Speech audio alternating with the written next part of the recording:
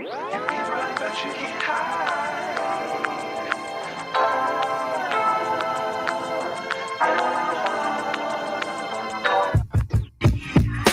Can't hide.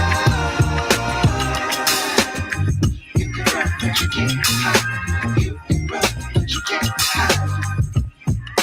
Can't hide.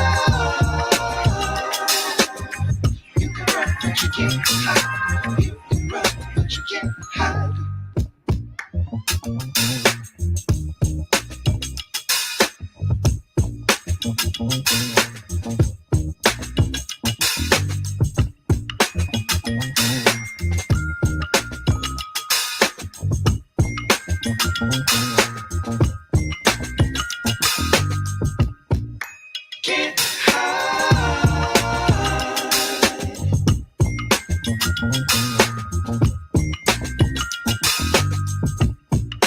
Can't hide.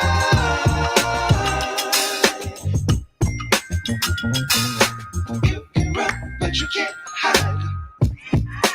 Can't hide. You can run, but you can't hide. You can run, but you can't hide. Can't hide. You can run, but you can't hide. You can run, but you can't hide. Can't hide. You can run, but you can't hide. You can run, but you can't hide. All right, what up? What up? Welcome back to the channel. I'm Mo.J. This is the Shy Season 6, Episode 2, After Show. I don't know where we're going with this show, but I definitely give this episode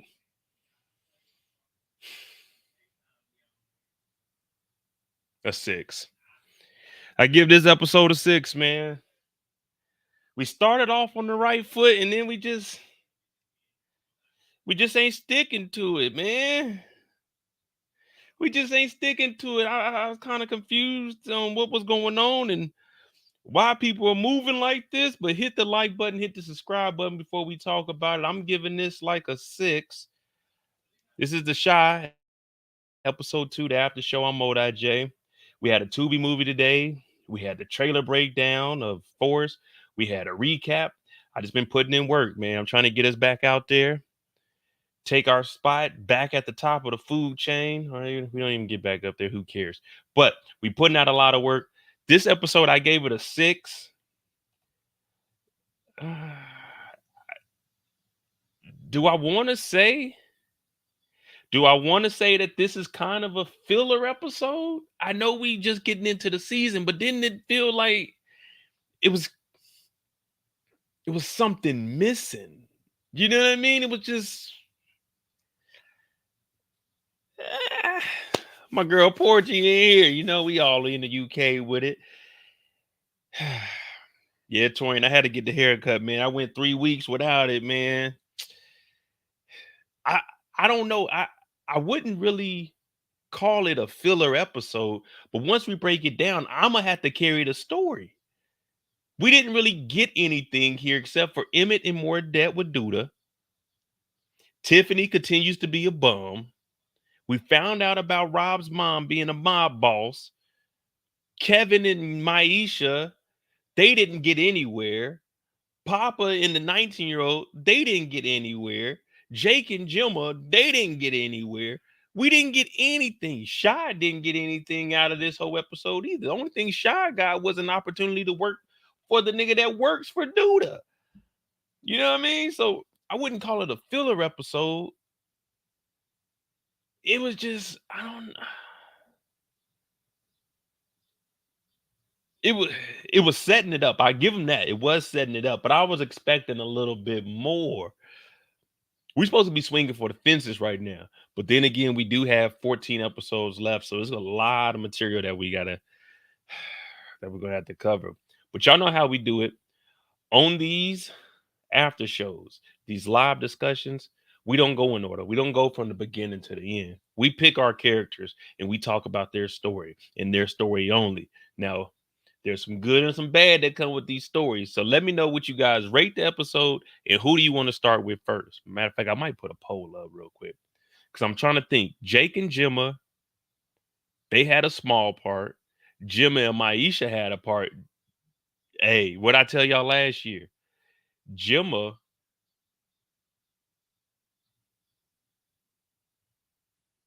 she ain't shit. Jimma skimming off the top. She took a 10 piece. $200 is missing. Gave her 1,800. She took 200 off the top. Start off with Jamal. Man, I ain't gonna lie to you. When Jamal came back, I had to Google what this nigga's name was. Did y'all know Jamal's name right off the bat? I forgot who the hell this nigga was, but then I remember, oh, he was over there when Trig had to save the day. I forgot all about him, to be honest with you.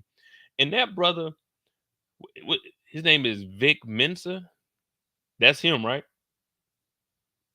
Man, like he was talking too smooth to everybody. He was talking to Tracy. Let me walk you to your car. Nigga, you are a crook. Nigga, hell no. I'll always be a big brother to you. You'll always need me. He was spitting some real shit there, though, when he was telling his sister to look out for these street niggas, and Bakari is a street nigga. So that wasn't nothing but foreshadowing. Plus, we seen everything that's going on with Bakari, him working with Douda, but living at Papa's house where Papa Stanley just denied any access to any funds. I said, oh man. Eric said he about to get Tracy draws. Who ain't getting them draws, nigga?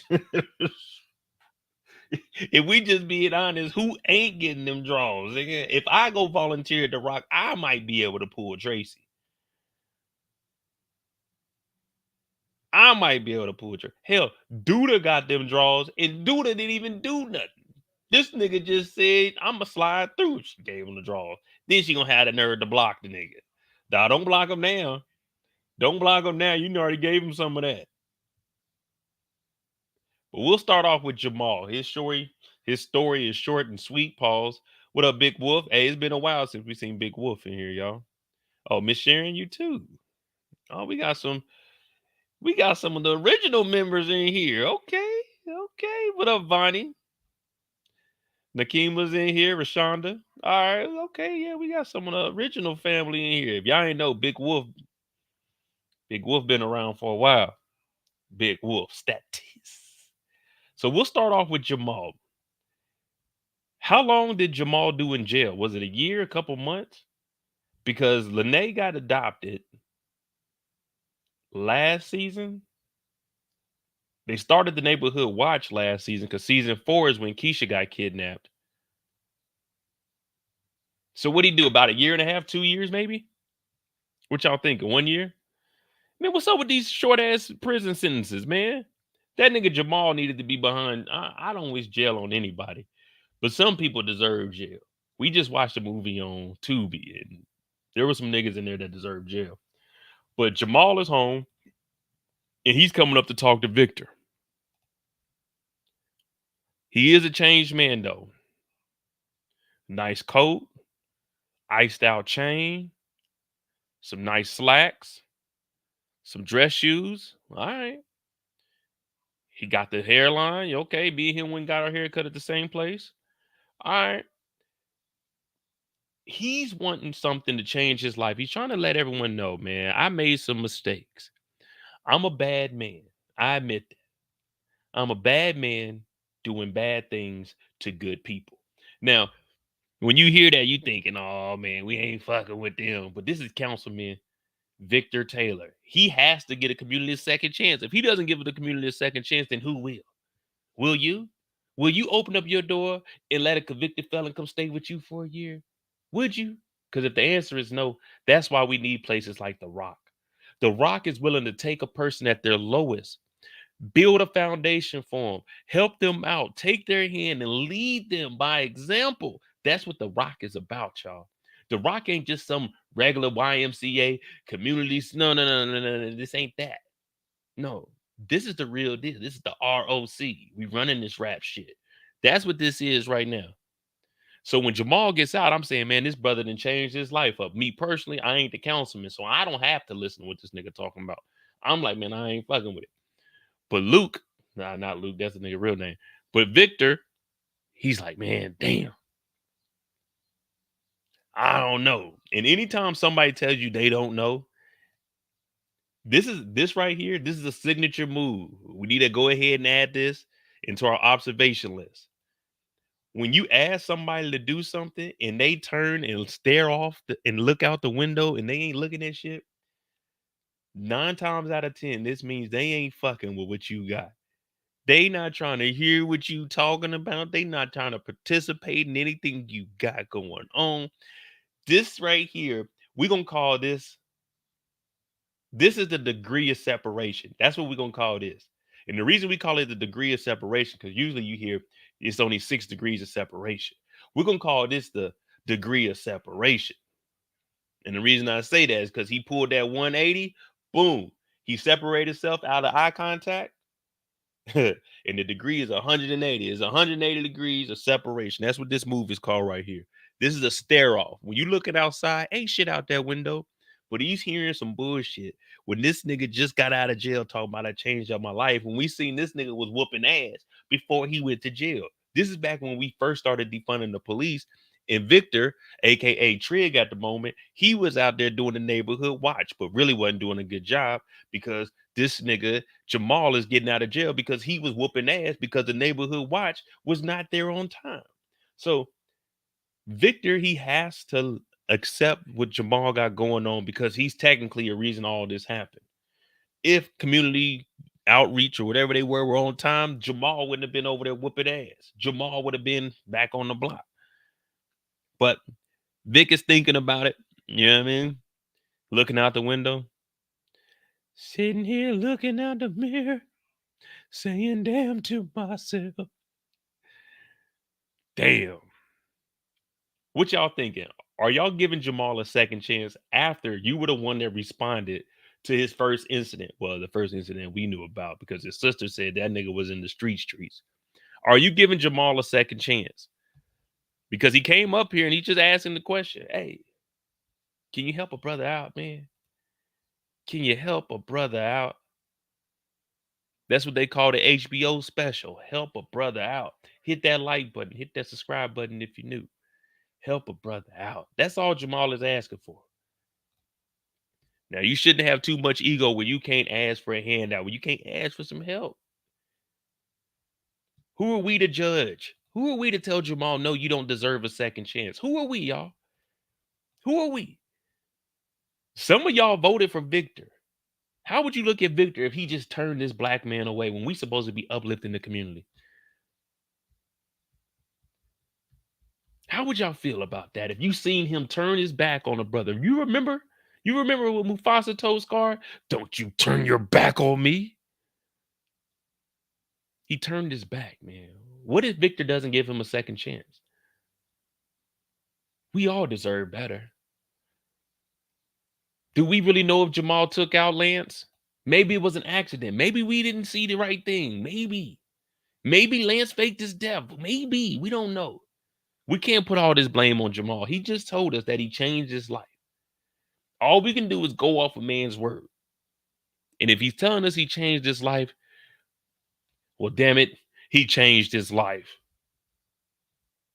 Now, just so y'all understand, like DeMarcus, I did not vote for Victor. I voted for Rashad Tate. I'm a New York citizen. I voted for Rashad Tate. Victor Taylor, he wouldn't have got my vote. Last time I seen Victor go viral, he's only went viral for 2 things: whooping a kid's ass and taking his shirt off in a restaurant. Neither one of those sound classy to me. Classless, if you ask me. But we got to give our boy a second opportunity. Now, we don't really see much of Jamal, but we do see Jamal pull up to the rock because Victor went ahead and said, you know what? I'm going to fuck with you. So I'm thinking, man, that's a good thing. That's bringing a tear to my eye. That's bringing a tear to my eye. But it also had me wondering in episode 1, when I asked you guys, was Victor going to bring jobs to the city for convicted felons because of his boy Shad? Now, he's putting old boy on for his second chance. Shad, he out in the cold trying to start up his little business. Shad, come down here and volunteer at the Rock, man. Get your foot in the door. Hell, they bringing in Jamal. Jamal is a stone cold killer slash ass whooper. But they bring him on down. The Rock is popping. I ain't gonna lie to you. I'm looking around the Rock. I see a lot of familiar faces from last season. Oh, you was on the campaign? Hey, Miss Shirley. Now tell your son I'm gonna come over there. Y'all cooking this Sunday? Oh, tell your son I'm gonna go ahead and play him in some 2K. I'm gonna beat him in 2K. Miss Shirley cool. She got a little 14-year-old son. He cool. I be trying to keep him out the street and shit. So I go over there on Sundays. They be having dinner and stuff. That's neither here nor there. That's just me volunteering at the Rock. You know how I do. But they got Jamal up here. Now I don't know about allowing Jamal to come over to the crib and play in the video game, but just follow me, man. I'm just trying to show y'all, man. There's always a second opportunity out there. You just got to present that chance to that person. What up, Denise? J Rich Flow, what up, bro? Well, he comes up into the motherfucking Rock. Tracy, this is Jamal. She said, huh? What are you doing here? Well, Jamal,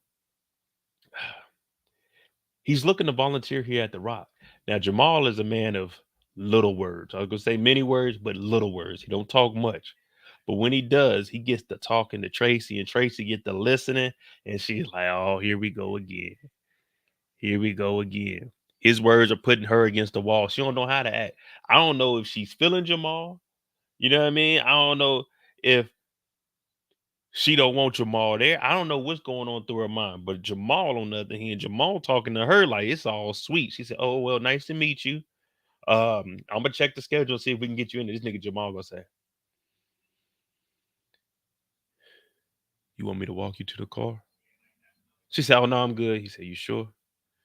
Maybe we can go out there and get reacquainted, catch up on old times." She said, "Nah, I'm good, nigga." This is when Victor was supposed to step up, like, "Hey, Jamal, chill, nigga. It's your first day, bro." Like, see, that's one reason why Mo told me he was iffy on bringing you in here, Jamal. Look how you acting, bro. Give Tracy some space, nigga. You good, Miss Tracy? All right, now we going over Miss Shirley's on Sunday to eat. Tracy said, I mean, not Tracy. Miss Cheryl said Tracy is definitely feeling Jamal. See, when he first came in, it kind of looked like she was like, "Oh, whoa, what are you doing here?" But then he kept talking to her, and he was talking to her with the, you know what I'm saying? He lowered that voice a little bit.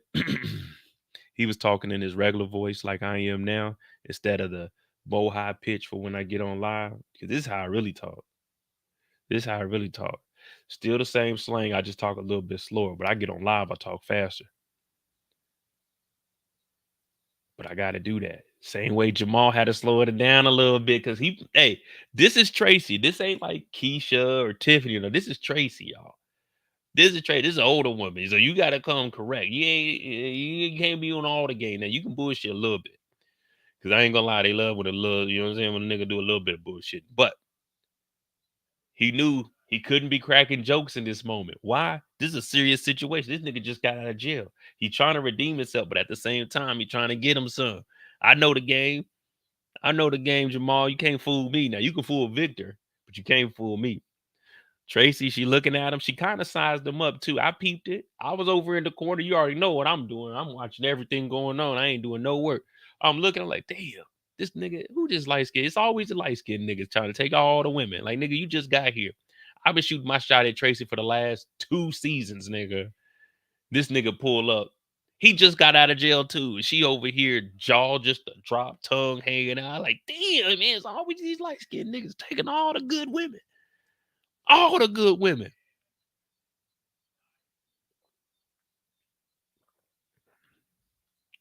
Look at him. Sneaky devil you. Sneaky devil you. But I told y'all last week, every guy, every single man, you gotta have a Tracy on your team. If you got a Tracy on your team, man, you good to go, man.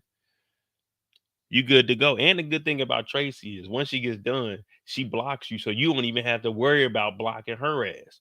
She go ahead and take the initiative. So that's a good thing about Tracy. Jamal's trying to get his second chance. He trying to get in some draws. I guess is what they call swinging for the fences. So at this moment, Jamal, we really don't know what the hell his purpose is. Is he going to get back and work at the Rock? Is he going to do the right thing? Is he really going to turn his life around? Or is this dude about to come in here and fuck some shit up? You know what I mean? Is he about to come in here and tear some shit up? Tracy already looked like she about to go wild. You remember on Five Heartbeats when what's the name? Flash, he told his cousin to bring all the girls in there, and he was oh,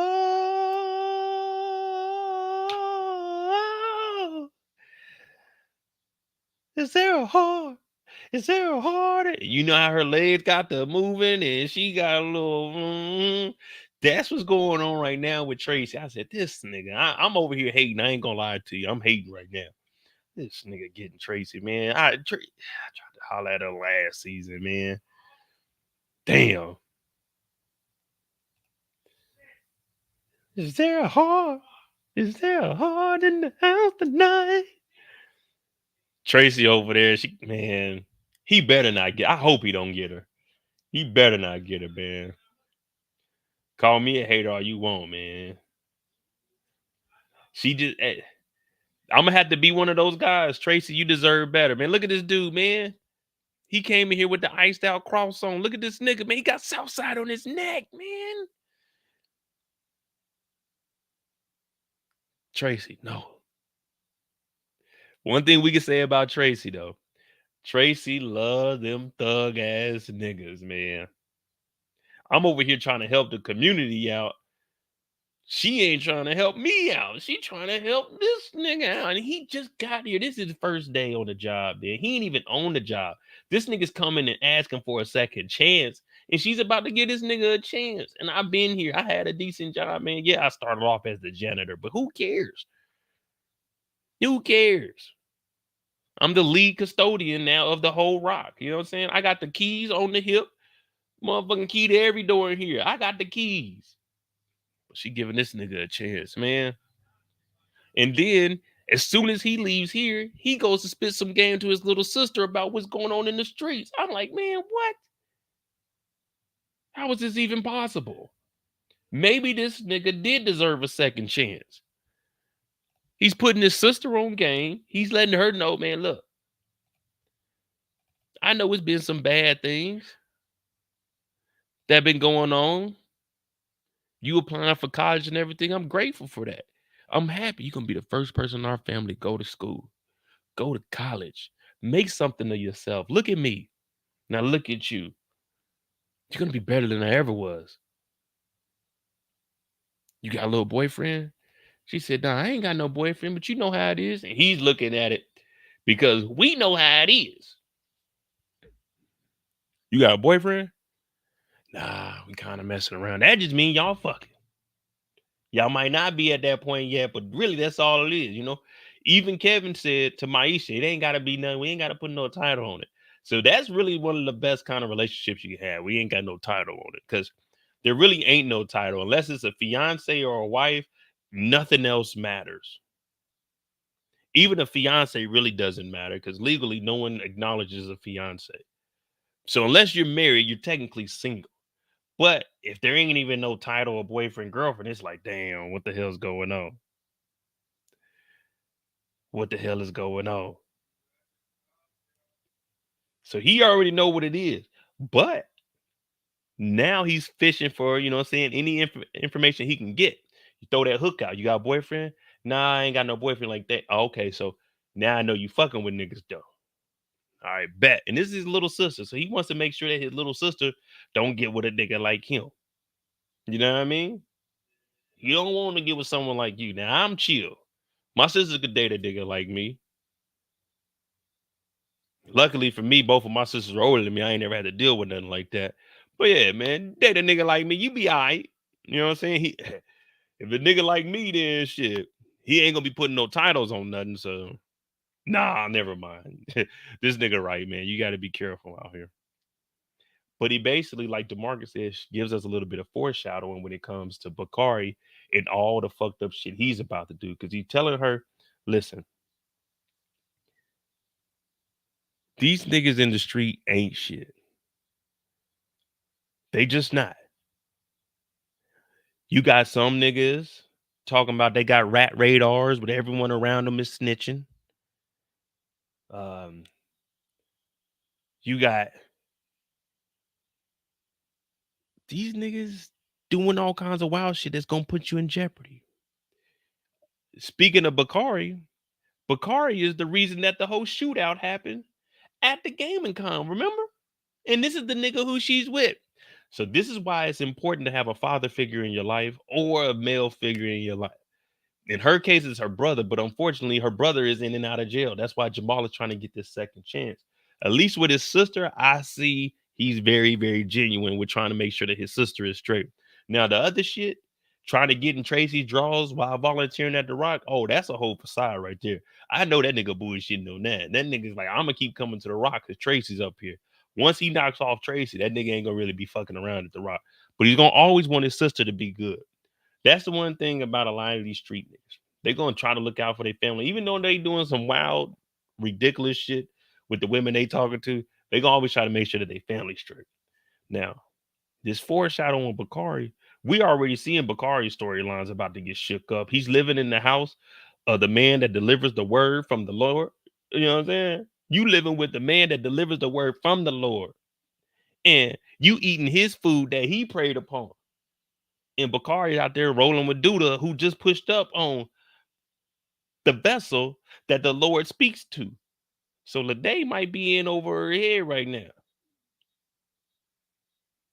Lene might be in over her head right now. But hopefully, this nigga right here that you see on your screen is really here for a second chance. I'm just gonna be honest with you. It's gonna sound bad, but niggas like this, I'm not trusting. I got some homeboys that were locked up, but I grew up with them. I know what they got locked up for, and I know for the most part what they be in. So I like, all right, man, nigga fucked up one time. I don't hang with any convicts now, but I'm just saying. When I seen this gentleman get out of here, I knew he was up to no good, man. I knew he was up to no. This nigga, it's his first day out. Of course, yeah. Well, it's his first day that we seen him. This nigga goes and gets a job and tries to shoot his shot at the lady running the whole program. This nigga's different. He didn't give it a day, 2 days on a job, a week. Let me take you out. He went straight to let me walk you to the car. Now that's a bold ass move right there. That's a bold move. But when you just getting out the slammer, nigga, who gives a shit, nigga? I'm trying to get some cutty. He seen Tracy. Oh yeah. No, I think she birdie. He got out of jail. He said, nigga, fuck this second chance opportunity, nigga. I'm going for the gusto. Let me walk you to the car. But that was the end of Jamal's story, wasn't it? We didn't see Jamal anymore. So his relationship with Victor, I don't know if he's gonna be under the Victor storyline or is he gonna move into the Tracy and Douda storyline.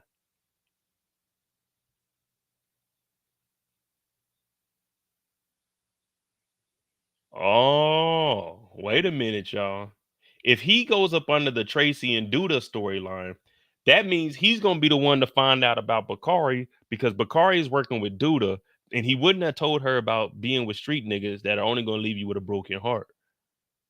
So yeah, he's probably gonna interact more with Douda, or he might be with Victor, trying to go with Victor to get rid of Douda.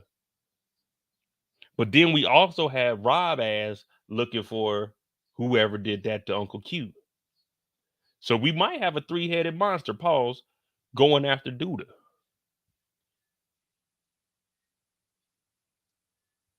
That could potentially work. Hear me out. We got Victor trying to clean up the neighborhood. Councilman. He can't get his hands dirty. We got Rob that just got this 100,000 for his mama. He ain't really gonna get his hands dirty. If he can give Victor, not Victor, but Jamal a little bit of money because Jamal's gonna be up under that storyline with Tracy and Douda because she blocked Douda. He's gonna be messing with Tracy. Douda's gonna get mad because that nigga thinks that he can buy pussy. Oh my god. Hey, Lena Waithe, hey, holla at me. Let me go ahead and knock out these last 8 episodes, man. I got some shit together. I got a storyline that we could put together. I got a storyline now. We're gonna have to eliminate a lot of characters, but this storyline that I got right now whipping up in my head, this might be it.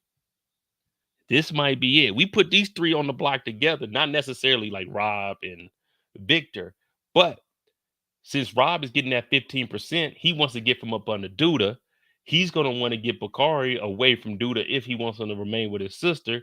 Victor wants to get rid of Douda just because how Douda's been treating him. Oh man, we got something, y'all. We got something. That's a storyline for you. Because we know that Douda, I got some words for Douda. When we get to Douda, Duda's actually, man, that first episode, I was like, he's straight, he cool. But now I'm kind of looking at him like, man, this nigga getting whacker each episode, man.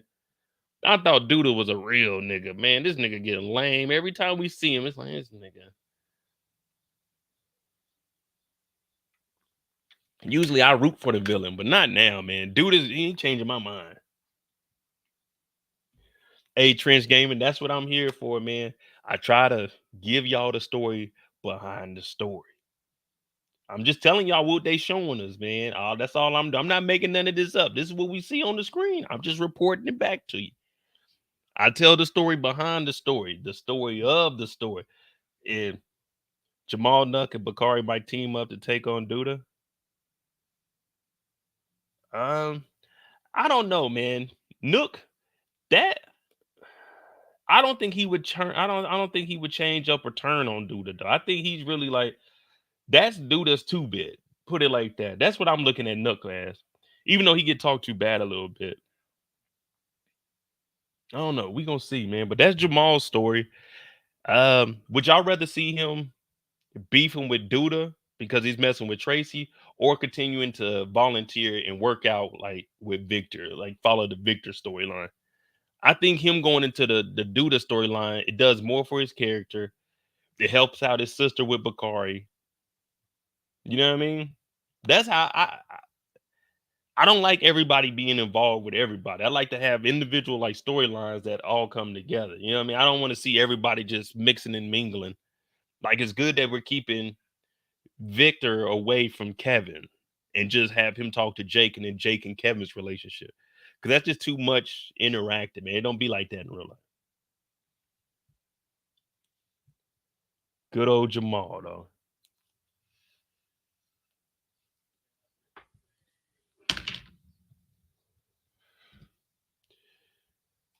So is Jamal gonna be good or bad? That's what we need to figure out. Can we fuck with Jamal, or are we looking at Jamal like, man, this nigga, he ain't really out here for a second chance. Jamal's out here for himself, man.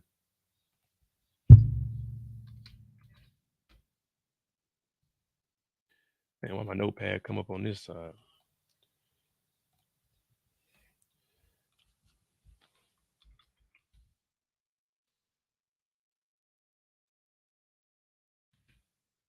Cheryl said he's suspect. Damn.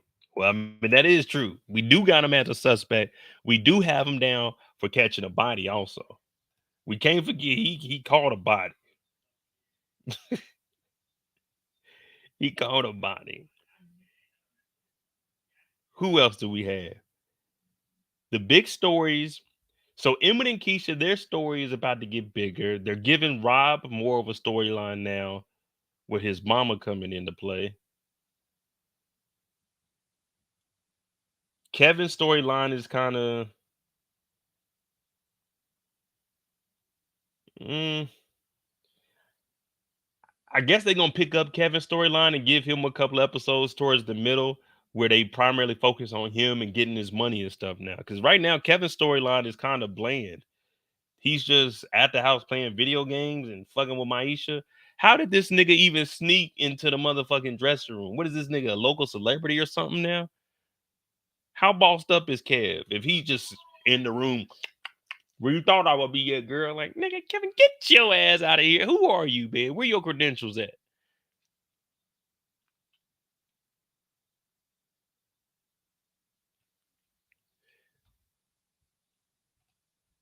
Damn. What we think about Zay, Lil Douda? Man, Zay, I think if anybody dies, he'll definitely go, man. That dude, He thought he was about to punk Stanley. Man, Stanley wasn't going for that nonsense. Let me see who else's story. Well, shit, we didn't talk about Jamal. We'll talk about Victor. Since yeah, Victor ain't really got much either on this episode. But we know that Victor, he's over here trying to figure out, should I give this nigga a second chance or not? Do I have enough on my plate already to deal with some more bullshit? That's really what's going on here. Victor wants to know, should I give this guy a second chance? And we all agree, maybe not this early. Maybe episode 7, episode 8, I'd be more comfortable with allowing Jamal to come on in here and work a little bit. But until then, I just can't rock with it. So when it comes to Victor,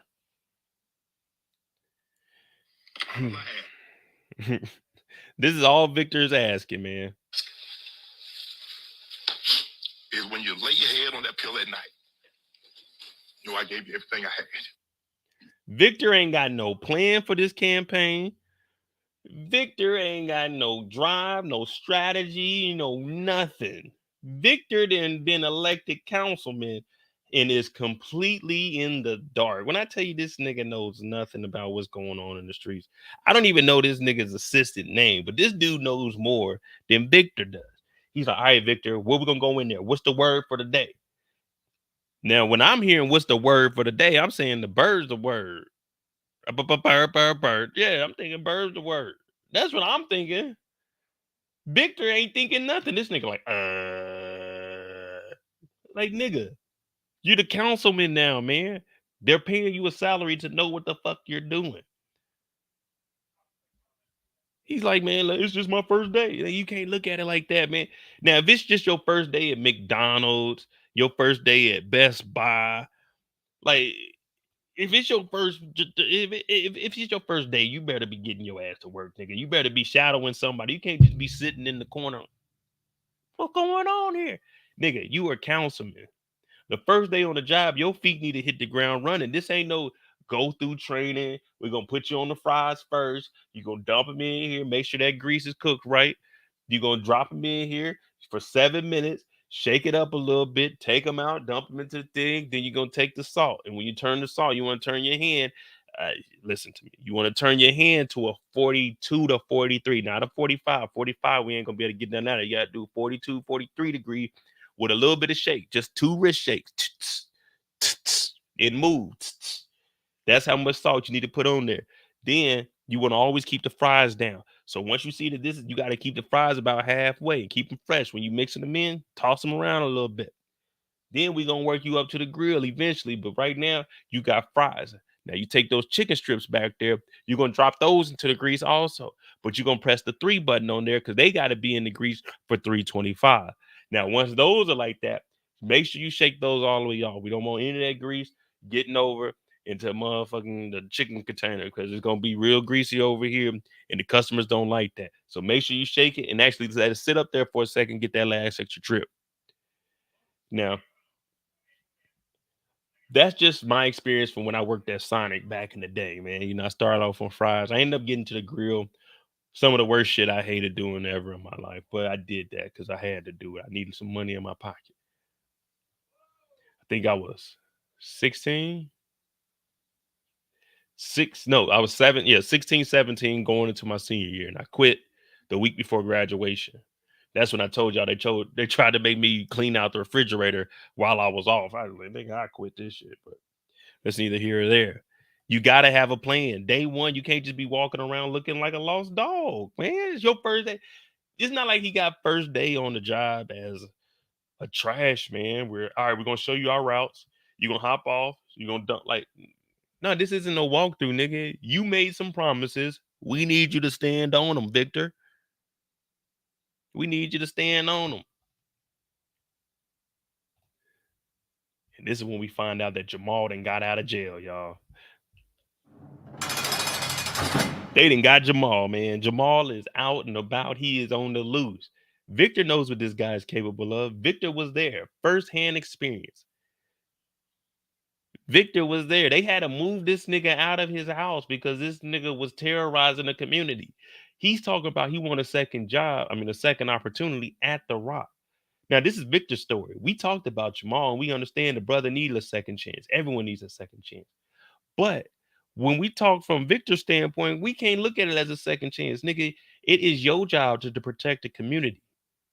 One of the people you came to stop, some DV, you stopped him. You went over there. You kicked him out the house. His sister is living with another family because of his action. You're going to give him a second chance? Victor, we can't do that, brother. We can't do that. I didn't vote for you, but I'm not biased either. So I'm going to give you some good advice from the community. We don't want that nigga Jamal around us. Not around our kids. Definitely not around our women. No, we don't want this nigga around us. He come in here with his fancy jewelry on. Trig, don't fall for it. Yeah, I said Trig. See, right now, we can't talk to Victor. We got to talk to Trig because this nigga Victor different. Big different. This nigga, well, Trig different too. Trig different too. Now, we ain't going to just pass over that. Trig is different also, man. He don't think he gay. That's a whole nother story. But he don't think he gay, so Trig different too. You are. But that's neither here or there. Jamal don't need to be here at the Rock. I'm talking ROC, baby. We running this rap shit. And if you got to do all of this, standing behind a chair because you scared, looking out the window because you don't want to make eye contact because you really want to tell this nigga no, but deep down inside, pause, you think he gonna punk you, so you gonna go ahead and say, yeah, come on, Victor, don't do this. What would Trig do in this? What would Trig do if the opposition was standing behind him? Trig would have never turned his back on this man. But see, we talking about Victor right now. Councilman Victor, he different than Trig. Trig is the trigger man. Councilman Victor is the city man. Come on, Victor. Come on. Don't let this fool waltz back in here and try to make that change. He went in there and told Victor straight up, I started with the man in the mirror. I asked him to change his ways. Don't fall for it, Victor. And the first thing Victor does is say, okay, I'll take you over to the Rock. I'll see what I can do. God damn it. That's why I say we couldn't vote for Victor, man. This nigga ain't trustworthy. This is not someone we want in charge of our community. But when I was trying to tell y'all not to vote for him, y'all laughed at me. Oh, Mo, he's not that bad. Look at this man. He done brought Jamal in here. Jamal didn't think about helping the community, protecting the community. The only thing he thought about is, was he or was he not going to wear protection with Tracy? Man, this nigga ain't in the right mind frame right now, man. Give him a couple of days. Let him get out and get some. He been locked up. Don't bring him in here. This is the family friend zone. You know what I'm saying? We all family here, man. Family and friends. And you already know me. I'm over in the corner. I'm watching. As soon as I seen this nigga come out, I said, who this nigga is shining like this? That ain't even what the Rock is for, man. The Rock is for friends and family. Who is this nigga? Who talking to Tracy? Hey, Victor. Hey, who that talking to Tracy? Jamal. No, though. Give me a second. Let me go through these records real quick. Give me a second, y'all. You said his name was Jamal?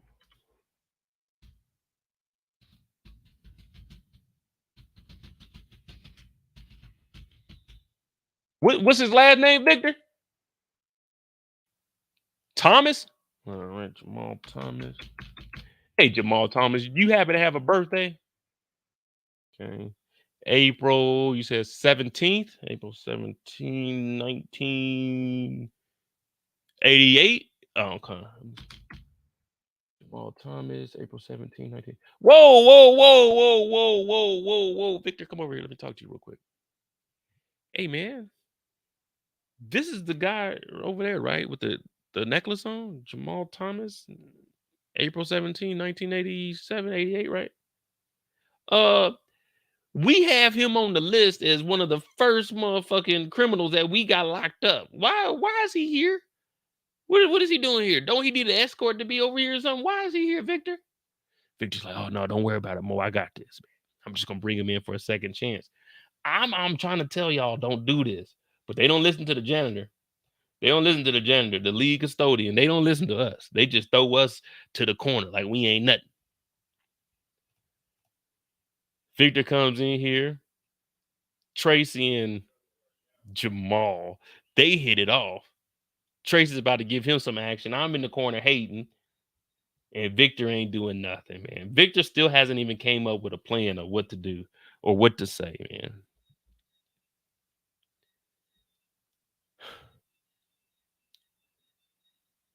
Victor, Victor, Victor.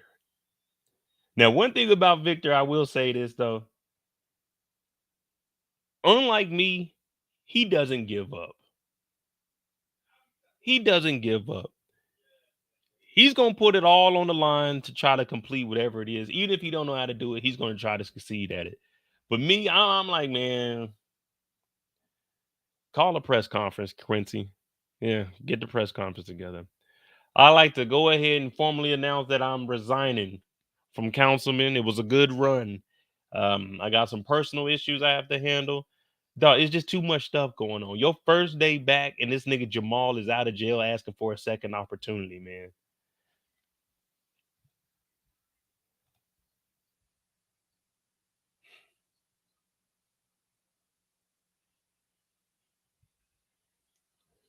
Let me see. Oh, what happened next? Where do we see Victor again? Victor was with, let me see. Open up the store, the shoe store, Kev's house. Oh, okay. Here we go. What up, Havana? Where I'm from? Hey, Victor. Victor at the crib talking to Fatima. Yeah, sure. That was a lot of work, man. Being a councilman, that's a lot of work. I gotta wear a suit every day too, man. I'm gonna be like that black councilman that be going viral. That dude with that old voice like this. Can I speak? What's that nigga name, man? What's that dude name? What's he up in Flint? He in Flint, Michigan or something? If I was a councilman, I'd be like him. I'd be in all the meetings, doing all the talking.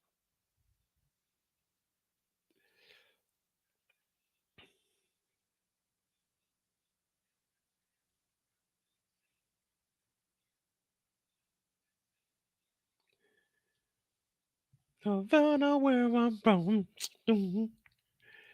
So Victor's at the crib and he's talking to Fatima. Now, if you remember last week, Fatima didn't want to go to some event because she be getting stuff on Instagram. People be commenting on her shit, and she don't like that. But she still showed up to once he was elected. So she showed up for that. Now, Victor has a lot on his plate right now, and he's asking Fatima about a couple of things that he's trying to do to help the community out. Now, just follow me where I'm about to go with this. So she wants to know, what is he going to do to help the community out? Now, we already know about The Rock. Y'all know The Rock, right? ROC. Y'all know about The Rock. That's where Tracy's at, right? That's what Tracy's running. That's where Jamal's trying to get a second chance. Also, what do we know about The Rock? The Rock is partnered up with that shelter for the women, because you remember they put Victor's mother and Jake's mother inside of that home for, was it abused women? So they already have a shelter in place for, I think it was abused women. They put his mom in there. So we got that. That right now, we got The Rock for family and friends. Then we have the partnership with that house for the women. So now Victor is saying what he wants to do is start working on men's mental health throughout the community. And I'm thinking, all right, cool, that's good. Our mental health is always overlooked. Now they got them a nice little dinner at the crib. Fatima gets upset that he's trying to open up something for men's mental health. Now, listen to what I'm about to say, because you guys know how I am on my channel. I don't care about your sexual preference, your sexual orientation. All we care about is, can you get the job done? Now, Victor is a councilman. We got something for the women. We got something for family and friends. Now, Victor is trying to open up a little mental health clinic for the men. Fatima gets mad and says, "What about everyone else?" My whole thing is not being disrespectful or anything, but pointing out the common sense. If this is a men's mental health, that means Fatima can go and use this facility. She said, "What about the rest of the people? We have a friends and family. We have a women's shelter. Now we're doing something for the men's mental health, which you can go use." So I don't know why she was getting mad at this nigga for trying to do something to the community, like he ain't been doing something for the community. I was kind of confused at this whole point right here. I didn't know what was going on. It's only his first day. He just throwing out ideas. He didn't say it's set in stone that he's going to do a mental health facility. He just said that might be something I want to do. As the councilman, he has that right to do that. Like, we're going to appropriate some funds for that. We got the women's shelter right now. We got, because that's a big concern here in Chicago. So we got that. We got the family and friends rock. That's for everybody, for kids and for family members. They can come in there, move in there. We got the community watch. That's for every single person inside the community. Now we're doing the men's mental health. And then next time around, we're going to do something for the kids. And then we're going to go to the, like, this is how it works. Now she got this nigga Victor in here feeling guilty for fucking having a conscience. What about everybody else, Victor? Like, nigga, what do you mean? What about everybody? I'm doing this for everybody. Then he said, if we want the black men to be leaders of the community, we need to get their mental health together. Why does it have to be men leading? I'm not saying literally leading. I'm just saying, let's get these niggas' mental head together, man. I said, what the fuck is going on here?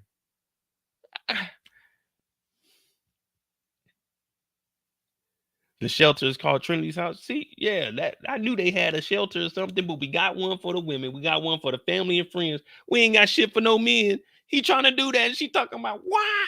Why do we gotta work on men's mental health? Let them niggas suffer. We, I talked to a therapist once a year. I do 12 weeks with a therapist. Yeah, I do that. Sometimes I gotta talk to some niggas, man. Got to get my mental health, man. My mental health was fucked, man. I got screwed, man. The pandemic had me fucked up in the head, man. I was nervous to go to the mailbox. Nervous as hell, man. I got PTSD, man.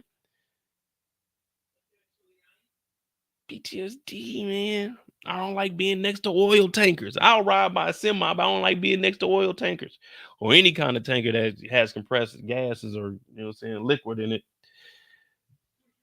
Yeah, I don't like suspicious packages. I used to have to respond to that shit. I gotta talk to a therapist about this. I hate that. Hey. Whose bag is that? Don't let me see you at the airport. This ain't snitching at the airport. Don't delete. Hey, you left your bag. Hey, you left your bag. Hey, you gotta go get that. We not playing that up in here. Get that bag, take it with you. I don't care if it's a little kid. It could be a grandpa, a grandma, somebody's auntie, somebody's uncle. Don't leave your bag at the airport, nigga. I'm on your ass. Hey. Back over here. Pick this on up now. Pick this on up. Now, security, come here real quick. Look, 3 or 4 bags over here. I need you guys to bring the dogs out, do what needs to be done. But those 3 bags over there, they've been gone for about 6.5 minutes now. Yeah, those bags over there. Yeah. I'm just trying to tell y'all. I mean, that's how it is out here. But that goes back to, I don't even know how we even got on. Oh, we were talking about mental health. See, I need more mental health. I got short-term memory loss. I be forgetting shit. Victor's trying to do something in the community that I could benefit from. And Fatima talking about, oh, we don't need that. Fuck them niggas' mental health. Do something for everybody. We got the rock. We got the rock.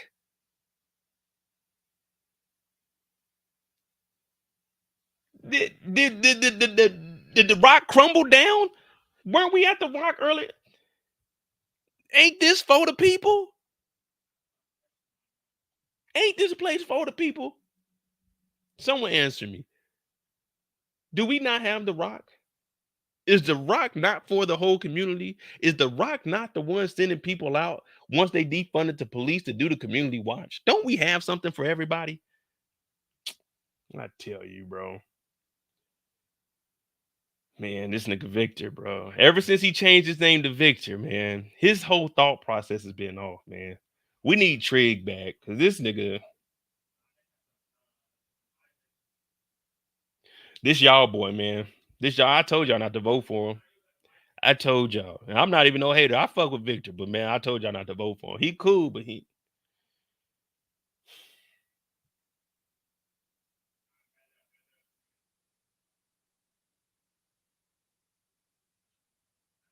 damn. Now Victor done got bamboozled. He got to come up with a new plan when that was the only plan he had. And I think that's the end of Victor's storyline, ain't it?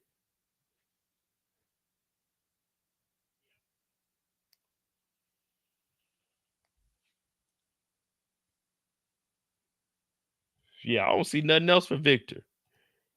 Damn.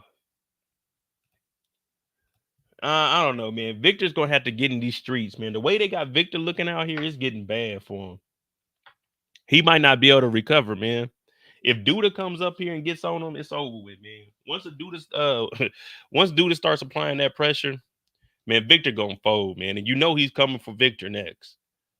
He's got to, because he's already trying to hit up the churches. He's trying to expand on the dope game with Rob.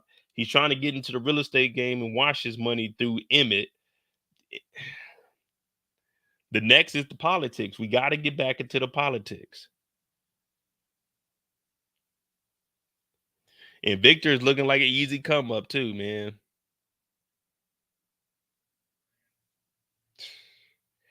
What y'all thinking, man? Is it going to be a good story for Victor, or Victor's really we losing interest in him, man?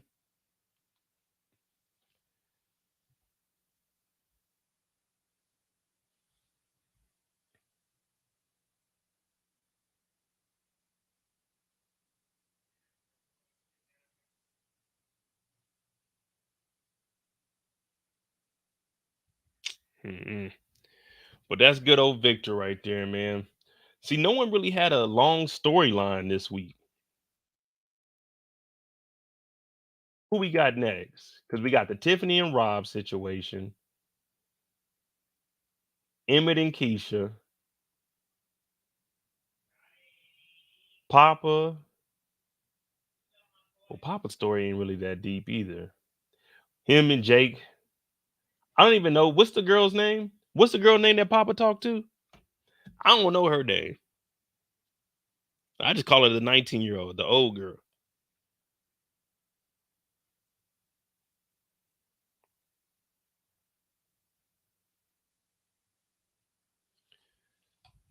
Hmm. We'll figure it out one day. Um, we can just knock out all the small stories because Emmett and Keisha's story, I want to keep them closer. Not Keisha, but Emmett and Tiffany. I want to keep their stories closer. We could knock out a Shy story.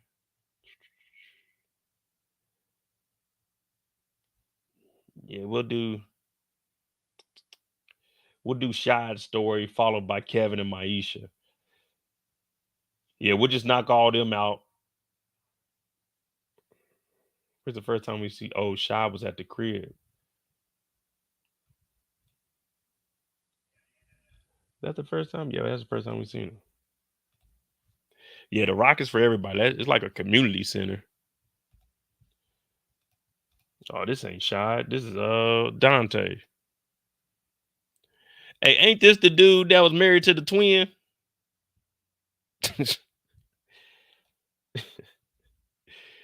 Ain't that this guy? Wait, this nigga's the baseball coach on All American, ain't he? I mean, this guy's everywhere. I think that's him. Man, I don't be knowing.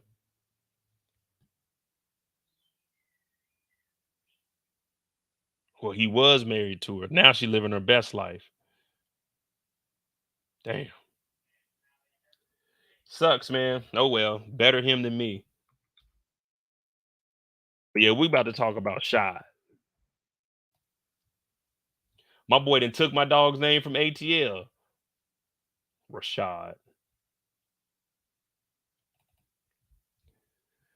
I will give him that though, Torium. He is booked, man. That brother be in a lot of shit, man. His last name is Hadrick. That's him. That's him. Corey Hadrick. Hardrick.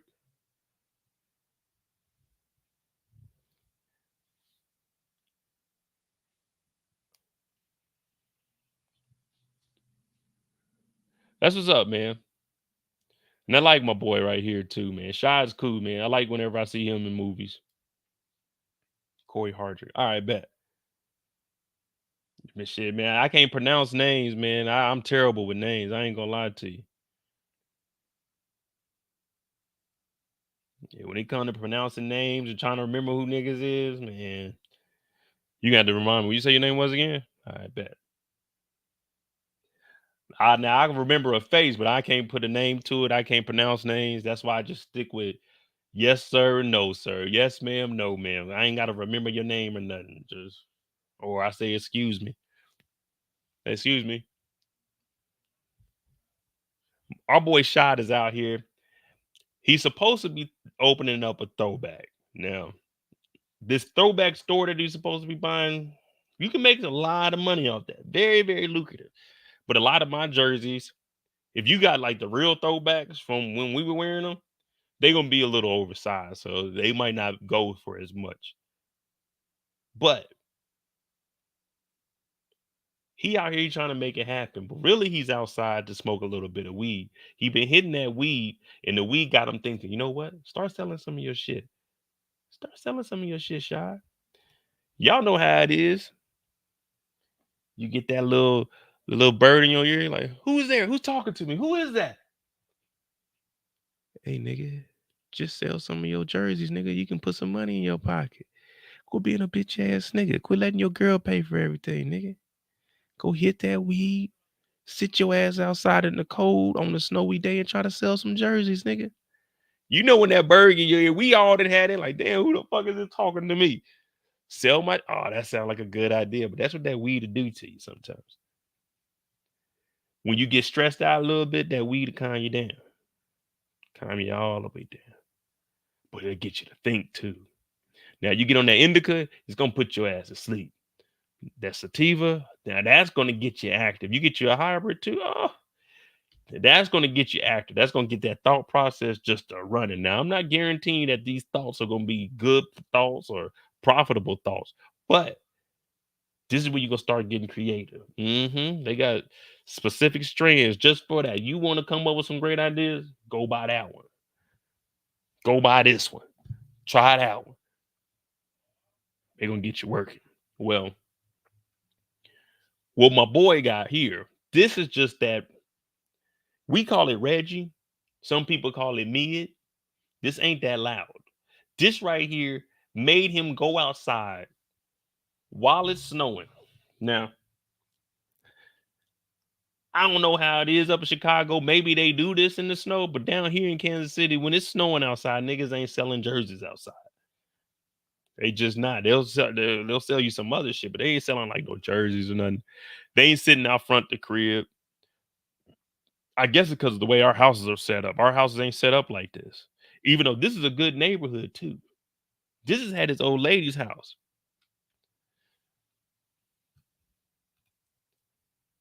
Dang, why is it jumping around like this?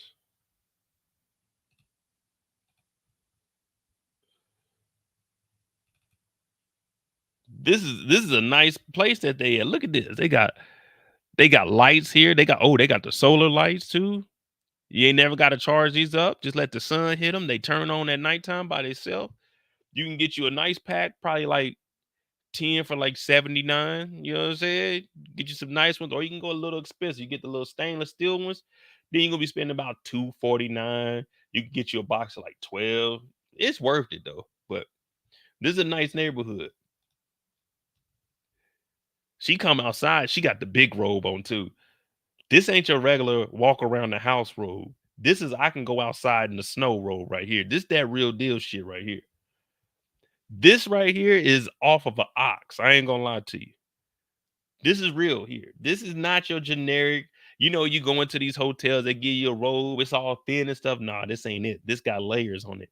This right here is insulated on the inside. It keeps the warmth in, the cold out. This right here is real thick.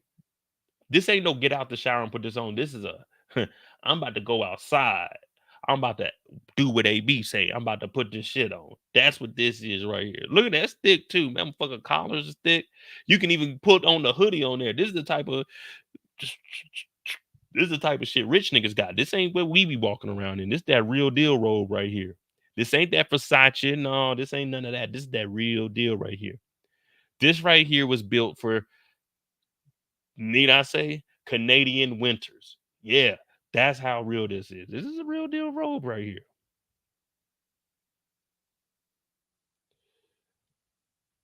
Yeah, but Havana, I see your name on here. I don't be seeing their names. I forget names. So she come outside and she's like, "What in the nigga them is this?" He's like, "Oh baby, this my shit. This my shit, baby. Don't even think about it." But now he's doing what I always tell y'all not to do. He's comparing his life to somebody else's life. You can't do that. It's never gonna work. You just can't. Just because someone else is doing good, it ain't your time to do good, man. Keep putting that work in, then you're gonna get yours.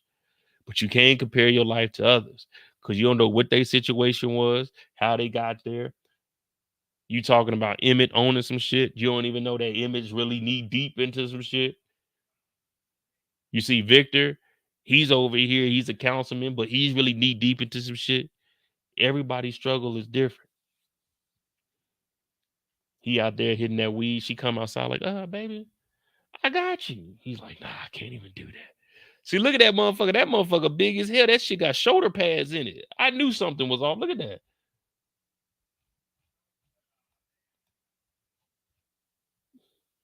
That's what Little John was saying. Put a hump in your back end. Yeah, look at that. That got a fucking shoulder pad up under there.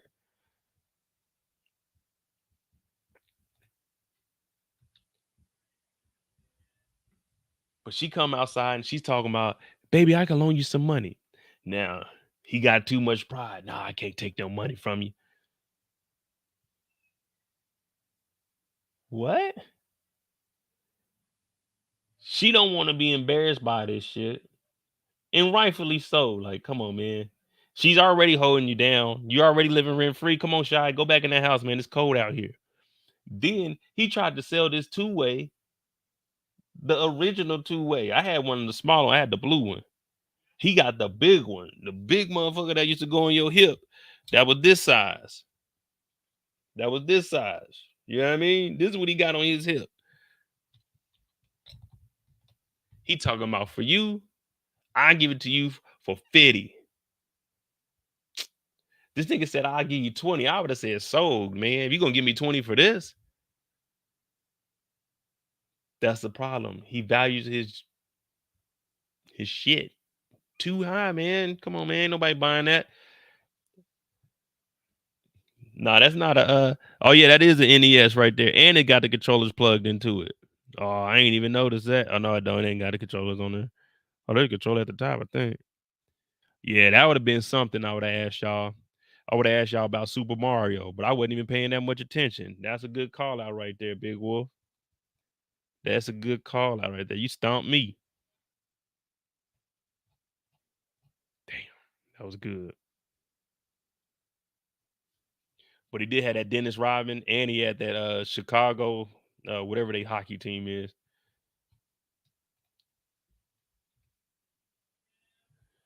Well, he asked her, does she trust him?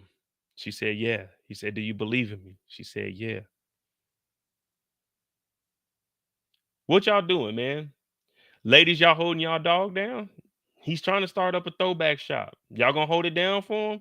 And fellas, what y'all doing? Y'all gonna hold it down for the lady? Is she outside braiding here on the porch? What y'all gonna do, man? Cause that was my dog. I was like, man, that shit sound good, bro. But hey, man, you gotta get the fuck, hey, man, you gotta get the fuck off the street, bro. You gotta go get in the shop or something. Let somebody sell out. Like, you can do this shit online, man. Just take pictures of it and put on like Facebook Marketplace or something.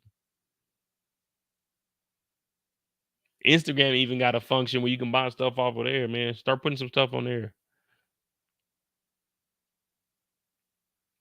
I just feel sorry for my boy, man. Because it don't seem like he got any skills or anything. And he looking for a second chance. What up, OT? Shy looking for a second chance, man. Now, I'm not doubting him and saying that this throwback story is not going to work, but if we being realistic, how old is Shy supposed to be? Is Shy supposed to be like mid-30s? Shy got to be 30 or 40.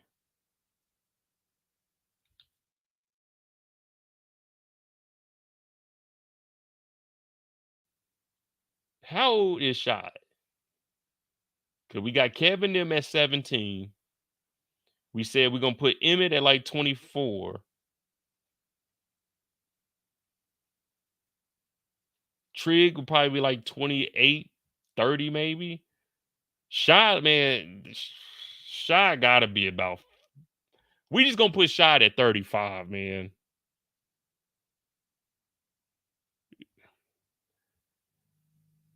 Yeah, man. It's I ain't trying to knock you, but I'm just going to be real, bro. Man, this shit ain't going to work, man. You had to find a job or something, bro. This don't seem like it's going to work. We got to be realistic, man. We all adults here. Put a 5 in the chat if you think that this is going to work. Put a 5 in the chat if you think this shit's going to work for him, man.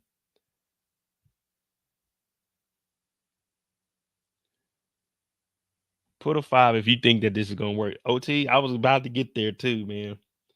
This the same shit that Jake be selling, but Jake is selling homemade shit, bro.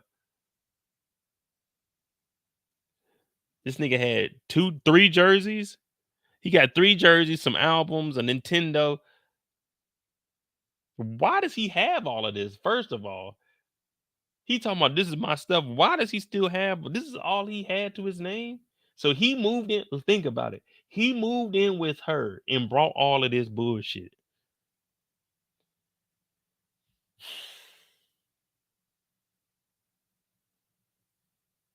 Nigga, I would have, man, as soon as I got out of jail, I'm throwing all that shit away, man. As soon as I'm getting out of jail, as soon as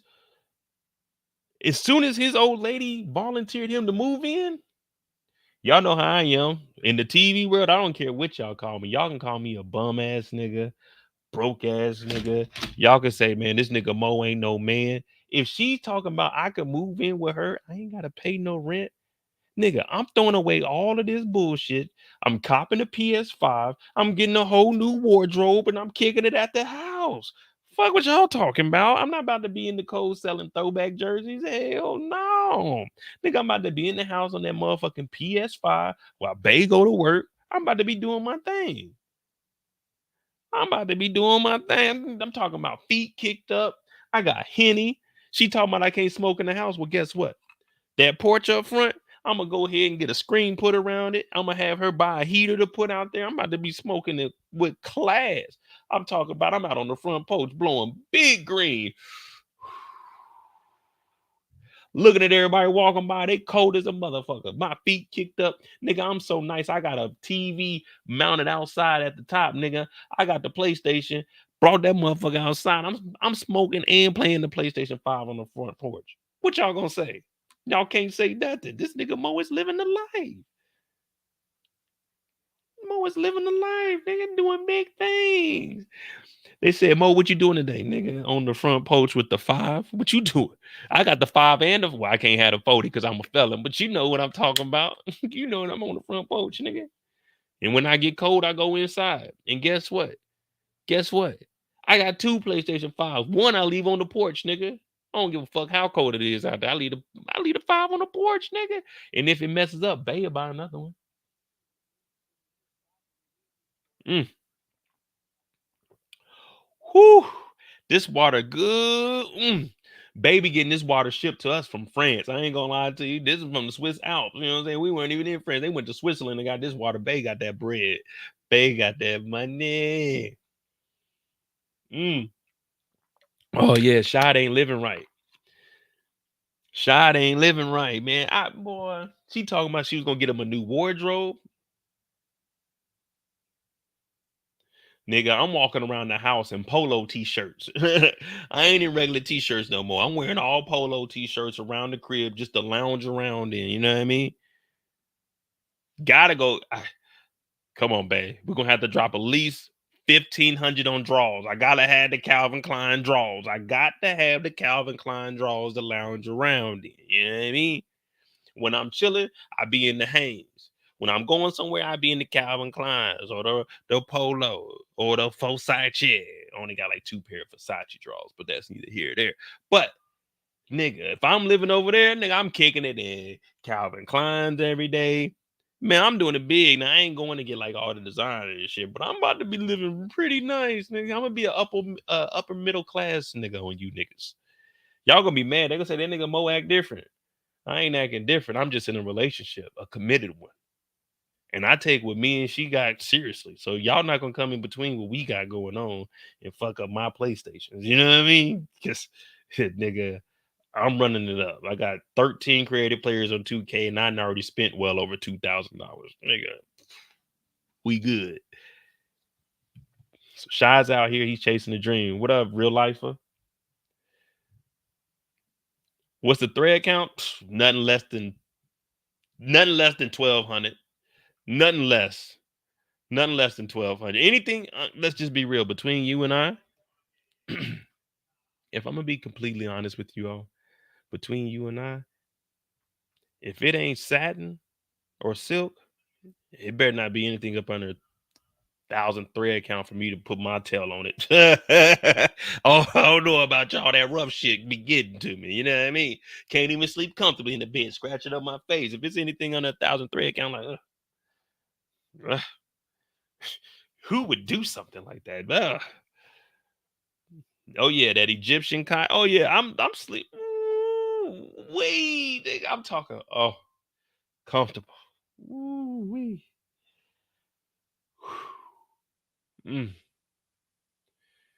Whatever she asks me to do, I'll do. I just ain't trying to give up this lifestyle because I'd be damned if I'm running around like this nigga Emmett, broke than a motherfucker trying to buy a house. Nigga, I hit the lottery. All I got to do is make sure that the trash is taken out on every Tuesday. Man, I'm about to be the best stay at home lazy nigga y'all have ever seen. I'm talking about I'm cleaning up my act. I'm removing all curse words from my vocabulary. Sitting up proper. I'm putting the dinner fork on the right side and the salad fork on the left side. I'm doing things by the book. That's what I'm doing. That's only if I get a situation like this. But there ain't too many real women out there that are willing to hold a man down. We need real women out there that no matter what Mo got going on, you gonna look out for him. Yeah, he a bum ass nigga, but come on, man, he got a good heart. Y'all think it's easy playing the PlayStation 4 5 hours? It's not. That's why we need Victor to go ahead and put that mental health institution here. So when I need to clear my mind from the PlayStation 5, I can go and talk to somebody about it. Man, they keep killing me on Call of Duty, man. What do I need to do? How can I get better? Shad ain't living right. Shad is doing everything I told you not to do. He's looking at other people's lives and thinking that's how he's supposed to be living, when he don't even know that God has blessed him with the woman that is going to hold him down. With the Lord and the good woman, a man will find his way. And I'm going to find my way to that PlayStation 5. I'm going to find my way to that fireplace in the backyard. I'm going to find my way to the finest of cotton. Shy don't know that he has a blessing right in front of his eyes. Right in front of his eyes. Right here, y'all. Right here. This is a blessing. Ask yourself right now, if you could live rent free and continue to do whatever else you wanted to do, would you take that opportunity? I'm not even saying it has to be like this. Would you take that opportunity if you could live rent free right now? I just want a yes or a no. I'm just telling you guys what's going on the show. Would you take an opportunity with everything you have right now to live rent free? Yes or no? I just want to know.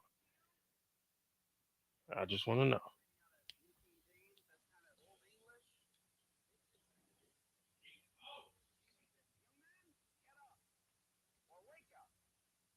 Cause it sound like some people are capping in here. If anybody says no, that they wouldn't live rent free right now, then they lying to you. And if they gonna lie to you, then that means they gonna lie to me. That means they gonna lie to their family. That means if they say no, we might have to kick them up out of here because that's an untrustworthy mother effer. Let's just be real. If someone tells you right now that they would not take the opportunity to live rent free, they're lying to you. So why is Shy trying to work when he's living rent free?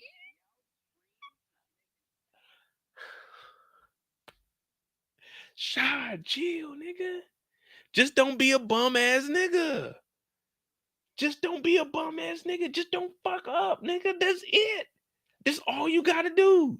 Dog, that's the easiest shit in life. Don't fuck up. Nigga, I sat in the house for 2 years during the pandemic. Nigga, I can do 3 years. And at least I can get some cutty every now and then. Nigga, I'm at least about to go into this motherfucking situation. I'm gonna look at it like this. I got 3 years to get my shit together.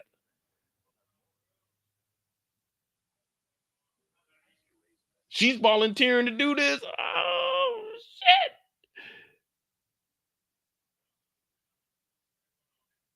Sheesh.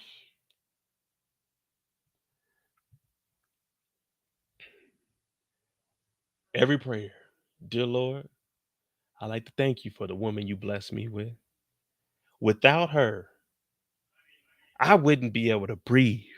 I wouldn't be able to eat, sleep, watch TV. I wouldn't be able to do anything if it wasn't for your blessing, Lord. Giving me the woman. And in the good book, it says, with the Lord and a good woman, a man will find his way. And I found my way, Lord. I I'm glad you answered my prayer and I heard you talk to me. You said, Mo. I said, Lord. You said, Mo, listen. I said, yes, Lord. He said, Mo, what I want you to do. I said, yes, Lord. He said, I want you to go live rent free. I want you to clear your mind from a thing called bills. I want you to clear your mind on worrying about what you gonna eat next, son. I want you to take this good woman I blessed you with, and I want you to move in with her.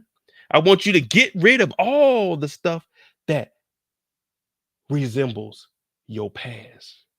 Yeah, I know you're thinking, sell them jerseys. No, throw those 30 jerseys away. Throw them away. You need to take this blessing. I said, Lord, I'm taking the blessing. I'm taking the blessing, Lord. Give me a sign. He said, when you open your eyes, there will be a beautiful woman there waiting for you. And with the Lord and a good woman, you shall find your way. He opened up his eyes, and what was it? A good woman came outside and told this nigga, you don't have to do none of that. You don't have to do none of that. Oh,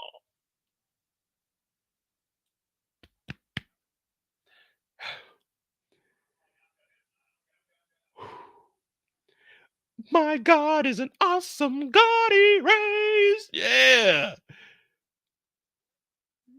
Damn, man, this is a perfect opportunity right here.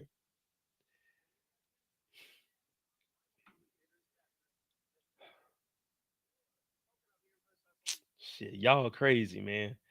See, that's why I'm single now. I'm looking for that real love, man. Y'all keep saying, Mo, when you get a lady? I'm looking for some real love, man. Where's she at, though? She got to have her shit together, man. She got to have her shit together, man. If she going to have a bum like me staying with her, she got to have her shit together. I need me a real woman. Shoot. One that I can move in and live rent free. Can I get an amen in the chat? Can I get an amen in the chat? Can we get us a good woman? Can we find Mo a good woman? Hey, if y'all in the chat right now, tell a good woman, send her this live right now and tell that good woman to join on in this live, man. We need some good women in here. You know what I mean? And I can have a lot of good women in here listening, and whoever's the goodest, you know what I'm saying? I'll talk to whoever's the goodest. That means a house, a car, Maybe even a private jet. If you can get the private jet, you're gonna be the best. Okay. But can I get an amen in the chat? Can I get a good woman in the chat? Where the good women at? Put a one in the chat if you a good woman. Put a one in the chat if you a good woman. Because with the Lord and the good woman, you shall find your way. And I'm about to find my way to this $4.99 super sticker. Thank you, Miss Derry, for the $4.99 super sticker. See, Miss Derry wasn't gonna hit that one, but she sent that super sticker because I'm on to something. We all want the opportunity to live rent free. The last time I lived rent free was 2003. Yeah, last time I lived rent free was 2003. I wasn't even staying at my mama's house. I was on the road traveling. I would be home once every 2 months. I would come home for a week, and I'd pay my mom. Pop, pop, pop, pop. It's like shit. All right, bet. It wasn't like no full rent or anything, but shit, it was still bread out of my pocket each month, and I wasn't even there.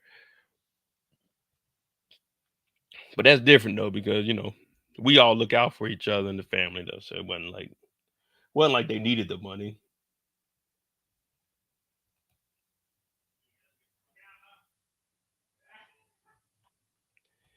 Hey, DeMarcus, but that's what I was saying. The mental health facility for the men, like it's a mental health facility for men. Fatima, you can go there. You can use that. Why are you getting mad? But we talking about Shad. And just like Shad, we understand, we get it, and we don't disrespect you or nothing, but that is a facility that everybody can use. It's a men's facility. Like if you wanted to, you could go in there.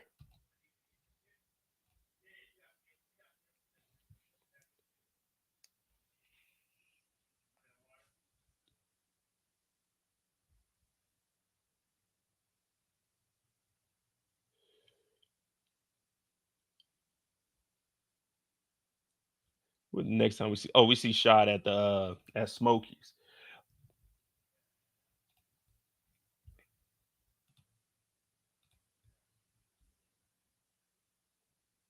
But yeah, that's Smokies.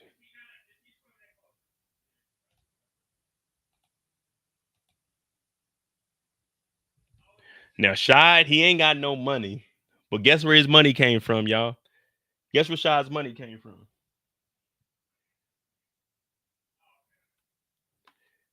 Came from his old lady.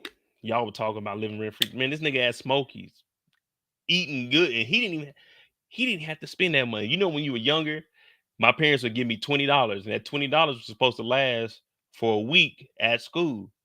Like it's enough because they pay for the lunch already, so you go in there, you get your lunch. But if you wanted something from the vending machine, so they give us $20 for the week. Man, at that $20, I'd probably only spend maybe like $5. I try to stack that 15, put that with the next week.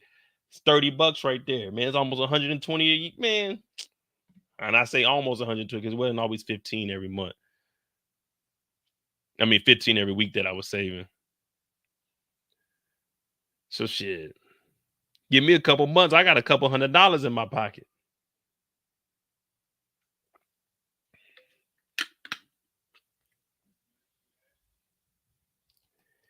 But Shad's here. Bakari shows up. Bakari got big bank. Bakari pulled out a bankroll. $3.99. He said, I'll pay for it and keep the change. He must have gave him a 10 piece. Now, Papa, they live together. These two are basically like brothers at this point.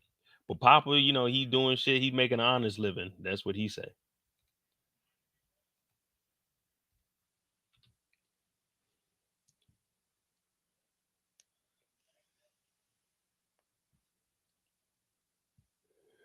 Well, Bakari, he sits down with Shad and he's talking to Shad and he sees that Shad is struggling with his throwback. I don't know if you want to call it a business, a shop. I don't know what you would classify it as, or a dream. And he's telling them, look, man, I got that work. If you need that work, I got that work. Now, Shy did save him last season. Remember, he was in here about to wild out, but it was thankful to Shy that he didn't. This is before. Was he beefing with Jake at the time? No, he wasn't beefing with Jake at the time. No, he wasn't beefing with Jake. That's how he ended up moving into the house, and him and Jake started beefing because of the. Okay, yeah. So yeah, Shad basically saved him from robbing Smokey. He's like, Dan, don't do that. This is the community. Sat him down, had a meal. So now Bakari, remember, he told him all of this stuff when he was basically mentoring. So Bakari is saying, man, if that don't work out, you can come work for me. But Shad just got out of jail for this, and he has a good thing going for him. He has a good thing going for him. He living at the house rent free. We didn't already went over that. The good Lord then blessed him. The good Lord then blessed him good too. That was a blessing. A lot of people don't get that blessing, especially for a second chance. A good woman like that too. Man, Shad is winning right now. Forget what Emmett got going on. Everybody else, Shad winning right now. But Bakari comes over and he tells him, man, look, I got that pack. He said, man, I be seeing you run with Douda, man. That's the wrong crowd. All money ain't good money. Bakari's like, I know, but all money is green. And green mean go.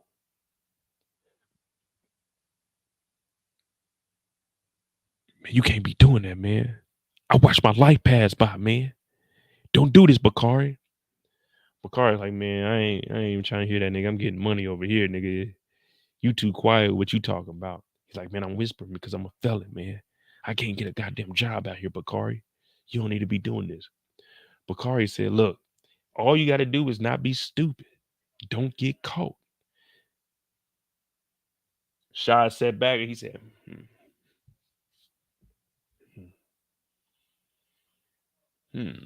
Now, this is interesting. And the reason I'm saying this is interesting because now we got to think about what's going on in Shad's brain. What's going on in Shad's brain? Living rent free. She's paying for everything. He feels less of a man. That's what's going on. But if I live rent free, I get this pack and I can move around with 10, 15,000 in my pocket while living rent free and still have her pay for everything. I can stack up my bread. So if I ever fuck up, I'll have enough money. I have 50, 60,000 saved. I can just move out. Do I take that pack or do I continue to try to go legit and take that loan from my girl?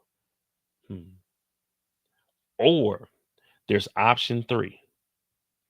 Now, this option is very, very risky, but hear me out. With this option, you're going to be dibbling and dabbling with a little bit of everything. First thing you're going to do, you're going to go to Bay. You're already living rent free. Now you got to go to Bay. What you got to go to Bay with is the same proposition that Rob went to his mama with and tell her, I need 50,000 to start this up. Boom. Get her to get the spot and then give you 50,000 cash. That's what you should do. Get her to get a spot in her name and give you the 50,000. Boom. Now we ain't got no ties to the building once shit gets, you know what I'm saying? Because it's going to get a little dangerous if you just follow where I'm going. Boom. The building's in her name. You got the 50,000 cash. You get the product from Bakari now. You still save up and continue to do as I'm saying. When she asks you where you get the money from, oh, the business is doing a little bit, but she's not checking the books. Her name is just on the building, not on the business. Now you got that pack from Bakari. Boom, boom, boom, boom. You saving up this money. Now you can wash your own money inside the little antique store because you're already lying about how much money is being brought in. Save up enough bread, then just take the business and go to your own building because all she owns is the building. She'll still have the payment. You'll have the 50,000 that she gave you. Plus, you still moving those packs. You had 100 bands in less than a year. You had 100 bands in less than a year. Did I not just pull off the nicest finesse? That's option 3. Now that's a risky option right there. You got to be really committed and a fucked up individual to do option 3. But the good thing about option 3 is putting me before everybody else. It's very risky. It's very risky, but if you can pull off option 3,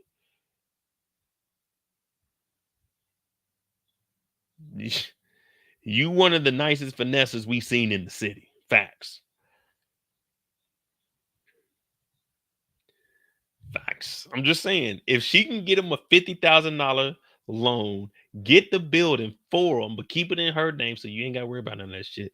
Build up the business, mix in some of that dirty money, take the business elsewhere. Damn. Or leave the business there and just start up a whole new one and just bring all your clientele over. Now that's risky though. This is the Shy, man. Y'all acting like we haven't seen money laundering and people screwing people over. Like Douda's doing the whole thing right now, and no one's even batting an eye. Everyone's like, man, Douda's a bad guy. I'm just giving y'all options of what Shy can do right now. I mean, I'm not saying he has to do it, but these are options. Exactly, OT. Option 3 is just temporary till you take that 100,000 and flip it into a half an M. It's just temporary till you get on your feet. Till you get on your feet.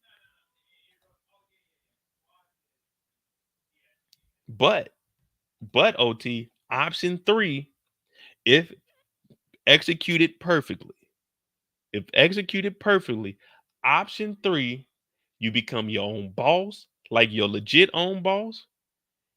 You don't owe nobody, and you winning.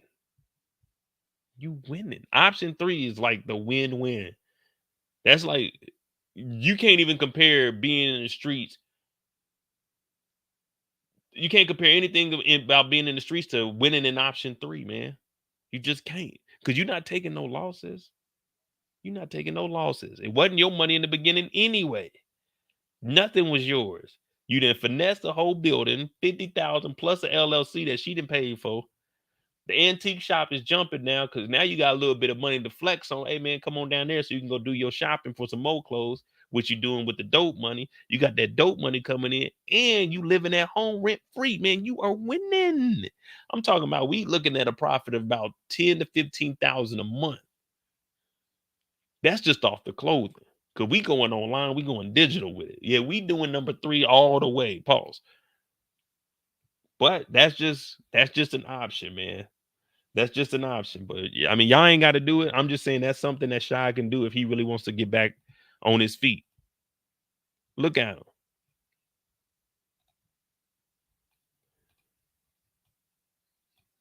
Look at him. He thinking about it though, man. What y'all think they getting? Like a half a P? I know they ain't getting half no brick. They ain't giving Bakari half a brick. I know that for sure. Probably like a quarter. Nah, I don't even think they'll give him a quarter because he's staying at Papa's house. What is he selling? Weed? What is he selling? What, pills or something? Because I know he ain't got no dope up in damn Papa's house.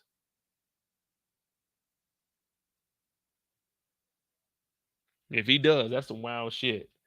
If he has dope up in the pastor's house, that's some wild shit, man, for real. There's no excuse for that. That's really disrespectful. If he got dope up in the house, man.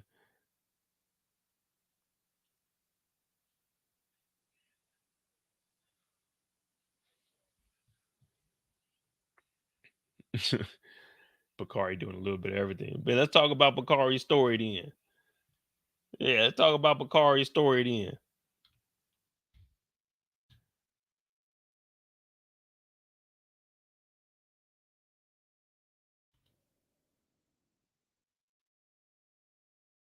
We see Bakari at the kitchen table. Let me see.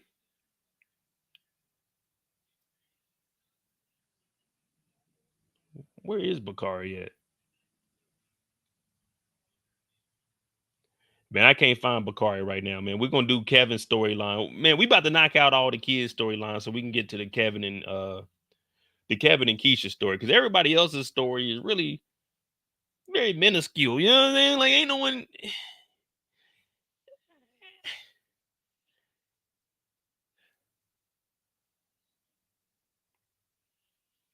Well, basically, Bakari lives at home with Papa.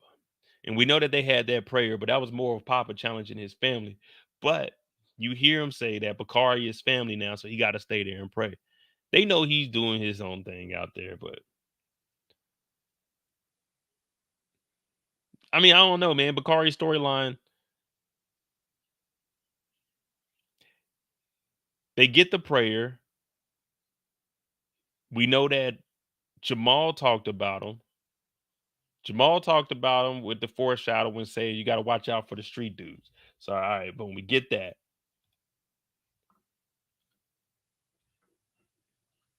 I don't know, man. Bakari's storyline is kind of weird, just for the simple fact, like, all right, he's working with Douda. He's living with Papa. He's seen Papa's dad getting punked in there for that money.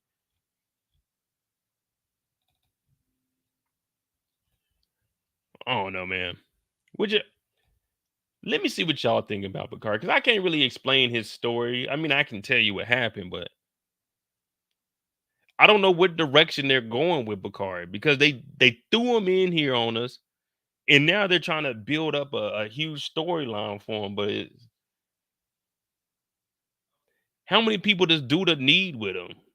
We got Lil Zay, we got Nook, we got Emmett, we got Bakari, we got Stanley, Trig, Victor, fucking Jake.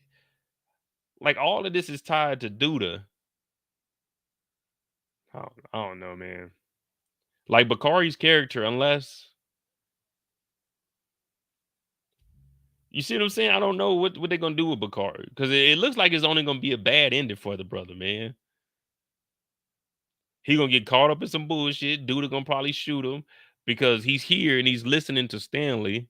Stanley's praying for him.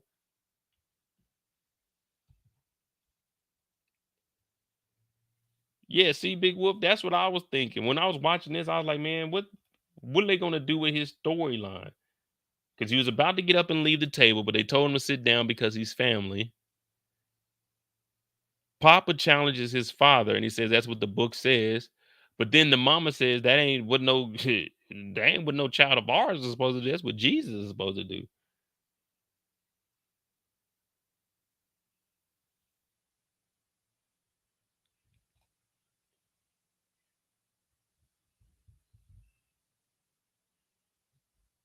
So then we see Bakari at the church and he's looking through the window because the last time Stanley took some money from him, he ended up getting arrested because, well, it wasn't like he got in trouble for it. Uh, who got arrested and started telling on everybody?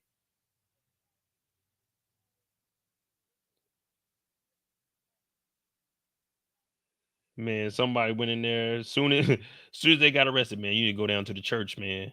Stanley down there accepting gifts. Man, he's accepting money.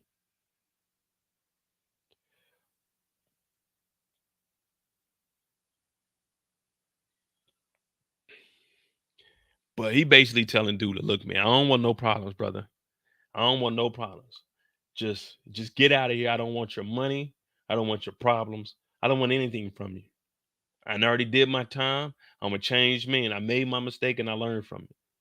Now Bakari's outside watching and he don't say nothing.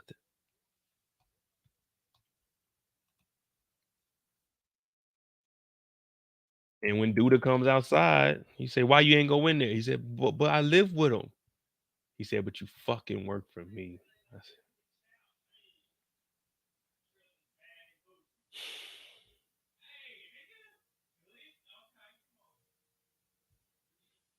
"Damn."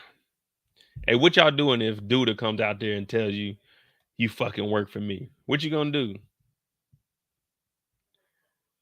You gonna step up to Duda and say something, or you just gonna get your bitch ass in that back seat like he did? I would have told Duda, "Hey man, you ain't about to be talking to me like I'm Nook out here or anything. I live with Uncle Stanley. I live with Stanley. That's like my family now, man. Nah, man. I don't care if I work for you or y'all just gonna hop in the back of the truck like he did."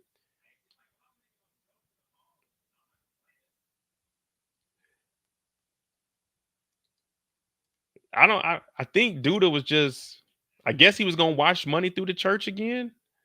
I don't know what he was giving them money for. I guess it was like money to hush, and then he'll probably be they'll probably be leaving like the packs and shit inside the church.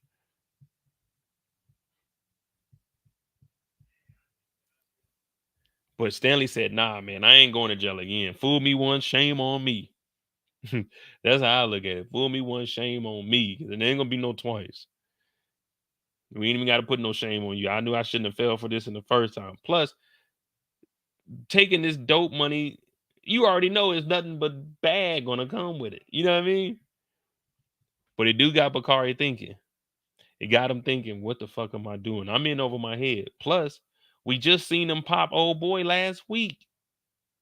After I seen that, I would be like, yeah, I think I'm good on this job. What time is it, dude? I'm about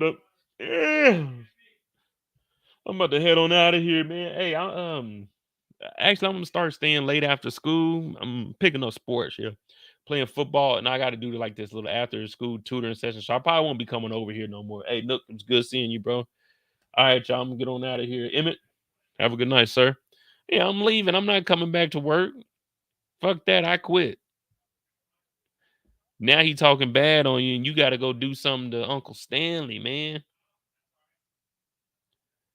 Bakari done put himself in a bad situation. And now he trying to bring in Shad to be involved in all this. But Shad ain't trying to, man. Shad ain't in the physical shape to be trying to fight nobody, man. If anyone gets killed, it's probably gonna be Shad. If we just being honest, if you look at all the characters and their agility, I think Shad will probably be the first one they get, man. My dog just got out of jail himself. He's supposed to be living a dream. He's stressed out. Can't smoke weed inside the house. Got to go outside in the cold, sell jerseys. Now the young dude that you mentored, he's bossed up now, but he's kind of scared because he's still a kid, but he's in the game. And now he's trying to give you a pack to put you in the game so you'll be working for him who's working for Douda when you don't need to be in all that, man.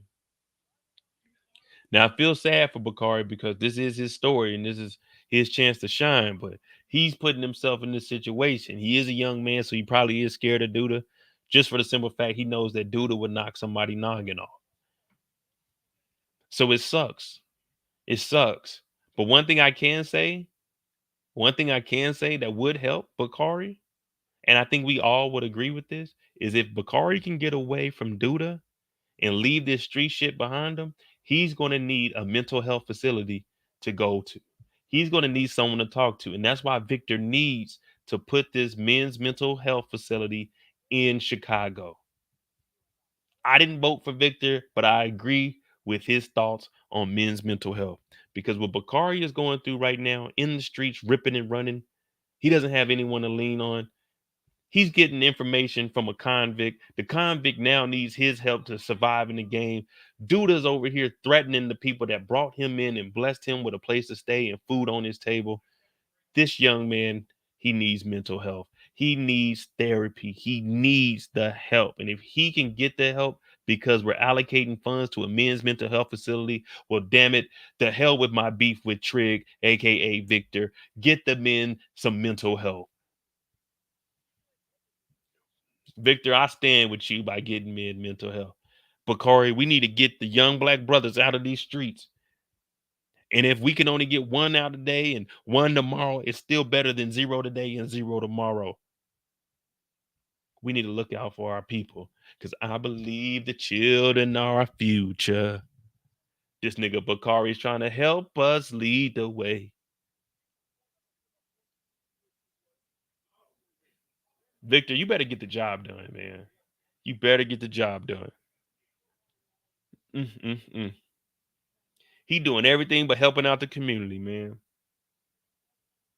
Kevin need mental health. Dre and Nina and got his head all kinds of fucked up. He living on his own. It's bad out here, man. Emmett need mental health. Emmett need mental health for other reasons. That nigga Emmett, we might need to go look at Darnell before we even get at Emmett because Emmett is the way Emmett is because of Darnell. That's the only thing I can think of. There's no way that Emmett just walks around here acting like this. This is hereditary. This came from his father. This is in his genes. But we not on Emmett's story. We still talking about our boy Bakari and how we need to get this young man help. I don't know where we're gonna get it from, but we're gonna get this man help, and we're gonna get him out of this because I don't want to see a young black brother die. Not by the street violence, not at all. Hmm. Bakari, when you go home this evening, I want you to go to Uncle Stanley and tell him you into it with some bad people. You didn't mean to get caught up in this, but you did, and you want out. You want your life back. You want to experience your childhood. Because if not, you're gonna end up dead or in jail. Get this boy Bakari some help, y'all. When y'all go to sleep tonight, I want y'all to put out a prayer for Bakari. Pray to the TV guys or whoever it is that watches over these TV shows. Just tell them, have a soft spot in your heart for Bakari. We like to see him make it to at least episode 8. But if he don't, it is what it is. Now we got to talk about the Emmett and Keisha story. Damn. Oh well, Bakari, man. I hope things are looking up for you because right now it don't look like nobody's in your corner, man. You done got yourself into some shit, man. I can't do nothing to help you. No, I can't. If any of y'all got any word of advice for Bakari, please let me know and I'll try to relay it to him. But it's not looking good for him right now. It's not looking good at all.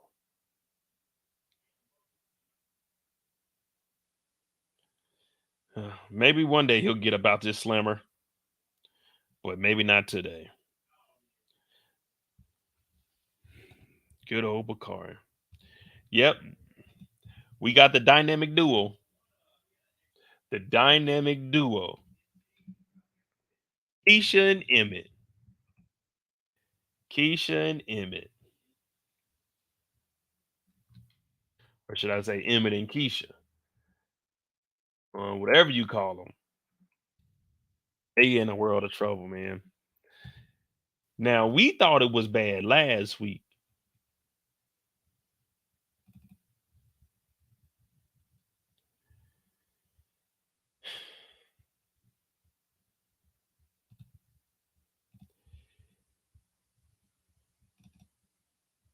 We just look at Kevin and it makes you wonder, really.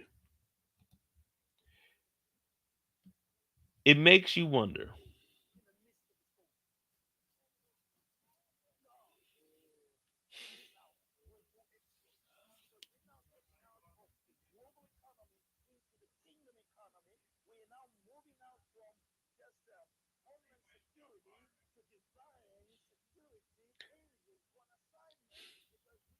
What were they thinking when they were writing this nigga Emmett's story, bro? They said, how can we make the most aggravating, annoying, silliest, goofiest nigga ever and put it into one goddamn character?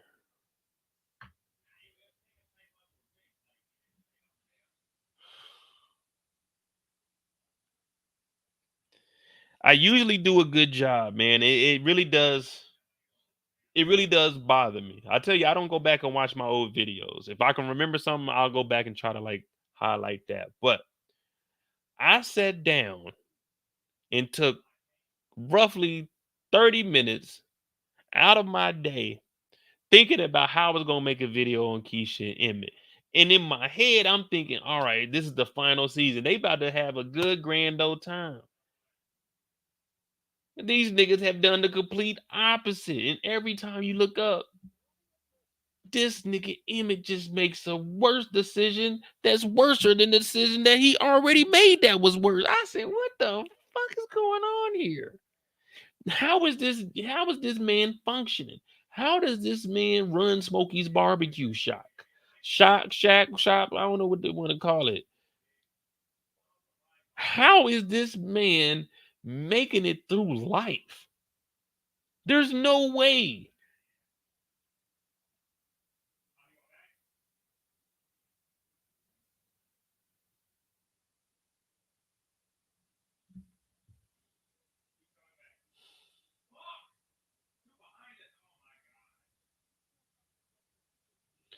This nigga don't know nothing about New York.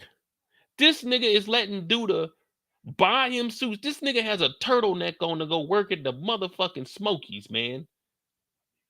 It's a nigga. That don't even make sense. You think he just giving you all this money just to be giving you this money, nigga, as y'all business partner? I ain't never heard no silly shit like that. This nigga Emmett has to be the dumbest businessman that we seen on TV, man. Give me JP. Give me JP. If me and JP can make some shit happen, this nigga is different.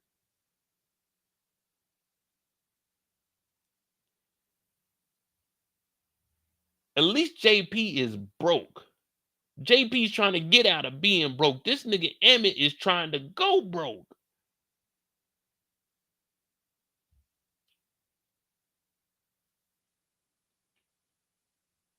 $25,000 on a Nissan Altima. She getting towed down in that motherfucker. Your son can't read. Nigga, someone talk about they gonna open up a new restaurant. Your restaurant, you ain't even seen it. You would think automatically, oh, if you opening up another restaurant, a chain of my restaurant, I'm gonna be there for that. It's not like where we're licensing it out. No, we own these. So I'm gonna be there for that. You tell me to go buy a house. I bought my baby mama a car. You telling me I gotta pay for all these other hoes? Well, I ain't gonna call them hoes, they baby mama, but goddamn, I gotta wear a suit to work. This nigga just thinking life is sweet. He think he living Shad's life. This is Rashad's life. Rashad can live like this because Rashad ain't got no responsibilities. Nigga, you got 4 kids. I include little EJ as just one of his. I mean, not EJ, but Ronnie. Now, remember, this is Emmett's story. So we going in on Emmett. Pause. This nigga, he leaves the house after spending $25,000 on this girl. That he got that's probably hot because he got it from Douda, who Douda knew the dude at the dealership. But we know that Douda, every single person he comes in contact with, he breaking them off them bands. So we know that that car shop is probably dirty. Tags probably dirty because they said that they could switch cars from the chop shop that this nigga was at. So it may be a dirty car just freshly off the lot, and they just got somebody that worked down there at the DMV that can swap out the VINs. We don't know. Emmett show the fuck don't know, because if we know, then we know Emmett, he could possibly know. But if we don't know, we know for 1,000% sure Emmett don't know. We know 1,000. If we don't know, then we can guarantee that Emmett don't know it. But if we kind of figure it out, we could. It's a possibility that Emmett might know. But if we don't know, then we know for sure he doesn't know. Now he's talking to Kiesha, talking about, well, I left because I was thinking about all the fun times and it's my money. And yeah, it is your money, man. We get that. But that wasn't smart to spend that money. Now I understand Kiesha got her own. Hey, we not letting Kiesha slide either. Kiesha got her own. She got her own motive also. You know what I'm saying? She got something else that drives her. But she talking about in this relationship, we got to be honest with each other. It's not gonna be all fun and games. Ha ha hee hee. No, it ain't gonna be that all the time. So Emma's like, I know it'll never happen again. I'll never walk out. Like, nigga, first of all, she don't stay in this motherfucker. Nigga, she stay on a college campus, man. She don't run shit in this house. But this is Emmett. He said, I'll never walk out again. And she said, what we gonna do about that bigger house? So she reminds him about the house that she just told him yesterday, or yeah, yesterday. It's not about the money, Emmett, but it wasn't about the money until this nigga spent $25,000 on Tiffany. And then that night she said she wanted a bigger house. But when Emmett said, I'll get a bigger house, she got mad because the nigga wanted to do what she wanted to do, which, why would you be mad at that? But then today, remember, it wasn't supposed to be that easy. He says that he's gonna look for a house again, and it was that easy. And then she tells this nigga, don't make a purchase without me seeing it. First of all, niggas ain't about to go out right now. What time is it? 8 a.m. Go look at a house, come back from looking at the house and buying it that same day. That's just not how it's gonna work. But this nigga Emmett don't care, because at this point, he's just trying to get his lady back, because he's been listening to Douda's ass. So right now, Emmett is in the hole right now. Emmett is in the hole right now. It don't look like it don't look like it's getting any better, bro.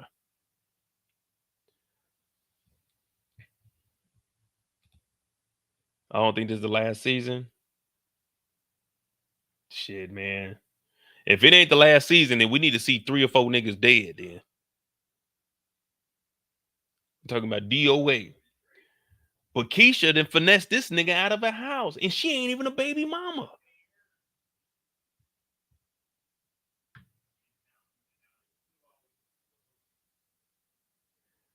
I feel bad if my baby mama finesse me. You know what's worse than your baby mama finessing you? A chick you ain't got no kids with. At least the baby mama finesse you out of a whip. Okay, your kid will be in there. Even though she didn't need no $25,000. You could have got her a $5,500 car if you gonna buy her a car. I wouldn't have bought her shit. But this thing got finessed by his wife. She's living with a nigga, and the nigga ain't willing to take care of her. So that already shows you that nigga ain't sticking around for a long time. And then you got this chick that moved in with a kid talking about we need a bigger spot. You been at work for one fucking day. One day. I ain't got that kind of money. You not telling me I gotta move out of my spot. Then she gonna say, we need our own place because Tiffany, you shared a place with her. That's my wife. She's still my wife. You didn't have a problem sleeping in that same bed that me and Tiffany used to get it in until I bought that car. Why wasn't it a problem when you first moved in? You see? She fucking with this nigga Emmett's head and he ain't even fighting back with his words. He just sitting there getting slapped. Nigga. The dude is married, Kiesha. What do you mean? You want to get a different place because him and Tiffany was living here? You've been living here for a while. 6 months at least. It wasn't a problem when you first moved in when little Ronnie was crying at school all day. You moved up in this motherfucker. Emmett's just sitting here. He's just letting her berate him, belittle him too. I said, oh, ain't no way, man. Say something, Emmett, please. Emmett, fight back, please. Say something. Use your words, Emmett. She's whooping your ass. And then told that nigga, don't spend your money until I look at it. I said, damn, dog, this nigga Emmett, he might as well go ahead and write Smokey's on over, man. Sign it on over. Oh, yeah, Trench. She's still following that nigga Nook. Nook. What the fuck are you following Nook for? I don't even follow that nigga Nook.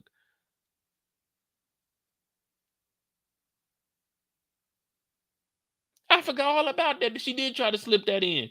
Oh, you didn't go for a walk. I seen you on Nook's story. You following this nigga Nook. Hey, man. I don't ever tell you can't follow somebody, but that nigga Nook, man. Don't follow that nigga. That nigga different.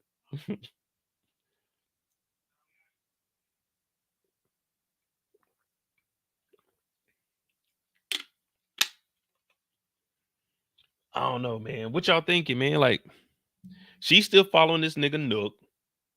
She's telling Emmett he can't spend his money on a house. Like,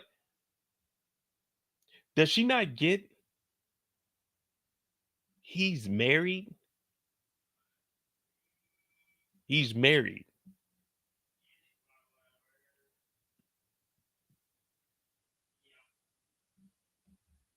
He's married, and she's talking about she want to get a new spot because this is this place that him and Keisha, Tiffany were living in. If my memory serves me correct, he's still married to Tiffany. That's just if my memory serves me correct. Am I wrong? Is he still married, or did they get the divorce? I know I got to ask this every episode because I don't want nothing to show up. They were like, "Yeah, Mo, they did get a divorce." I don't remember if they did or not.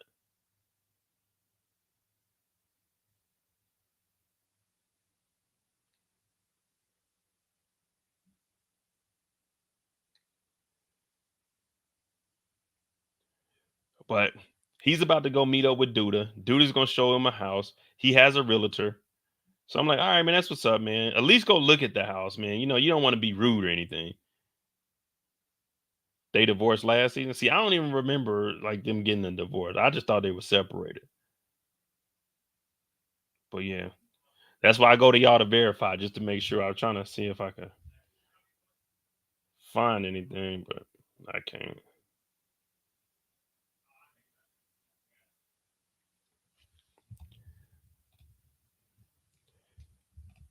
The next time we see our boy Emmett, he's over at the house checking it out. Now, this house is nice. I ain't gonna lie to you.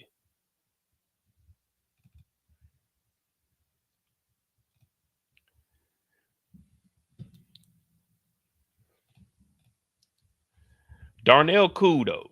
See, Darnell is older, so he's at the point where he realizes what he did right, what he did wrong in the game, and he can adjust and he can get a game plan to his son. But the only thing is his knucklehead son gotta pay attention.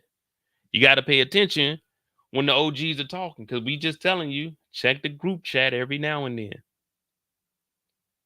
So he starts talking to his son about how he done bought Tiffany a car and how Kiesha is upset and it's trouble at paradise. Trouble in paradise because Emmett, man. I just can't talk about this nigga Emmett without getting frustrated. There's no way, man. Does anyone, honestly, does anyone know somebody like Emmett? Maybe it's because I don't hang around anybody like that. But I'm sure there's niggas like this out there. I just couldn't hang around someone like we would be calling this nigga whack. Like, hey, bro, what you doing, man? Emmett, what the fuck is wrong with you, bro? Like, who is Emmett's friends?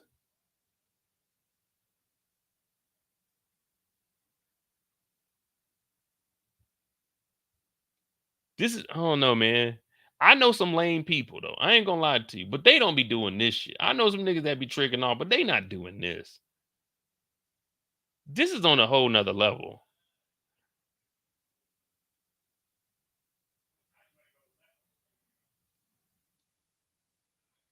This is worse than what Tariq be doing, to be honest. This is way worse than what Tariq be doing. And I be giving Tariq a hard time.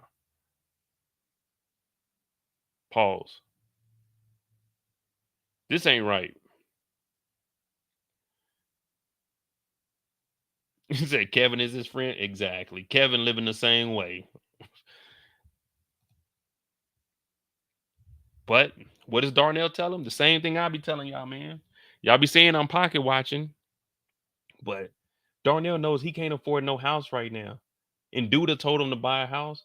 Everyone knows that Douda is a dark character. Everyone knows that Douda is someone you shouldn't trust. Everyone except for Emmett. Emmett is blinded by the money. He's seen this guy just kill a man for chewing gum too loud. What do you think he's gonna do if you can't start paying back this money or things go sour? You know what I mean? Like, you're borrowing a lot from him. Now, of course, he said he's not paying for the car, paying for the house, but he also tells this nigga Emmett, man, I got money. Don't worry about it.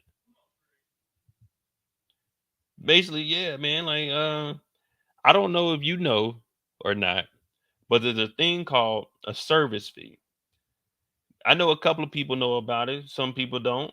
But when you go to ATM, there's a service fee. So that's why they give you like a $2, $3 charge. Some place you go, they be up in that motherfucker charge like $7, $8 and shit. Cause they making their money off of that. Well, let's just say every time that Emmett borrows or uses Douda's connections, there's a service fee for that. The only thing is you never know when he wants to collect for it.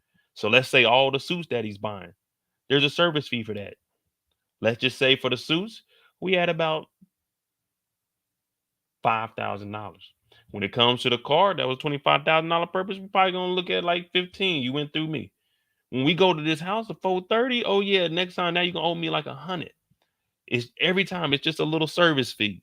Now you might not see it, you might not notice it. Some banks like mine, I think it's like I get $30 a month served that they pay all the fees. Some banks are like that, but not all banks are like that. Let me tell you something. Duda's bank ain't like that. And you know Emmett ain't got the money because what is Emmett doing? He got the calculator out, man. When you got to bring the calculator out, you trying to do some serious math. You trying to make sure you don't go broke.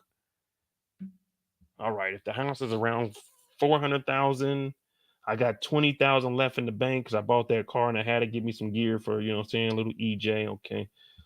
Payments, damn, payments on the house are gonna be more than payments on the store. Wait, 2,500 for the house a month. And they trying to lock you in on a high interest rate too. They probably gonna get you about Emmett. Yeah, they probably get Emmett about 8 to 10%. We're just gonna go on the side of error. We're gonna go with 10%. Yeah, they about to be having Emmett paying about 1,900. No, they're gonna probably have him about like 2,000 a month, 2,500. Yeah, they about to be busting him over the head. Man, this house that they about to buy, and this is what they say on the west side.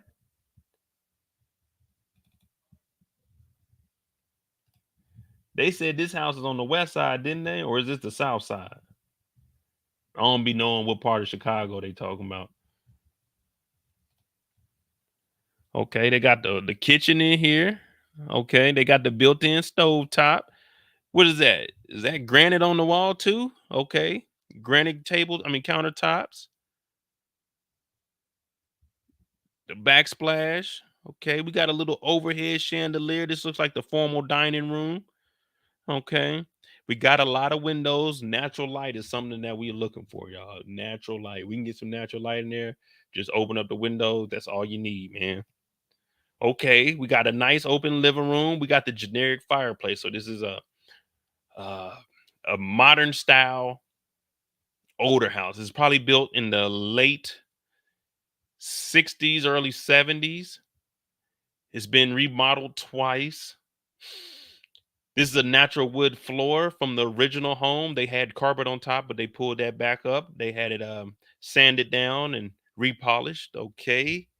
This is a gas fireplace, though. You got to use a little turn key to turn the gas on. This isn't a real fireplace where you use logs. This is a gas fireplace. Okay. Nice upstairs. 4-bedroom, I'm smelling. 5 rooms. 5 rooms. 3.5 bath. A back porch. A full basement, not a finished basement, full. The water heater is about 2 years old, so we good on that. Uh, let me see. Do I got a marble? You got a marble? Let me see that marble. Put the marble on the floor. Okay, the foundation is steady. It's only 2 degrees to the right a little bit, so we ain't got to worry about that. He said there's a new roof on the roof. Hey, we good to go, man. Now, they don't give us an official price on this, but we know it's a 5-bedroom, 3.5 bath, full basement. This is a nice house. So I'm thinking roughly around 430. 430. What y'all thinking? How much y'all think this house is? And it's on the west side. This house is on the west side, man. We got to see how much this house is.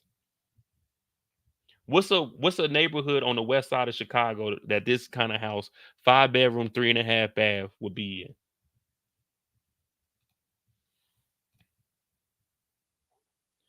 Because I'm thinking this is about 400,000, 430 maybe.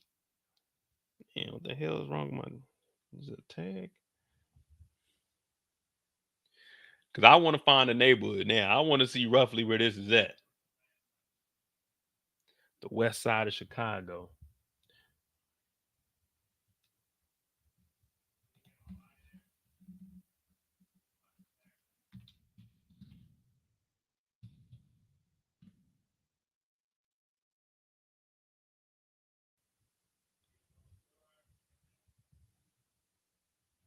Naperville. That's where this is. Naperville or Woodbridge. Woodridge. Oh, that ain't even in Chicago. Never mind. They in Oak Park.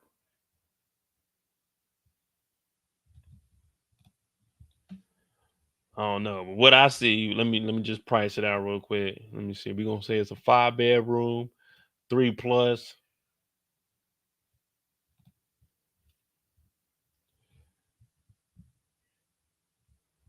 Nah, it's a standalone house too.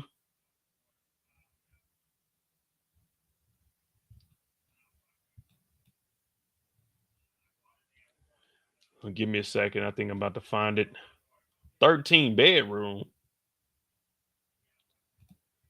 We'll just say that this is the house here.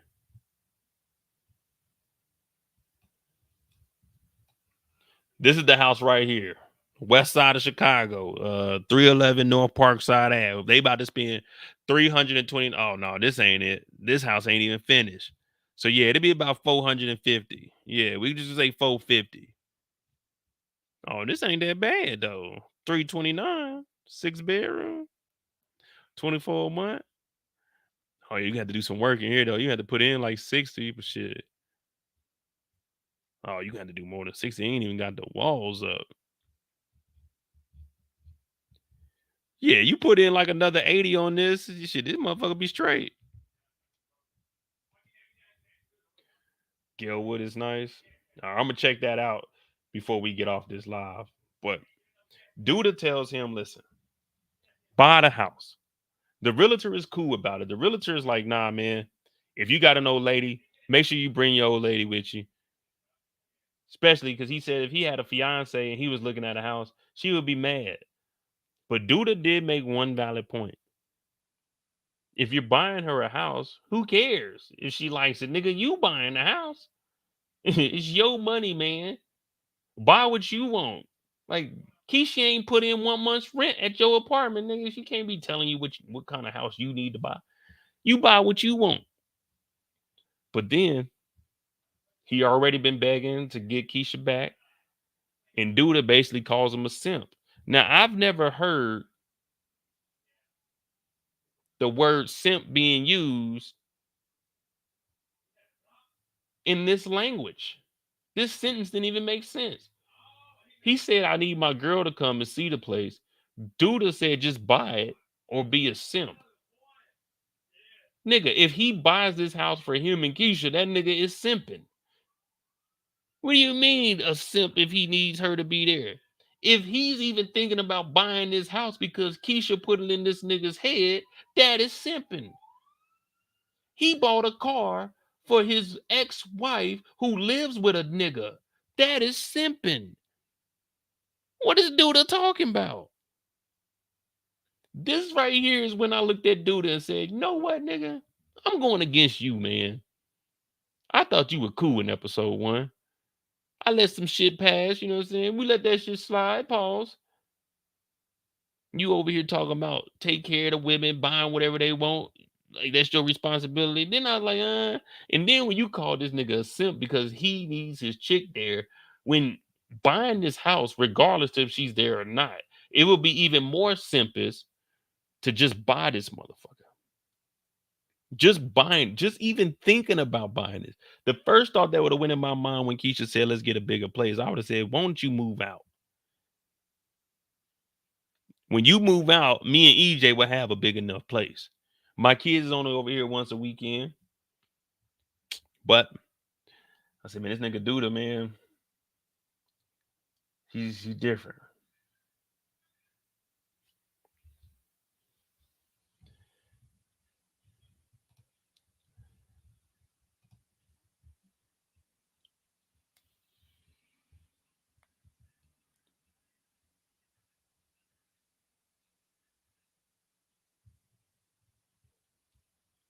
So it's the next day. He returns with this nigga.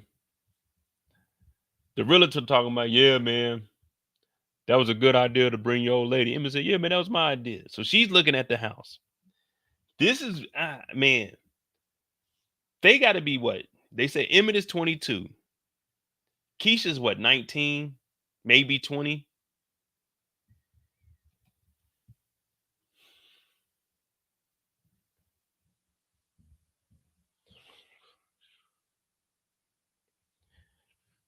All right. Just a reminder, Kiesha said it's not all about the money. Then Kiesha wanted to big her house when she found out that Tiffany got a new car. Then when Emmett said he's gonna get the new house, she gets mad because this nigga said he was gonna get the house and tells him it's not supposed to be that easy. Then he comes back home smelling like smoke. He says he's about to look at a house. She says, don't make any big purchases without me. Now we get to the house and they're looking around the house and we're saying that it's roughly about 430, 450, something like that. And they need to have 20% down. Now, you remember Douda told Emmett, You put down however much you got, and I'll cover the rest. So let's say Emmett puts down 10 and it's 50. Or what would it be? 45,000? Yeah, 45. Say it's 45, Emmett puts down 10. That means he's about to come up off of 35. Now you hear Kiesha tell him, make sure he knows everything he gets from Douda is a loan. She starts talking about the schools as if they're about to move there, but then something, just for a split second, something snapped in her brain. Said, we can't afford this size of a house at this moment in our life.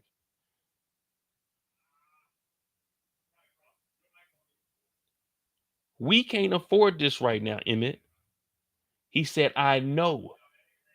Douda's going to help us.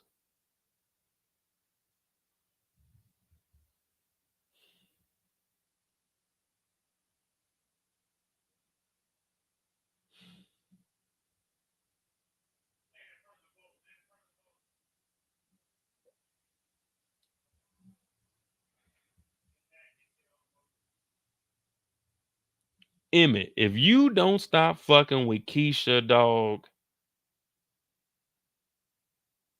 I'm done with this relationship. This has to be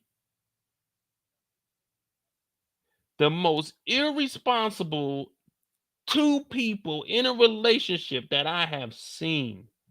This whole time Kiesha been on this, it ain't about the money. It's been all about the money. It's all about the money. Just like this goofy ass nigga Emmett is blinded by the money that Douda got. Kiesha don't like this nigga Douda, but she likes the money that this nigga Douda provides.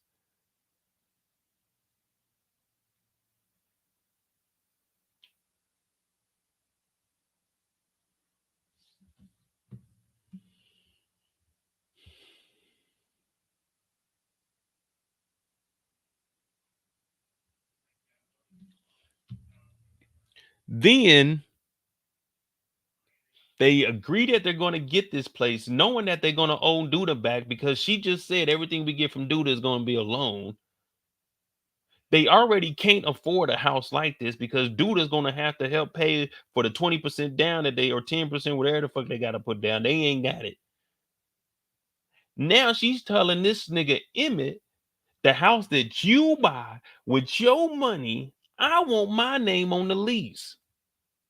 Not on the lease, but on the mortgage. Excuse me? I could have sworn I said I'm buying a house. I don't remember hearing we. I don't remember hearing we buying a house. I said I'm gonna get a house.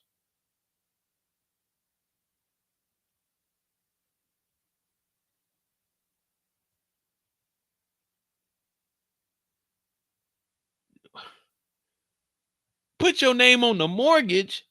You just started work yesterday. You ain't got no money.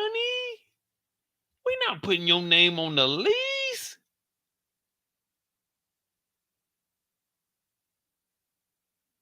What? How that work? How that work?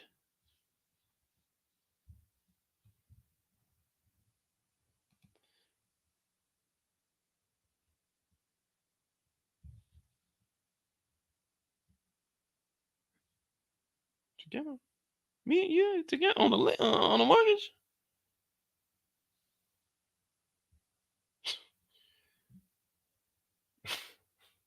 Put your name on the mortgage, huh? Yeah, okay.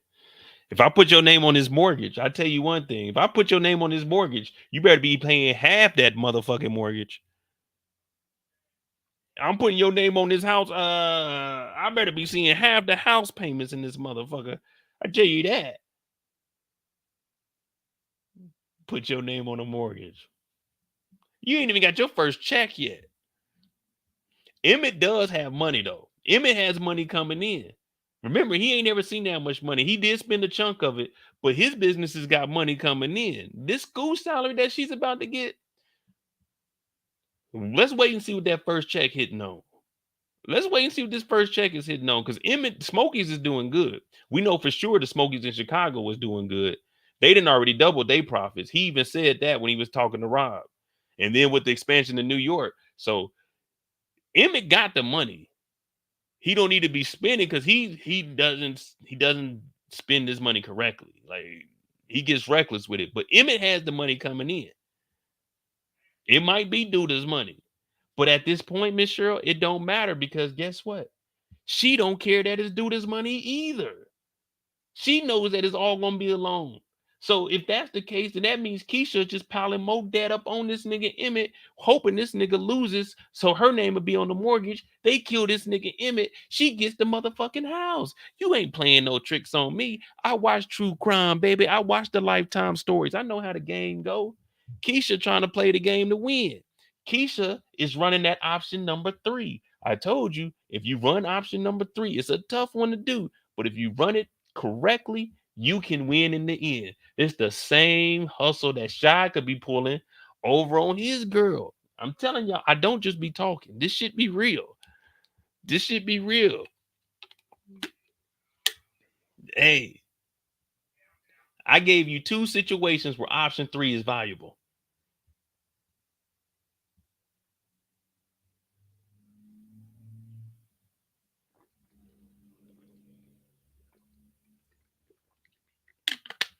Yeah, y'all thinking not Kiesha. Y'all always think, oh, not Kiesha. She'll never do. They'll be the main ones. If Shy can pull it off, Kiesha can pull it off, man, this would be the 2 of the biggest finesses we've ever seen. Mm.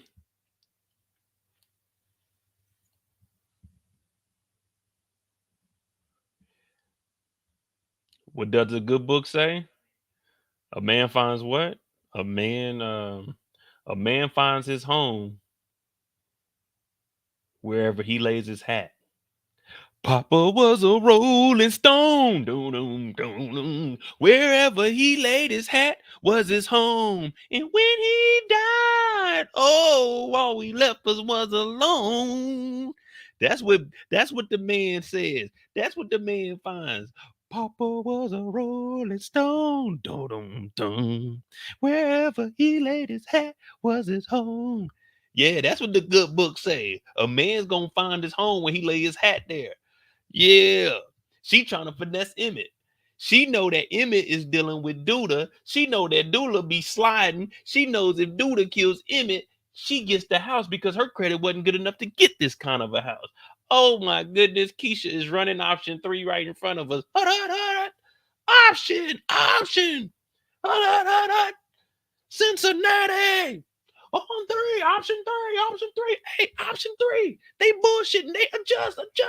The defense don't hear it. It's too loud out there. Hut. Kiesha done hike that ball right now. She can do just like Wayne said. She can do just like Wayne said.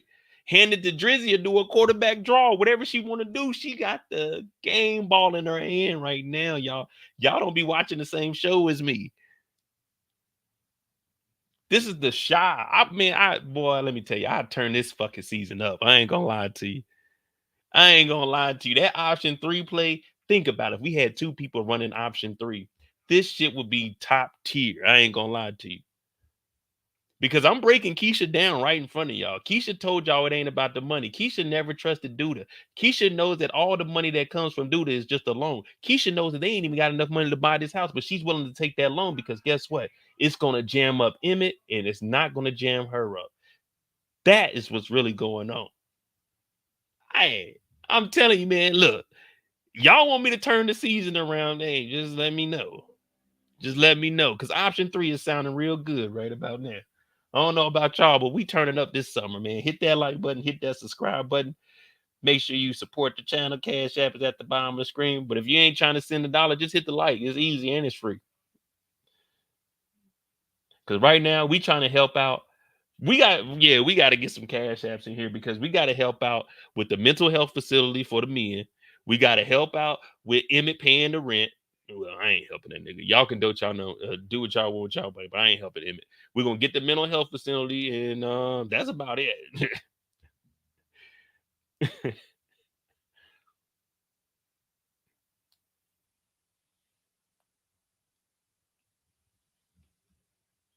Ivana said, "Don't forget Kiesha cooks Emmett's meals." Um, this is my secret. I shouldn't let this out though. Hear me out. Hear me out. Us men, we'll just eat at Smokies every single day. It's free food. I don't need no one to cook me a meal. I'm just gonna go eat at work. You know what I'm saying? Yeah, I'll get tired of Smokies, but this is my place of business. I'm eating for free. Whatever I want, I'm about to eat for free, man. I don't care if you're making a meal for me.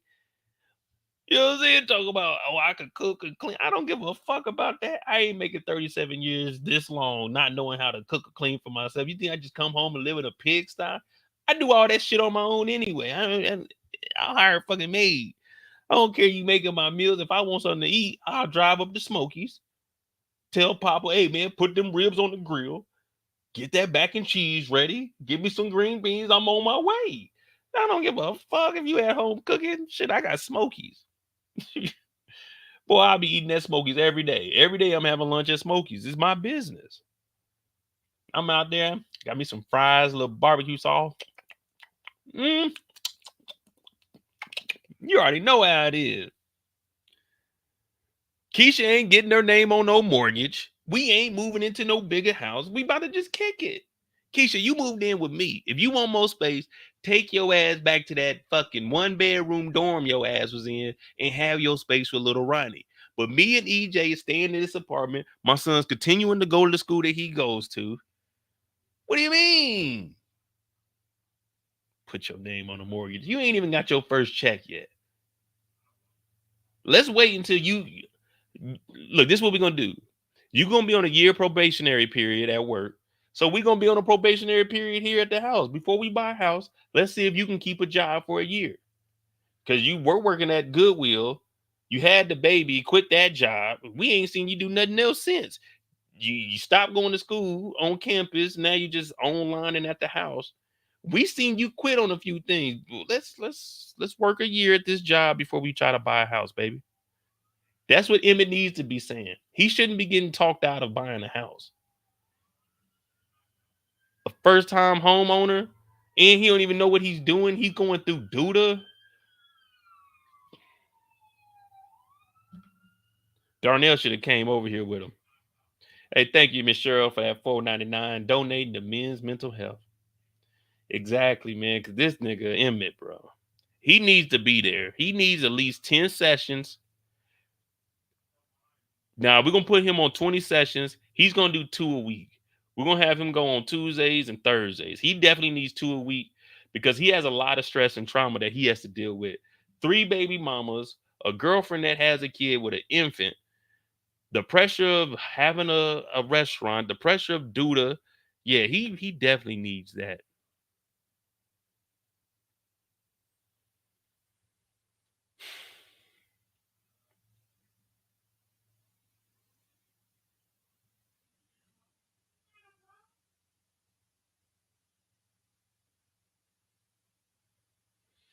Mm-hmm. Well, they draw up the paper, and that's Emmett's story, y'all. That's Emmett's story, and I'm sticking to it. I'm sticking to it. I just saw a preview of Kiesha saying to Emmett, "What did you get us into?" Then she said, "Emmett, this could be life or death."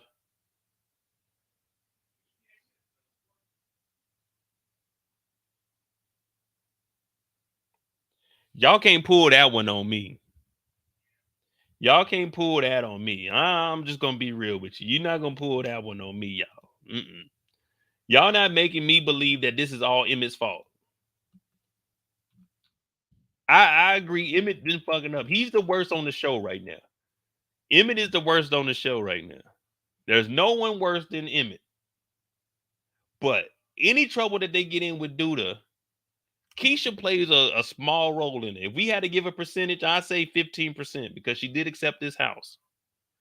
She did accept the house.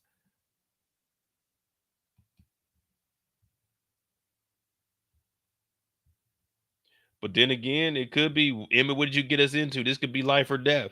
Could be talking about little EJ or little Ronnie got into something, man. I don't know.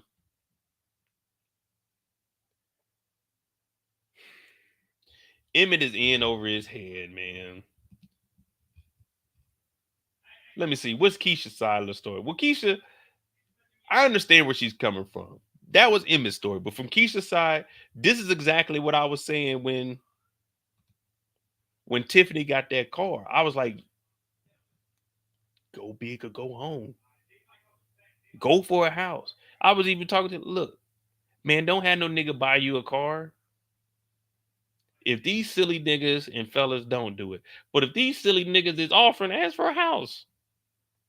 See if the nigga get you a house. Something that's gonna appreciate. Getting the motherfucking bins. You ain't gonna be able to maintain no bins. Motherfucker breaking down. Like, damn, what's wrong with your bins? Oh no, they charged me like 400. Damn, 400. Good luck with that. Hope you work some overtime because I ain't helping you pay for shit. It ain't my car. But yeah, man, you don't need all of that. It look good, but you're gonna go broke getting it. We already be talking about how much car payments are. Tiffany got a $25,000 car, but ain't got a goddamn job.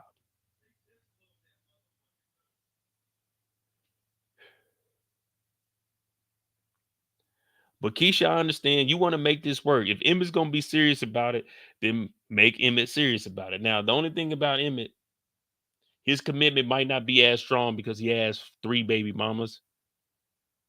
Some reason them niggas bond with their baby mamas be strong, even if they don't like each other.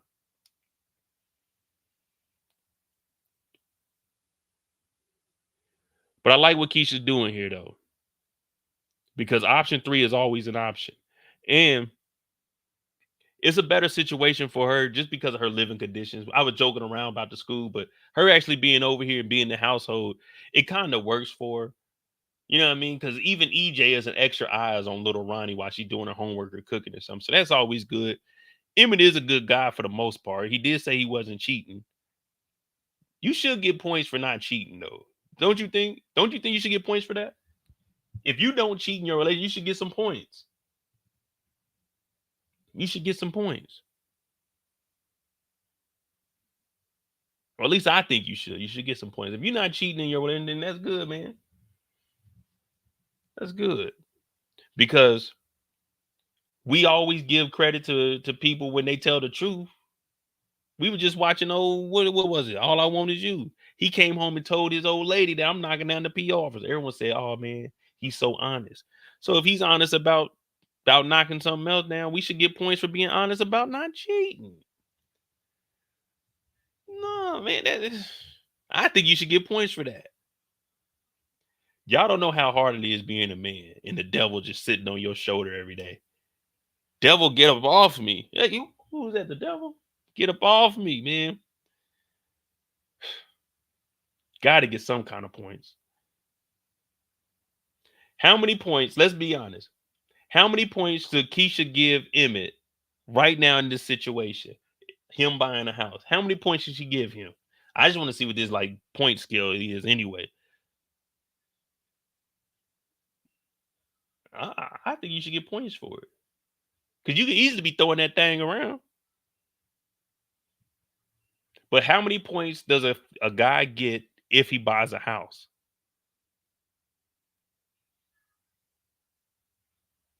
Mind you, it's a house that you ain't paid nothing into rent on or nothing. You ain't even got your first check yet. How many points does he get? He got to have like 1,000 points for this. He has to be at the very tippity top of the points. He has to be the all-time leading scorer. If they buying a house, that's got to be like the biggest thing you can, like the biggest amount of points you can get, like maxed out. You know what I mean? A house.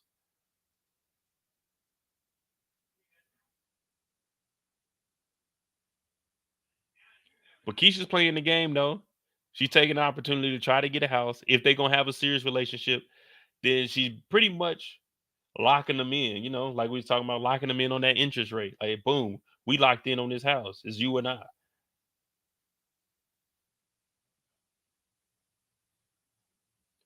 Nah, I need a point scale. I need a like a little counter on the refrigerator. I'd be looking up there, 3 points.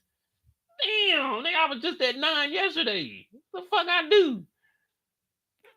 Fuck, down to 0 again, man. I'd be at 0 like 3, 4 times out the month, man. I might go on a week long 0, and then one day I'll just build up enough courage and get up to like a 13 on the scale. Damn. She done got me again. Mo, what you do? Why you got that 0 on the refrigerator? Man, she don't love me right now. She real upset. Like when it get to a 0, she don't even talk to me. But it's cool though. I just be downstairs. Sometimes she be fucking with me though and be turning off the power and shit. Yeah, cause you got a 0. Like, yeah, man, it's like it's a grading system. A 0 out of what, man? It go to 1,000. The highest I think I got is probably like 59. I got to like no 50. No, it was 62 because I hit 62. And that same day it dropped down to 58. Man, she got pissed, man. Cause I went and washed my car and didn't go take hers after. Man, she got pissed, bro. Yeah, I'm usually around like the 17 to 22 range. Yeah, I need that number on the refrigerator. I know, like, damn, how she feeling today? You know, she done gave me a 0. The fuck I do? It's 12 o'clock. I just got up at 11:30. What the fuck I do today? You slept in too long. God damn, I can't do nothing over here. She got me feeling like shy. Go outside. Like, damn. Yeah, put my number on the refrigerator. I want mine to be a little magnet too. So I can move the magnet around. While she gone, I'll be switching the numbers out. She don't even know it. One day it'll be at a 6. I turn that motherfucker upside down. It'll be 9. Then the next day she forgot that it was a 6 and thought it was a 9. I'd have made it up to 13 points today. Shit. We on the way. But Kiesha trying to make her way up out of this thing, get her name on the house. She's gonna be a new teacher in the new district, if that's possible, because he did say a lot of black teachers there. But there's black teachers at the school that she's at, ain't it? Yeah, because okay, yeah. Yeah, yeah. I mean, I guess Keisha's doing good. To be honest, like her story was real short this episode. She didn't really have much, but she's asking for the right thing to get her name on the mortgage. That even goes with an apartment. Make sure both of y'all names is on. So, well, it depends though. It depends on who you rooming with. Because if both y'all names is on there, shit, they mess up some shit, then it's all on you if they dip out. Because they definitely ain't gonna pay it. I don't know, man. Putting two names on a mortgage is crazy, especially not married. That's wild. That's whew. Yeah, that's too much of a risk for me. I mean, some people they make it work though. I got cousins that did it and shit. They still happily married. So I mean, I guess it depends on who you are. Me, I just don't. Nah, when it comes to business, no, no, no, no, no, no, no. You're not having your name on my assets.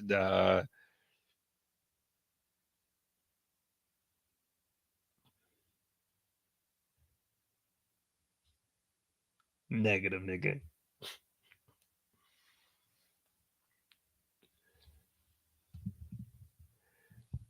And if we putting your name on the mortgage, let's run your credit and not mine. But that's Kiesha and Emmett. Keisha's doing the right thing. I don't think she should have accepted this house with Douda's money. Emmett, he's in over his head. I don't think there's any escaping it for real. I'm gonna go see. I haven't watched none of the trailers for any of the next episode, this or the Winning Time. These shows I really just watch. I'm not. Well, I mean, I might break down the trailers, but I don't really get a good viewing when it comes to like the recaps of the Shy. So I mean, I just do a recap and just do a live on it. I don't really go into breaking down the characters too much. Would y'all be interested in that though? Because I mean, y'all gonna be the ones watching. Would y'all be interested in me like breaking it down like I do Power and stuff and pointing out stuff? I just don't. I don't know. I don't think people really watch the Shy. You know what I'm saying? I don't think people really watch the Shy that much when it comes to YouTube. Or maybe that just ain't. It ain't my demographic. Am I on tomorrow? Nah, probably not. I got to show a couple of people my car. They've been trying to buy that mug, trying to get that thing from up under me. Pause.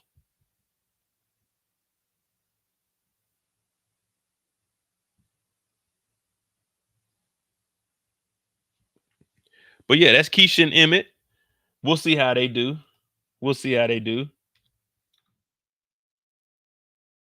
44.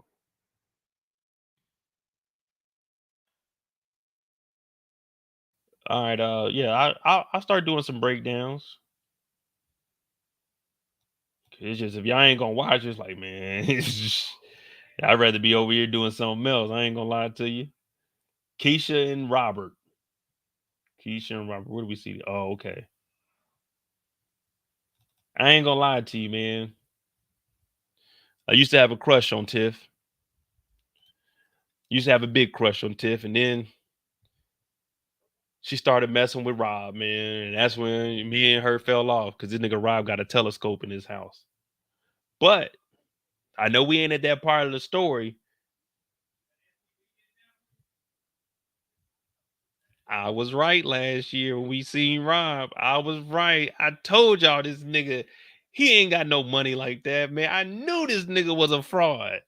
I knew it. I said this nigga Rob, man. It make it seem like he got some bread. That nigga, that's why I got on that telescope. That's why I got on the telescope. That's where the whole telescope rant came from. Because I knew I like, man, this nigga got a telescope. He think he getting money in here. He ain't really getting no money. Cause that ain't no functioning telescope. I knew it. That shit was just for show, man. I knew this nigga was a fraud. His people got money, man. He ain't putting in no work like that. I knew it. I said, this nigga ain't like that. They were like, Mo, you hating. You hating because he got a telescope. I was like, I ain't hating. I'm just telling y'all, I got a gut feeling this nigga ain't like that. They said Mo was hating, man. That's fucked up. Now y'all see where the beef came from. I told y'all this nigga was faking from the beginning. Damn. This nigga Rob. Now I'm not saying he ain't got some bread, but the way he living and the way he be acting is like he actually got out there and put in that work. This nigga going to beg for 50. I ain't got no money. My people got money. Damn, this nigga something else. But anyway, let's jump into this. Tiffany came in. I said she looking good, but I gotta fight temptation because she's living with Rob. We come over, we see Cairo. Let's say, ooh, Cairo. He got pre-rolls. Okay, he got the package. She got the straight off in the jar. Okay, this fresh. Ooh, I got Bobby by the pound, Whitney by the key. She pulled up with this little bitty. What is this? This little Barbie makeover toolkit that she got. She ain't getting no money. What she got in this? This nigga, you need math equations to do what he do. He pulled up with a pound.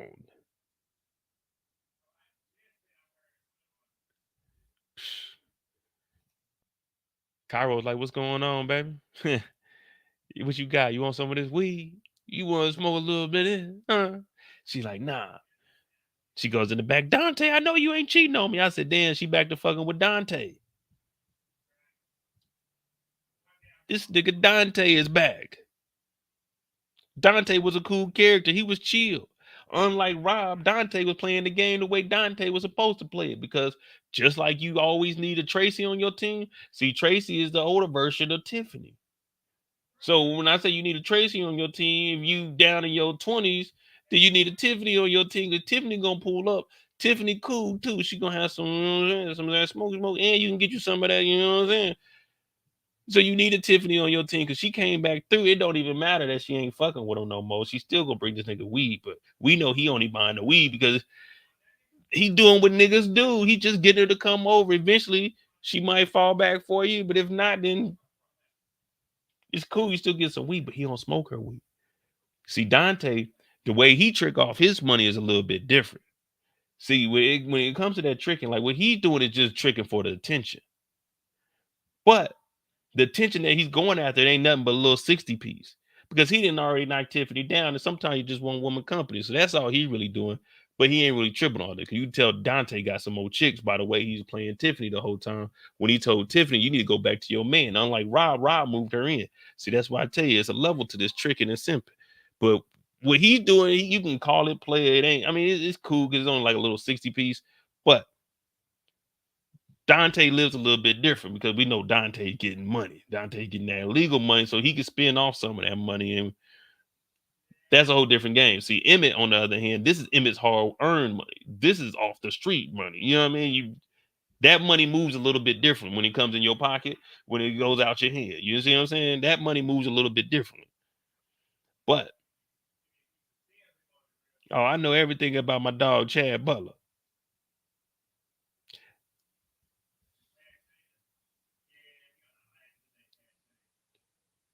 But yeah, the way Dante's playing it is cool. He just bringing it around for that attention. Every now and then he might want to knock her down. I mean, she do be coming over here looking good, but I'm fighting the urge to tell her, I like you. No, I think she birdie. Because she with Rob now. And Rob, man, we found out that Rob ain't living like he's supposed to be living. God damn it, Rob. Dante, like, man, look, hold up. That's my dog Cairo over there. Cairo got the best weed in the city. She said, man, that's some bullshit. He said, nah, for real, he do. Cairo over there, like, man, on some real shit, I ain't even tripping off none of this shit. All I ask for y'all to do for me is hit that like button and hit that subscribe button, especially if you're new.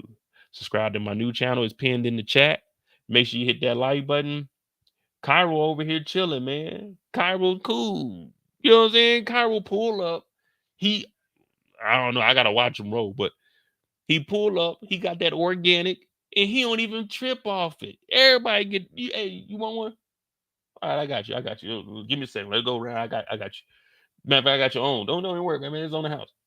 He talking about I got bread. All I want you to do is hit this a couple times. No smoke, no drag, no cough, no nothing. You just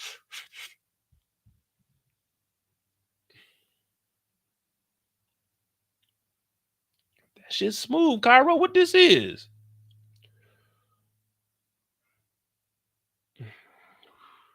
Shit, nigga. Hey, Cairo, this shit, man, this motherfucker, this grade A, nigga. You sure you about to be just trying to get this recipe away to people? Man, you need to just, man, hell nah, man. This shit smooth as a motherfucker, though. Hold on. Her Tiffany came in. What up, Tiff? Now, she done sat down and Cairo talking about, all I want is my people to be smoking the finest, get the highest. That's all I want. Now, Tiff is looking at it like, so what up?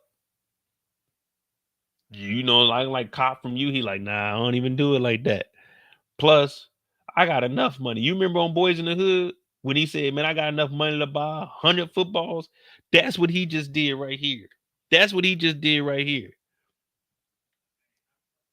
He said, I can give you the recipe. It ain't nothing. I'll teach you how to cook that. It ain't nothing. Well, they ain't cooking nothing, but this is a living organism. So you do got to cook it some food, though. You got to water it just right. You got to give it the right stuff. But I ain't even tripping off the bread, baby girl.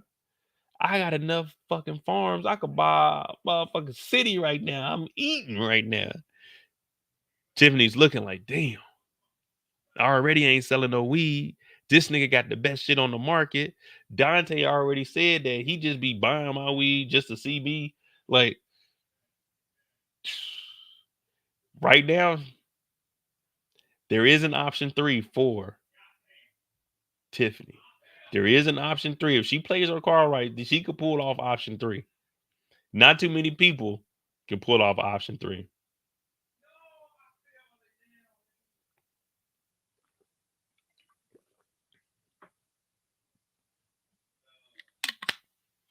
Well, Cheryl, I guess what he meaning by that is I got enough going on right now. I don't want to deal with anything else. Like I'm good with the money that I'm making. You know what I mean? He probably got a good enough deal where he doesn't have to do anything on the side like this. He's probably making legit deal with dispensaries in different cities and shit. You see what I'm saying? He might be like, man, I got enough right now, and I ain't gonna do no illegal stuff. So I ain't gonna sell it to you or nothing. But he just wants that strand out like that. Man, there are some people like that. I mean, shit. I ain't gonna lie to you. I probably tell him, man, look, y'all give me 10 bands a month. Y'all give me 10 bands a month straight up. Just keep it something simple, but I ain't gonna give you that much product, man. Just enough. That 10 bands, y'all can flip that to 30. What up, Jacoby? Eric said Tiffany don't need an option 3. She don't need the option 3, but there is an option 3. There is an option 3 available. I'm telling you, not every cast member gets an option 3. So if you do, you really got to think hard and twice on that thing. Pause.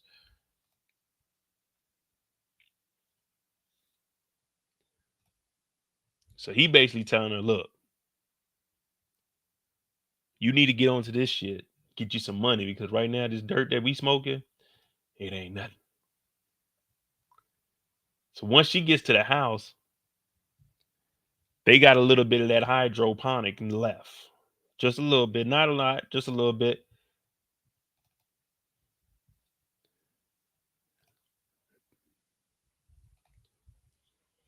Tiff come home. She like, hey, this shit right here. I went over to Dante's house. He said, what? You went over to Dante's house? Why the first thing he think was she was smashing that nigga Dante? Can someone answer that for me? Why is the first thing he thought was she was fucking Dante?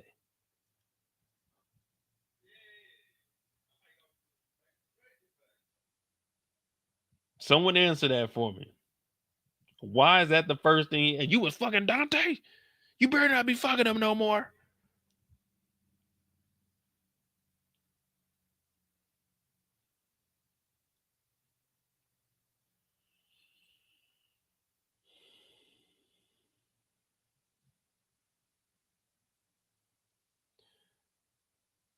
Exactly. The same way you get him is the same way you lose him. If you got to feel that type of way, man, you mentioned that nigga Dante's name. You just know that nigga Dante knocking your chick down. That's a horrible feeling. That's the nigga said, you what? You better not be fucking Dante again. You fucking him. Like, damn, nigga. Let her finish what she was gonna say. So scary ass. Damn, man, that nigga Dante got some pull in the street. Dante must have been knocking down everybody's chick. Cause don't nobody act like that unless they know that nigga Dante. Either Dante got that game or Tiffany just be throwing that thing. It's one or the other. He must know that Tiffany would get out there and just not even give a fuck. Tiffany might get out there and go buck crazy. That's how that nigga, he said, what? You back at Dante's? Better not be fucking him no more. My nigga out here, Rob, they got my nigga Rob looking like he just hooped for 15 games straight and took his braids out. Like, man, braid my nigga Rob up. You know what I mean? Got my nigga over here stressing out. Look at this nigga. If he hit that weed, he like, damn, this shit is good. But once he hit that weed, wait a minute, you was at Dante's house? Nigga, shut the fuck up, Rob. This nigga Rob, you was at Dante's house? This shit is smooth. She said, yeah, man, we about to meet up with him. Then he said, man, I got this deal from Douda. She's like, a deal from Douda? He said, yeah. She said, how much? 15%. That's better than anything my uncle ever gave me. She's like, 15%. So then she went to straight Tasha St. Patrick mode. She said, 15%. What's the point of having a percentage when we can be the boss? I said, oh, man. The greed. The greed. Tiffany is on another level. Now, I'm telling you, she has an option 3, and we're watching it build up right now. We're watching it build up right now because she don't really have the same option that, you know what I'm saying, Kiesha had. Because Kiesha can move back home with her people. Tiffany's really kind of just out here. But her option 3 is looking more and more like something we should probably invest a couple of dollars into. So Rob is thinking, he's like, all right, 15%. Let's at least hear this dude out, man. When you go talk to him, I want to come up there with you, as he should, because, like, man, you don't know what the fuck kind of deal she's about to make. And if it's with that nigga Dante, because he don't know if it's with Dante or if it's with the dude named Cairo on his own individual thing, or is it like Dante gonna show up? You see what I mean? So you might be thinking they might both be getting ready to try to hustle your girl. So you gotta go for this. If you don't go for this, then it's like, hey man, you shouldn't be with this chick. You already shouldn't be with her because she's making this kind of a deal anyway. Like, nigga, no. But He's like, all right, man, we can go. Let's at least hear him out, though. I said, this nigga Rob, man, he ain't gonna get anywhere living like this.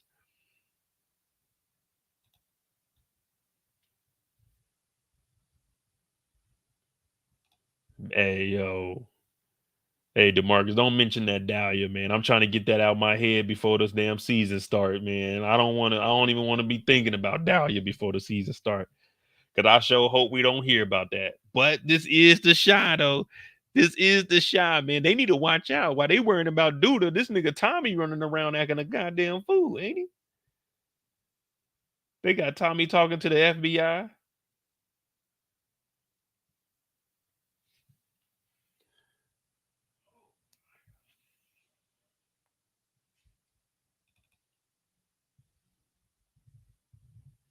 But they show up to talk to to our boy Cairo. And Cairo telling them, listen, I'm just gonna keep this short and sweet for y'all, man. I'm here for one and one thing only.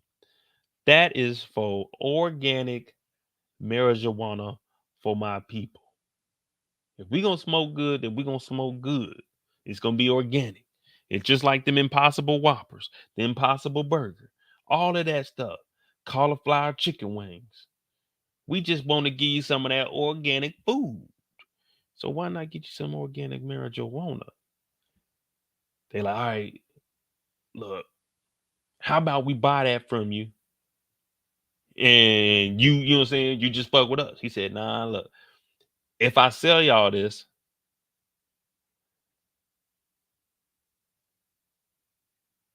I'm gonna need all my money. They talking about, well, we ain't gonna have enough. What was it, 40,000 or something like that? Something reckless like that, but they wasn't gonna have enough money. He'd rather teach them, but they still gonna need some starter money. So they listening to this and they like, shit, we can get it for free. You never turn down anything free. Or unless it's like a drink or something that you could potentially get, you know what I'm saying, in harm's way from. But other than that, like, hey, this man's giving them an opportunity. Y'all can grow your own weed, make your own money, and take over the whole city because he got enough farms everywhere. But you got to get some money for it. You got to get some money for it. And the only way they're going to get some money is because we find out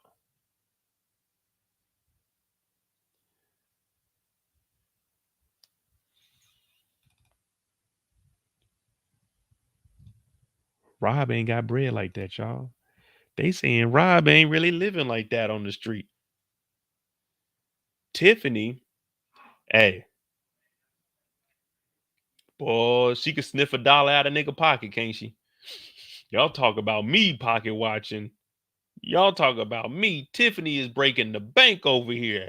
Tiffany is I'm pocket watching. Tiffany is in these niggas' pockets. I'm just pocket watching what it look like. That's a rough estimate what they got. Tiffany is baking wee nigga. She baking cookies in these niggas' pockets. How hot that motherfucking money coming out. She talking about how you living like this. I know you got some bread. You living like this. He said, oh hell no, I ain't living like this. This is my mama investment property. I moved in. I'm basically like manager, aka this nigga just living at his mama's property. Now ain't nothing wrong with that. That's what the family is there for. You know what I mean? That's what your family's supposed to be there for. It is what it is. So it's like, all right, cool. He living in the house, but he ain't making no money because the dope game. Tiffany was out selling this nigga at one point. I said, oh man, this nigga just living regular. This nigga is living the life that Shy is supposed to be living. See, Shy could take option number 2. Like I said, option number 2, embrace your blessing. Man, Shy had a new wardrobe. He could be living just like Shy. Well, Shy could be living just like Rob right now, but Shy ain't take option 2. He working on option 3 to finesse. That's what he thinking. That's what he thinking. Option 3 to finesse.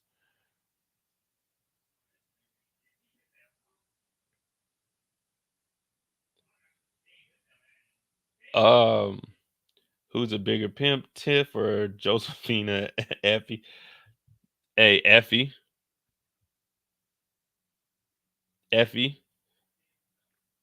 Wait, no. Tiff is a bigger Tiff is a bigger pimp than Effie.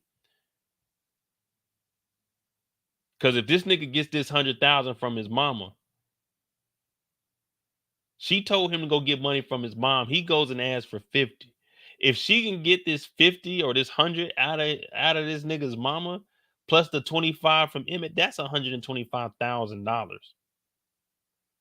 We ain't seen Effie put up these numbers because when Effie went to Paris, yeah, it was stupid of Tariq to even bring her because it was business, but Tariq didn't pay for that. Effie wasn't really getting bread like that from Tariq. She was stealing from Noma, but she wasn't really getting no bread off of Tariq like that. Not to this point where you got this nigga going to his mama and asking for $50,000. Man, what?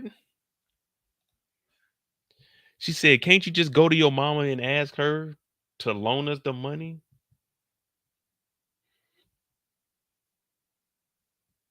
Hey, Tiffany, hey, fellas, be careful around someone like this. This motherfucker ain't scared to ask for anything. You gonna put that pressure on you. She's trying to ask you for anything. Now these are moments you can't fold. That nigga ain't go ask your mama for 50 fucking thousand. I'm not about to ask my mama for no $50,000. The fuck you talking about? Go ask my mama for 50,000. Like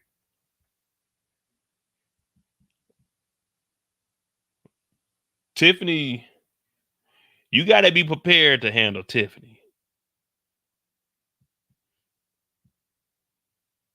But Tiffany just that comfortable because she know you niggas is some whack ass niggas. She don't try that shit with Dante. She definitely don't try that shit with Dante. She do this shit with Rob. She do this shit with Emmett. Man, that nigga Dante ain't playing that shit, man. He ain't about to be. You see, she addresses that nigga totally different than everybody else.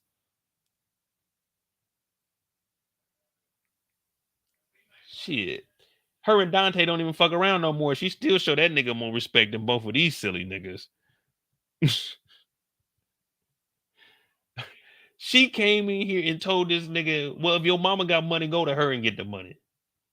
Man, man, hell no. And I'm not going to get them money for your business.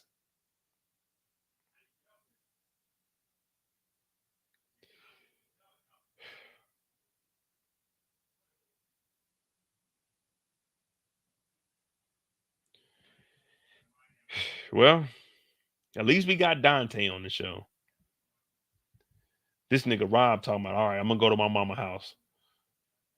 All right, Rob, let's see what's going on. Now, Rob pulls up to the crib. Man, where's that? Rob pulls up to the crib. I don't even know his mama name, man. What's his mama name, y'all? I was just calling her Mama Rob.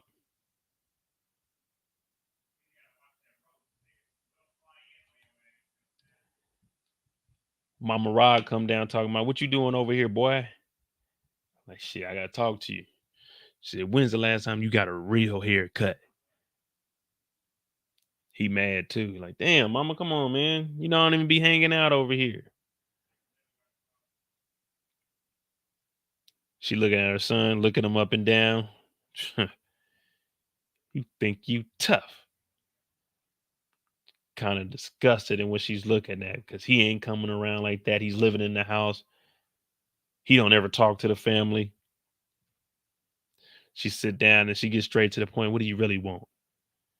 She said, look, I don't ever ask you for nothing, ma. But I need a loan. I'm gonna pay it off quick this time. She said, when have you ever paid off anything? It's like, look, I promise you 50,000. 50,000. Mama gonna say, you can do that 50. But Q, your uncle, yeah, he's more like a father to me than a big brother. If I give you $50,000, you gotta get out in the street. You gotta start getting some answers. You wearing a wire? Come here real quick. Put your arms up, man. You ain't got no wire on you. All right, bet. You ain't been around here in a while, son. I just got to be sure. Niggas get money hungry out here, trying to pull your option 3 on us. You're not finessing us. But look, if I give you $50,000, you're going to have to start asking some questions in the street and find out who did that to your Uncle Q. This nigga gets bold. Now he's like, shit, 50? 50 for that? Nah, hell no. 50 just for the business. 50 for the business. I ain't no investigator. I'm gonna need a little bit more money than that. I was like, I feel you on that, Rob. Like, first of all, I ain't got the tools. I'm gonna need a new car. I'm gonna need a new outfit. If I'm gonna play investigator, you know what I'm saying? If I'm gonna get in these streets, I gotta get prepared. I can't just be out there willy-nilly. You know what I mean? I might have to buy me a condo to stay in that condo just so I can get a feel of the streets. Tiff can stay at the house for a little bit, but I'm gonna be in the condo. I gotta get back out there, see how it is. But I agree with the asking for 100,000. He said, nah, to get back in them streets and ask questions and starting from ground zero, I need 100,000. Mama said, I got one. I got 100,000, but you got to do more than just go asking questions.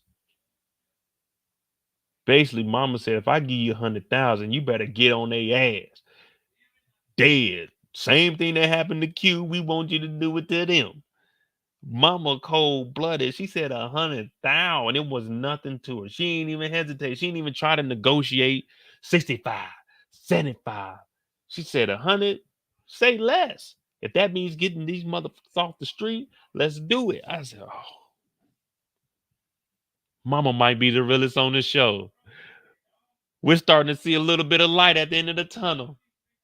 We started to see a little bit of light. I said, Mama put 100,000 on this nigga Douda. Oh, it's about to get good. Oh, we are getting a little bit of the fucking show that we wanted to see. All I need, baby girl, is a little bit. Hey, I said, damn, she put $100,000 on this nigga's head. My only thing is, she gonna pay this nigga before he kills Douda or after he kills Douda? Because I'm not giving Rob $100,000 until the job is done. Rob got to complete the mission before I give his ass 100,000. Ain't no way I'm giving Rob 100,000 and this. I gotta expect this nigga to get the job done. Hell no, nigga. I give you 10 now and 90 later, nigga. Not saying I'd put a hit on somebody, but I'm saying I'm not giving Rob no money, man. Hell no. 100,000 in the streets. I said, damn. Mm.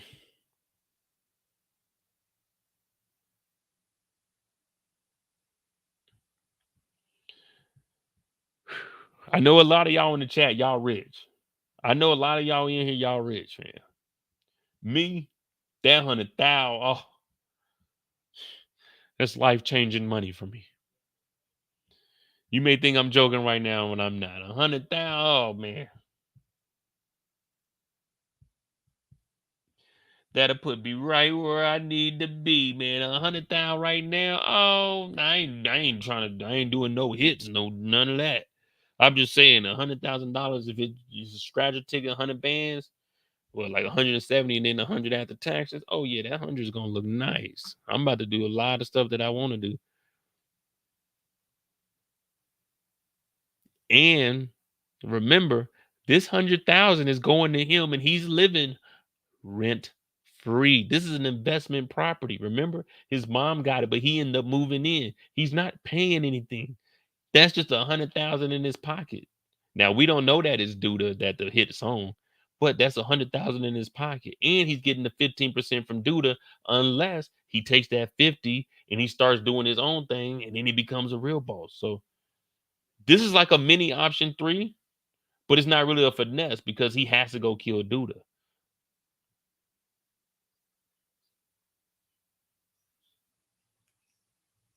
Yeah, Michelle, 100,000, man. Yeah, I mean, I know you go through 100,000 in life fairly quickly. Like if you're really thinking about it compared to like what you make, you go through 100,000 pretty quick in your lifetime. But to just get that lump sum at one time, man, that shit changes a lot. especially if you had your house for a little bit. Shit, you only had like 40 left on it. Boom, you just pay off the house. Now, hey, now you going to work, your check that's coming into you, the mortgage is good. You know what I'm saying? You knock the major part of your damn living out.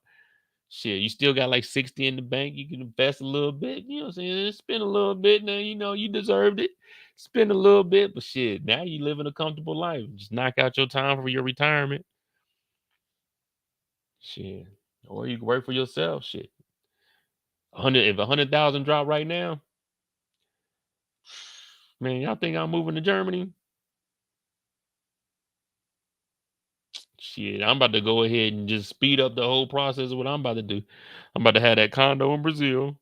I'm just gonna be on this motherfucking live with y'all every day. Hey man, going over there. I'm out. I'm just gonna go ahead and call it quits. You know what I mean? Just go live off the land for a little bit.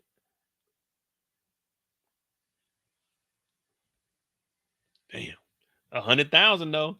I give him that. I give him that. That 100,000, that's good. I fuck with that. So, do y'all think Rob is gonna kill Douda or just hurt him? Like, is this a guaranteed hit? Is that what we're hearing? Like a, hey, you got to slide type of hit? Like you got to do this. You got to do the shooting. Is that what we're taking from this, or are we just hearing a little more? Is like getting information in the streets and pinpointing them and telling me who it is. Like, what exactly are we doing for this 100,000? What is a little more? You know what I mean? Do you want me to rough them up a little bit? We want to do just punch them, hit the nigga, elbow the gut, slash his tires. What you want me to do for this and more? He will have to kill him. All right, mama. Look, I'm gonna take that 50,000 and I'm gonna go ask some questions. Yeah, I'm gonna do 50,000, mom, and I'll go ask the questions. I'm gonna get 50, and I'm gonna tell Tiffany that we only got 20,000. So with this 20,000, we might have to start smaller. We might have to start smaller with this 20,000 and then branch off from there. Because why spend the whole 30 on a risk? Just knock out like 20,000. You know what I'm saying? Get $20,000 worth of equipment and just work at that size. And if you can move that, then we take that money. Don't spend that whole 50 not at one time. Well, I wouldn't. I'd do 20 and I'd hold on to 30. And I definitely wouldn't let Tiffany owes. Man, that motherfucker could smell a dollar. She ain't gonna know that I got 30,000 extra.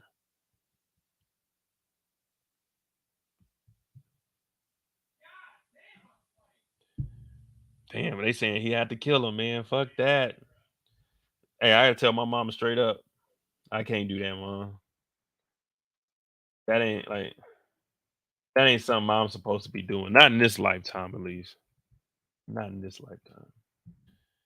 But that's Rob's story. I'm just telling y'all what I seen. Hey, facts, Eric. I'm bringing her to mom. Like, hey, mom, here go the person that did that. This is my and more. I brought him to you. Here you go. Do what you gotta do. I'm gonna go ahead and get on out of here. Uh, you got that extra 50? You gonna write a check? What you gonna do? You gonna wire it? Because if you about to do something bad here, I think you need to go ahead and wire that to me prior to doing it. Because if you do this and they come and get you, then I don't know what you about to do in here, but let's just try to get that money taken care of like right now, then, because I'm gonna leave him here with you. Y'all can talk about whatever y'all gotta talk about, but make sure that that other 50,000 is wired over into that account, ma, because I need that money. I did the and more.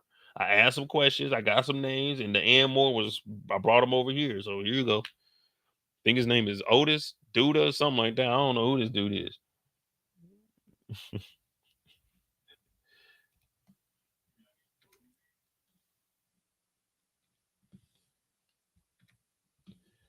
Who we got? Oh, Maisha. That really that I don't know. Jake's storyline, he didn't have nothing but when he was talking about the video game. Oh, we got Maisha. Maisha Papa story. Yep. Damn. They've been playing Kev, man. Kev ain't been having no parts. I thought this show was about him and Kiesha.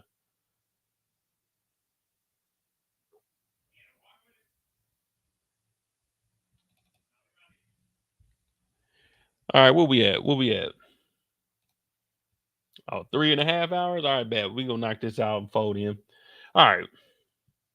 We got Maisha on the block. And if you listen to my recap, if you haven't heard, Maisha had a top 207, number 207 song on the top 200 Billboard.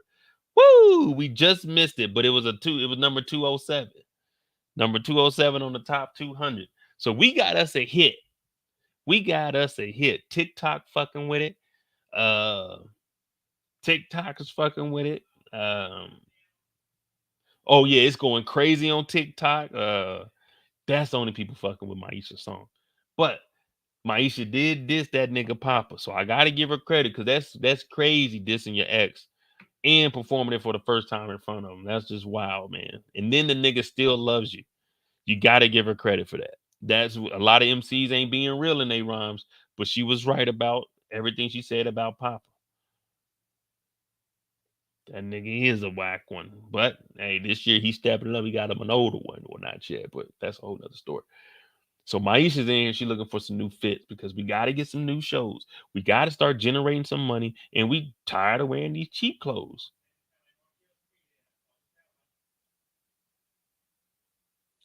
These kids just get caught up with all this design and stuff, man. You don't need all of that.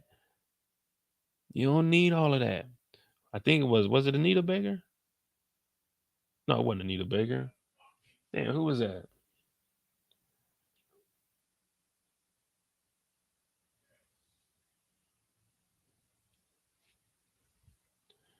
Nah, I forgot who it was. I forgot what I was about to say. Oh yeah, don't be getting caught up in all this. The designer clothes don't make you. You're beautiful, just like you are. She told me I don't want to wear this cheap shit. Now Gemma comes from a family with money. So Gemma comes in here, she looking like she just got off a Paris runway every time. She be having the scarves on. I don't even know what these little hats is called, but they be wearing them in Paris. So she be having that shit on. She talking about why you being here buying these cheap clothes? Nigga, I ain't got no shows. I ain't got no money in my pocket. My family ain't got bread. St. Clark, St. Clair, whatever the hell you guys' last name is. St. John or something like that.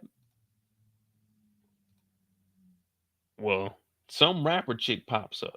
I don't know who this is. I don't want to be disrespectful. I don't know who she is. I don't even remember what they said her name was. Because I didn't know if it was a real rapper or not. So I just thought it was somebody they made up for the show. So I don't know who it is. If you know what her name is, put her name in the chat. Give her a little shout out. But she pop up in the store. She's like, damn, Maisha was good. It was cracking. Mind you, Maisha only got that one song. She's like, damn, it was cracking.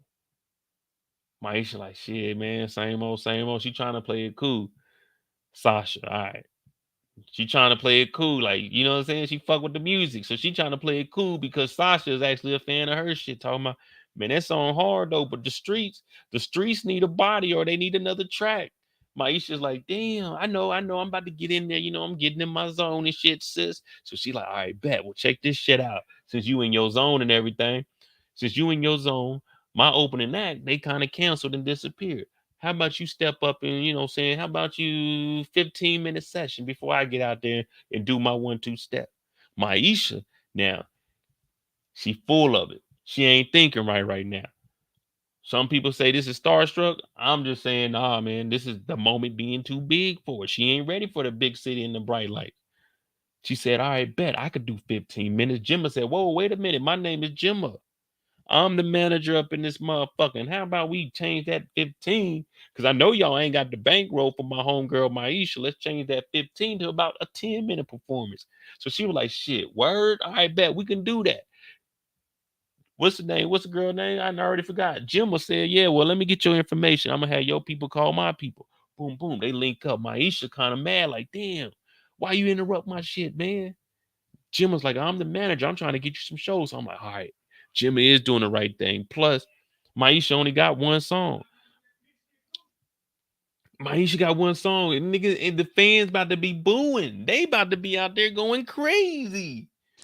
Oh, brother, this guy stinks! That's all you're gonna hear out there.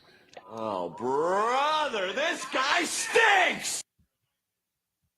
She rapping this one song. I was even in my head, I was trying to think, all right, she come out, she get hired. Hey, yo, what up? Welcome to Sasha's event. I go by the name of Aisha. I'm from the motherfucking shop. I'm like, all right, cool. She getting the crowd into it. Y'all may not know or nothing. Y'all must have forgot I had that one song. Boom, we had a minute now. What I want everybody to do is just take your phones out right now. It's only about 10, 15 people in the crowd at this moment. But you got to do what you got to do, man. I've been out there. I've experienced this. I got firsthand experience. I had a performance one time. It's probably like 19 people out there. But that shit was cool, though. You know what I'm saying? So you try to hype them up. Pop, pop, pop. She started rapping that song. The song is only 2 minutes. Boom. Damn, we had 4 minutes. The beat wasn't that hard, pause, where you could just bring the motherfucking beat back, like let that motherfucker start, rap like 4 bars and bring it back from the top. Like, hold up, start that over. Because it wasn't that kind of song. So we had about 4 minutes right now. And we trying to figure out what to do with this other 11 minutes. That's why Gemma stepped in, because Gemma knew her homegirl only had one song. You could probably make one song stretch for a 10-minute period. You got to have a good mouthpiece. You got to be able to get up there and talk to the people, though. Because if that verse was trash, man, them niggas ain't never heard from you, man. They might start throwing shit at you. They might knock your ass off the stage. Like, come on, man. This is Chicago. This is any urban city in America right now. These young niggas is wild. So you can't go in there and be on that bullshit, Maisha. You can't be up there because these people pay their hard-earned money, and you get up there and you talk about, all right, y'all, my name is Maisha. We gonna set this motherfucker off right tonight, y'all. Niggas is gonna be upset. Like, nigga, I done paid my $50 to get in to see this motherfucker Sasha. Who the fuck is this? Man, you gotta be careful with that shit. Damn. Maisha didn't even know what she was getting into. But Gemma had her back. I give Gemma credit for that. She had her back.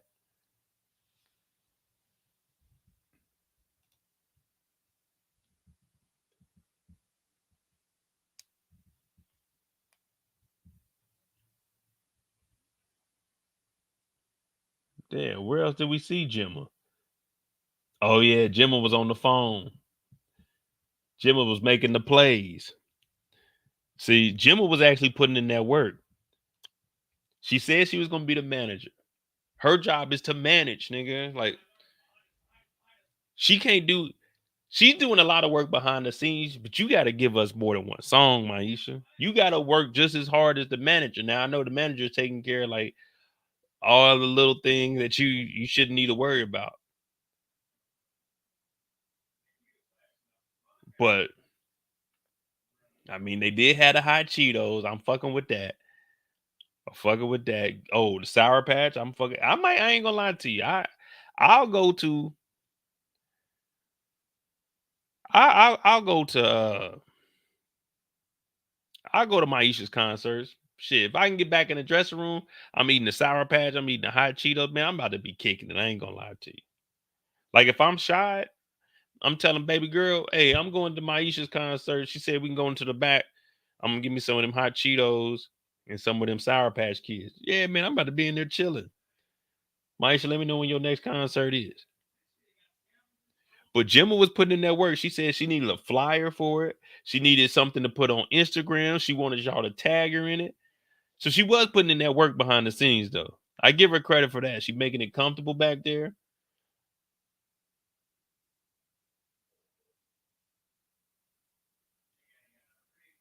But I mean, it wasn't. She wasn't asking for nothing too major, bro. She probably asked for like $100 worth of shit. Maybe $200. It's not like she asked for a lot, but they end up getting $2,000 for this.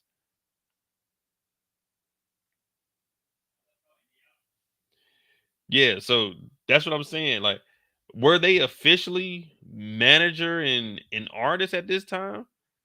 Because Maisha went out there. Well, we find out that Maisha, She's nervous because of the shooting. Thanks a lot, Bakari. Bakari got her fucked up in the head. She's scared to go out there because of Bakari shooting up everybody.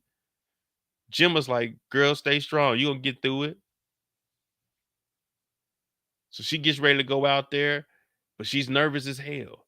Gemma has put that work in, though. We got to give Gemma credit. We got to give her some credit.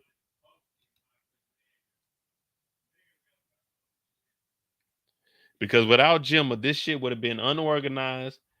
She would have just been showing up. You know how it is when you show up to the function, you don't know what the fuck going on. And ain't nobody nice. Ain't nobody, hey, what's up, bro? Hey, yeah, you can go around that way, like giving you any kind of instruction. You in there looking lost, like, damn, what the fuck? Maisha wouldn't have known what the hell's going on in here.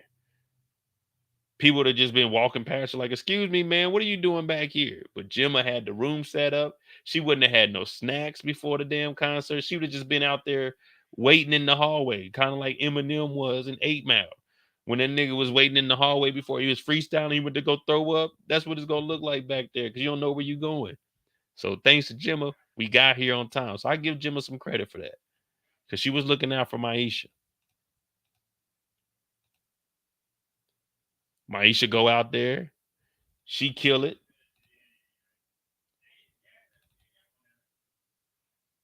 And out of nowhere,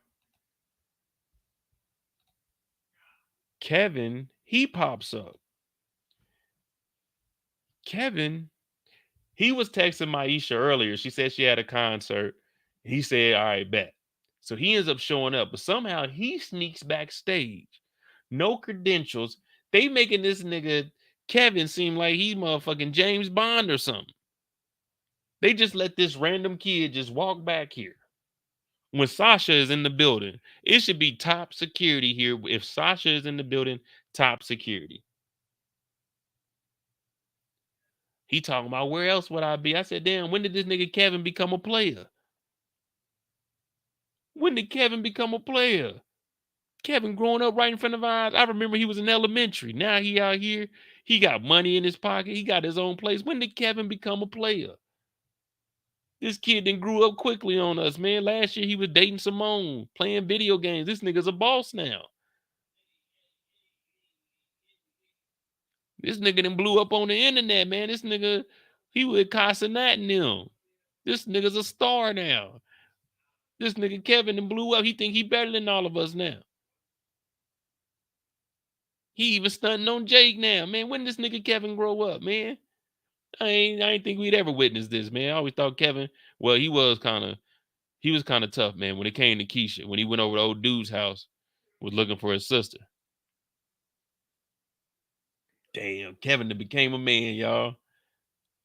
He got his own crib. Hey, you get a little swag when you get your own crib. You change up a little bit. Look at Kev. Then they start talking about how they miss each other. But then out of nowhere, she says she's too busy. She got a lot going on. She been leading Kevy Kev. Hey, Eric, you know what I was getting at then, don't you? Yeah, see, it's like, man, when did Kevin grow up, man? Like, he's still supposed to be a kid.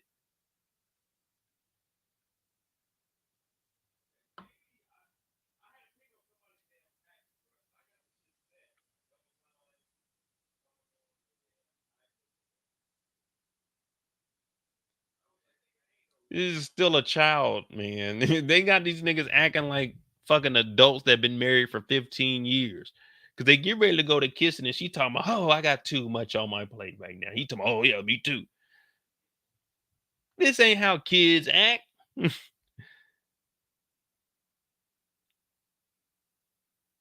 This ain't Kev, man. This is an adult. This ain't Kev, man. Who is this guy, man? This ain't Kevin, man. Y'all ain't this. They didn't clone Kevin, y'all. This ain't Kevin, man. This nigga is grown. This is an adult. Look at this nigga Kevin, man. This nigga Kevin, this ain't the Kevin we knew. They made this nigga an adult, man. He's a 17-year-old video gamer, man.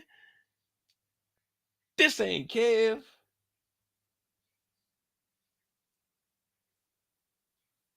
This nigga said, you know, I've been feeling you since elementary school.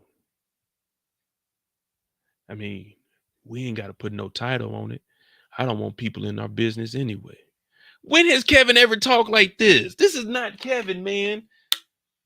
This ain't Kevin Williams. This is not Kevin Williams. This is Mr. Kevin. Hey, Mr. Kevin.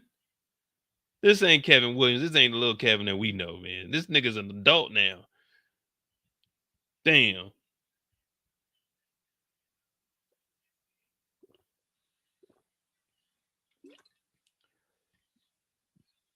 I guess they just showing us that Mr. Kevin is more mature than Papa and Jake. Because Papa, they still have him acting like a 17-year-old. Jake still acts like a 17-year-old. I guess since he moved out, they trying to show us that he's more mature now. I don't know if I like that on his character, man. You know what I mean? I still want to see like the kid aspect of him because that's where like his friends levels are. You know what I mean?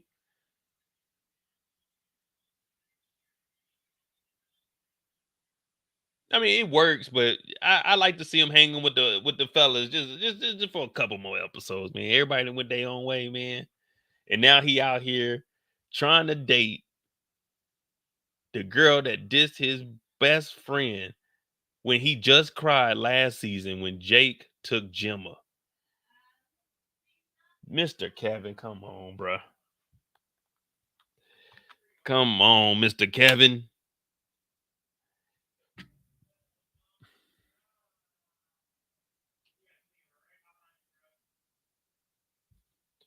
See, when I tell y'all, check the group chat.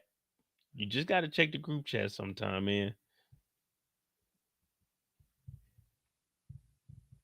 Exactly, man. They like after I don't know, man. After Gemma broke this nigga's heart, this nigga Kevin. I ain't gonna lie, Kevin bossed up because when he was with Simone, he was the same. He was still like a kid, but shit, this break that they had, this nigga Kevin had turned into a man. Like, hey man, you aged too fast for the character, man. This is Kevin. You remember they had Saved by the Bell? We used to always watch Saved by the Bell, and then they had it wasn't a spinoff, it was a continuation. They had Saved by the Bell, the college years. That's where Kev is at now. He's Mr. Kevin in college. Like shit, after he moved off, this nigga is like too mature for these niggas, bro. Like he shouldn't be hanging around none of them the way he acting. This nigga Kevin, like, man, I'm getting money now, nigga. I got real life responsibilities. Okay, it makes sense, but damn, it makes sense. I get it. We want to at least see somebody mature. All right, I mean, I can get it, but I just wanted to see Kev hang with his dogs, man. Just one more season. Come on, man.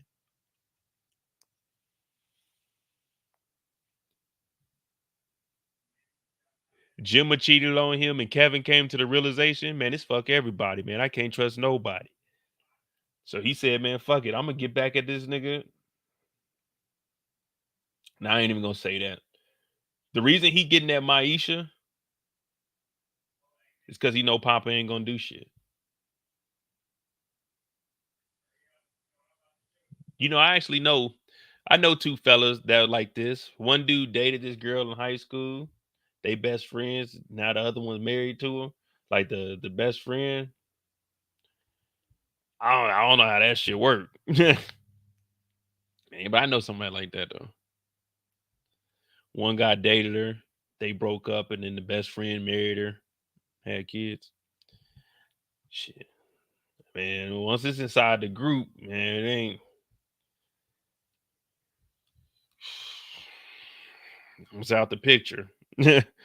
Not like Joe Budden though. That nigga Joe Budden had her over there smoking that hookah. That nigga Joe was trying. That nigga Joe was trying. Nigga invited her over for hookah.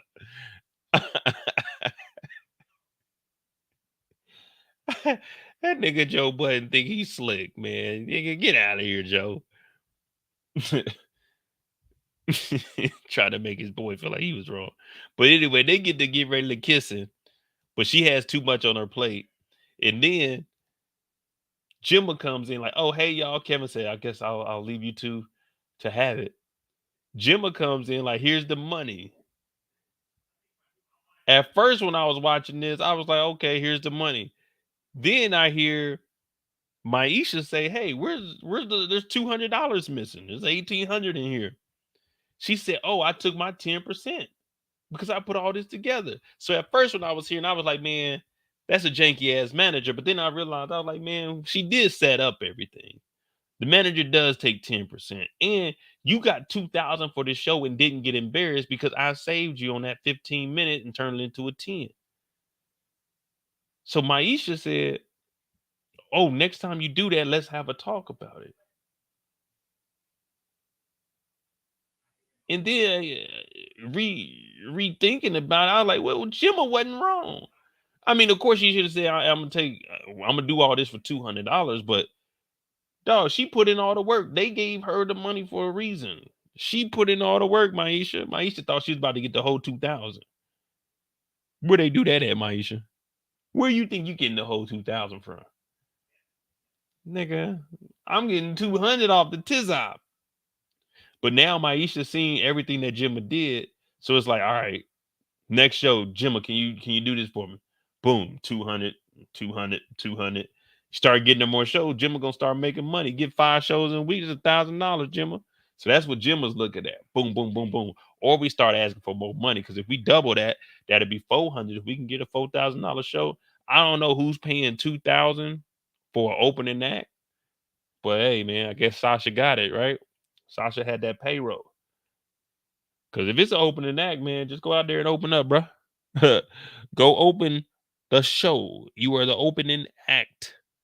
We ain't got no money for the opening act, man, but we can get you exposure. But they said for Maisha, 2,000 off the top. Boom, boom. Here you go. Jimba said 20%, no 10%. I'm just gonna take 10% first time. But if we do a bigger venue, $5,000, I gotta take 20%. Just saying. But that's neither here or there. But I mean, that's pretty much the end of their story.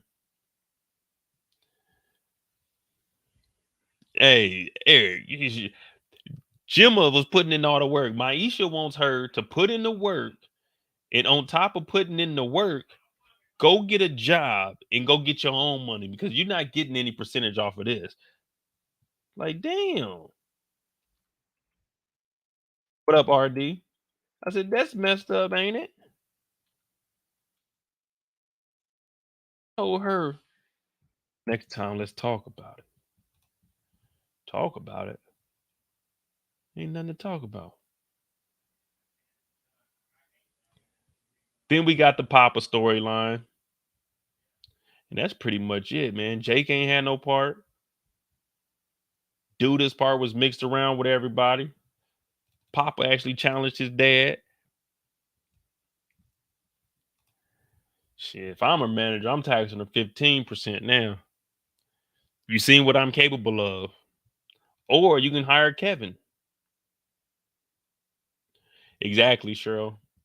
They definitely need a contract. Gemma will probably come up with one because she seen how Maisha was acting. So I could definitely see Gemma coming up with a contract.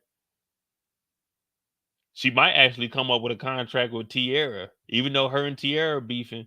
What if they squash their beef and she got some help from her? Like, well, I'm kind of trying to like you, but I need a contract because me and Maisha. And then she helps her out and they come to an understanding. Who knows? That could be one way to squash their beef. Papa in here with this Bill Cosby sweater on. I don't know where he was coming. He looked like he worked at a bookstore. That's what a librarian would have. That's the kind of sweater they wear. I thought about being a librarian once. I just don't think I could do it, man. It's too quiet in there. I'd be falling asleep at the front desk. No, I can't do that. No, I can't work at the library. Asking where books go and like, hey man, you just gotta look alphabetical. We ain't breaking it like the library. If I work at a library, we not breaking it up in the section. You ain't getting history. You ain't getting sci-fi, nonfiction. You're not getting none of that. You're just gonna get every book in alphabetical order, A through Z. That's what we got in here. And on the top floor, we got the numbers. Any book that starts with the numbers up there. Make life easy. Nah, I did. I thought about being a librarian. It was 2000. I got laid off in 2009. I didn't move to Georgia till later on in 2009. I thought about being a librarian. They built a new library down the street. I was like, man, I could go be a librarian up there and just chill. Shit, but at that time, it was what? It's like 16 an hour. Shit, 16 an hour back in '09 was good. But I was like, man, I'm not doing that shit, bro. And I moved to Georgia. But I didn't challenge my parents like Papa just did. Papa's challenging his parents, telling them, listen, Dad, you was a sinner. I know about you and your crooked ways too. So don't come in here on your high and your high horse and think that you just better than all of us, Dad. Don't even think about it. He's like, Papa, don't you ever. Hey, facts. It did sound cool. And then I thought about it, like, man, I mean, being no librarian.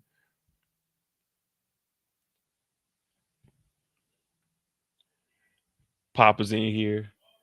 Bakari's awkward because he's in here listening to the family go at it. You don't ever want to be around when your friend is going at it with their parents. Now we know, of course, we don't push it to the limit like the white folk do, make it slap. But sometimes somebody might say something back, like, "Come on, man, I already did that." Like, oh damn, this nigga talking back to his parents. Hey, and I'm gonna go to the room real quick because you ain't trying to be up here. This is kind of embarrassing, but it's like, damn, nigga, chill, bro.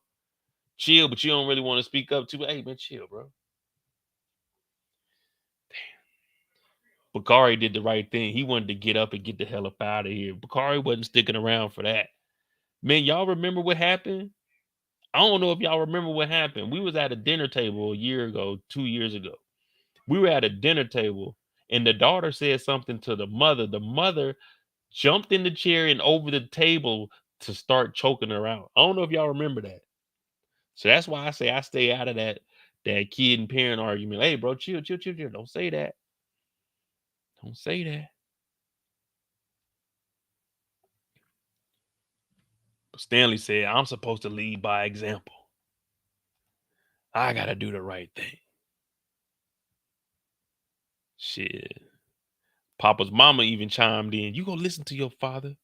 Don't you challenge your father? He said in the book, it said a child would challenge his father. She said he was talking about Jesus. He wasn't talking about no son of mine. I said, damn. Damn.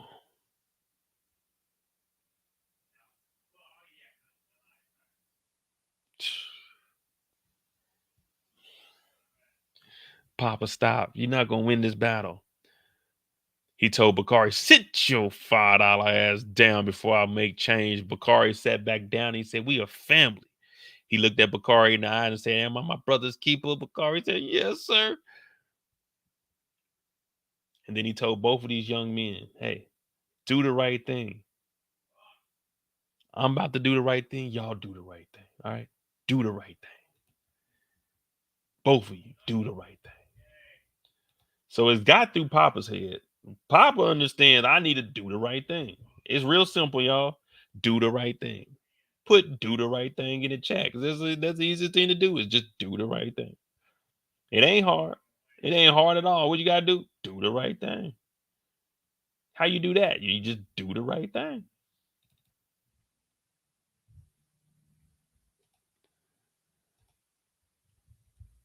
Papa and the older woman. That's what they say. He got an old girl down, the 19-year-old. Someone tell me her name again. I don't think I ever heard her name.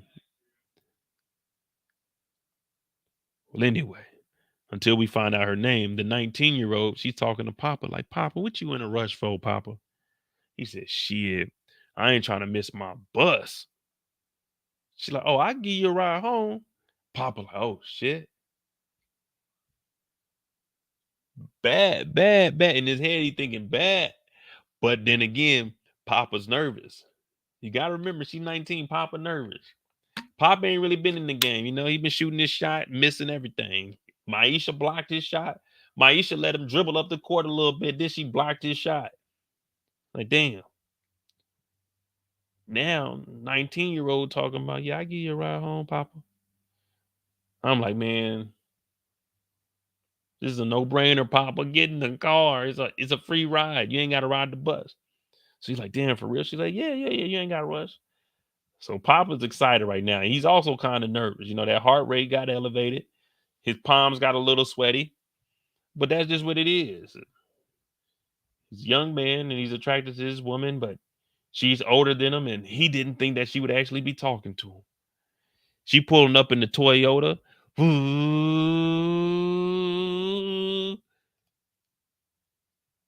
Turns out she's a PK, pastor's kid. I said, damn, I'll be darned. We got two PKs in one car. Two PKs in a Toyota. Ain't that something? So they making their way downtown, cruising through the streets.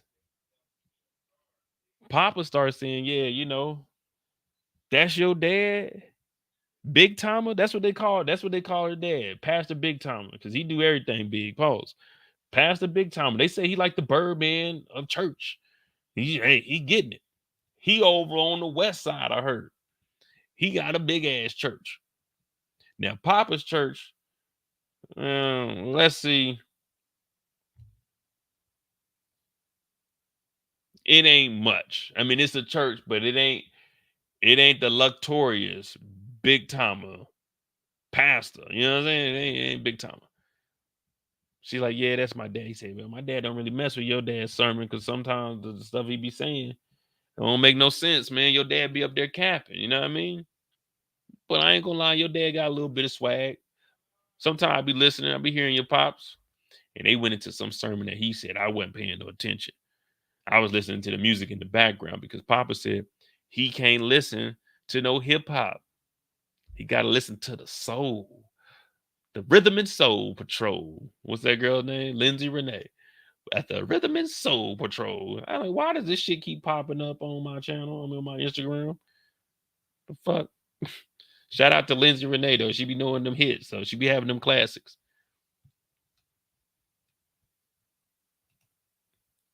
Turn out they both PKs. They cruising. She said, Papa, when you turn 18? He said, shit, this summer. She said, all right, I'll just give you a ride in. I said, I know she flirting with my nigga, man. She flirting with my nigga, man. She told my nigga Papa wait till he 18. Then y'all can go out and have some fun. Y'all can go on an actual date. That nigga Papa said, on my birthday, nigga. Fuck would you talk about on my birthday? I'm taking you out to eat. Boy, that nigga Papa is eager as hell.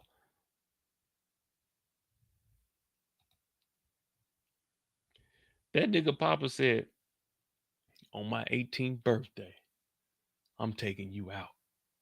She said, we can have conversations, but it ain't gonna be nothing more than that until you're 18. If then we gonna see. That nigga said, nah, say no more. Say no more, baby, please. Shh. Shh. My 18th birthday, I'm taking you out. Nah, I might take you to Smokies, but I'm taking you out. My 18th, I might take you to Smokies, but I'm taking you out. Nonetheless, I'm taking you out, baby. Would Smokies be a good date for his 18th birthday? I'm just asking. I'm just asking. Would Smokies be an acceptable date for his 18th birthday?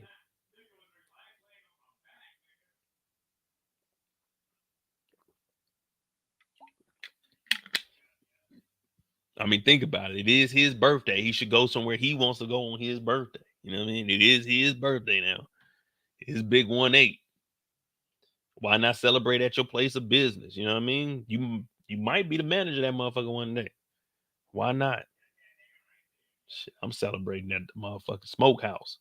Smokies! Smokies!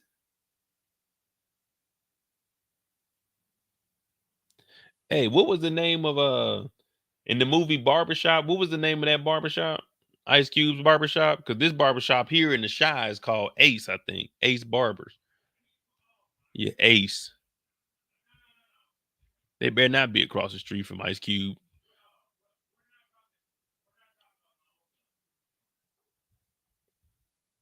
Kenya is her name. All right, bet. Yeah, Kenya. She said she gonna wait till this nigga turn 18.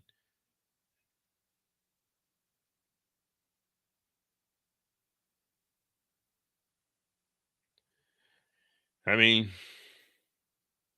if it was the other way around, though, they'd be mad at that. They'd be pissed.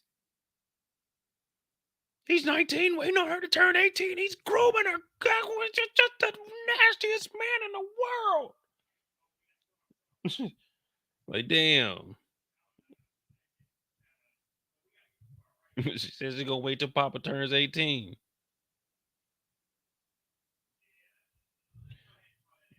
Kenya Wild though, man. I ain't gonna lie to you. She waiting on Papa. Man, and did you hear this nigga Papa?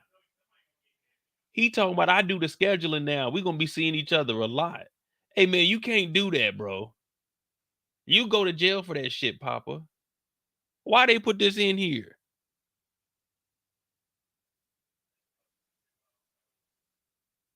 Papa, niggas go to jail for this shit, man. Hey man, hey, don't do this, y'all. If you doing the scheduling, first of all, don't be messing with somebody that works up under you. If they are a supporter, just don't fuck with them, man. This nigga talking about, I will put you on the schedule so we can see each other more often. Like, hey, nigga, no. Unless y'all come in here because y'all need that ride. It can't be nothing else than that, man. I mean, they shouldn't have put this part. They shouldn't have let Papa say that. I mean, I get what they trying to say, but y'all know what I mean in the real world. Fraternization, man. You can't do that. He talking about, oh, we gonna be seeing each other a lot. Like, all right, nigga, you gonna be seeing some jail time when they get off your ass.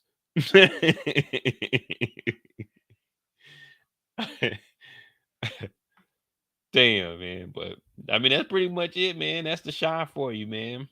Episode 2. Episode 2. I don't know, man.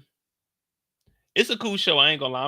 I'm not gonna down it and say it's trash. It's just some parts you be like, all right, cool, and then it be like, then you be like, all right, cool, and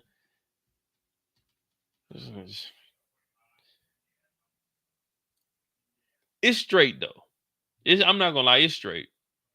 It's watchable. Maybe it'll pick up. Maybe because the first episode was cool. First episode, like, all right, we about to get into this. Then this episode, it kind of, I won't say it was a filler, it was another setup episode, but I don't know. Maybe it's because we being greedy. We won't shit rushed. You know what I'm saying? We just greedy, man. We gotta just sit back and be patient. We ain't doing these shows no justice, man. They can't get better if we critique it every goddamn. Well, we got to though. But we got to though. Cause then they'll start trying to put out some bullshit. So we do got our right to fight back with our words. So I mean, we just giving an opinion. But yeah, I mean, about a 7, yeah. I mean, that's what I gave the first episode, about a 7. A 7 is good though. Because you got to think about it. When you really think back about TV shows and movies, it's not really too many shows that are 10s. It's hard to get a 10. Pause. It's just difficult overall. So I mean, it's just us talking a little bit of shit. But hey, man, this is the Shy episode 2. I give it a 7. So we about an even 7 so far. It's straight though, man. Hopefully everybody figures it out. We know a lot of people are exercising option 3. Never forget option 3. Now you got to be a cold-blooded individual to do option 3. Because if not, you might fail.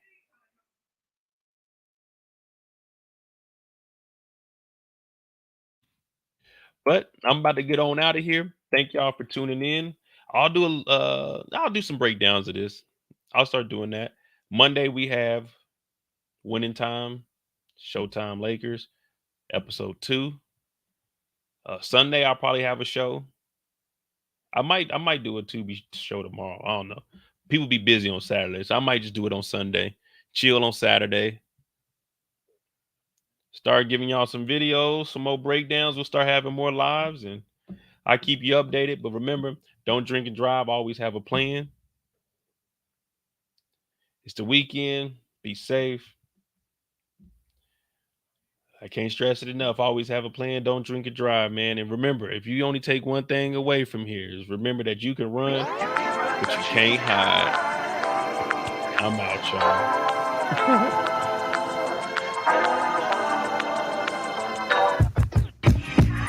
You can run,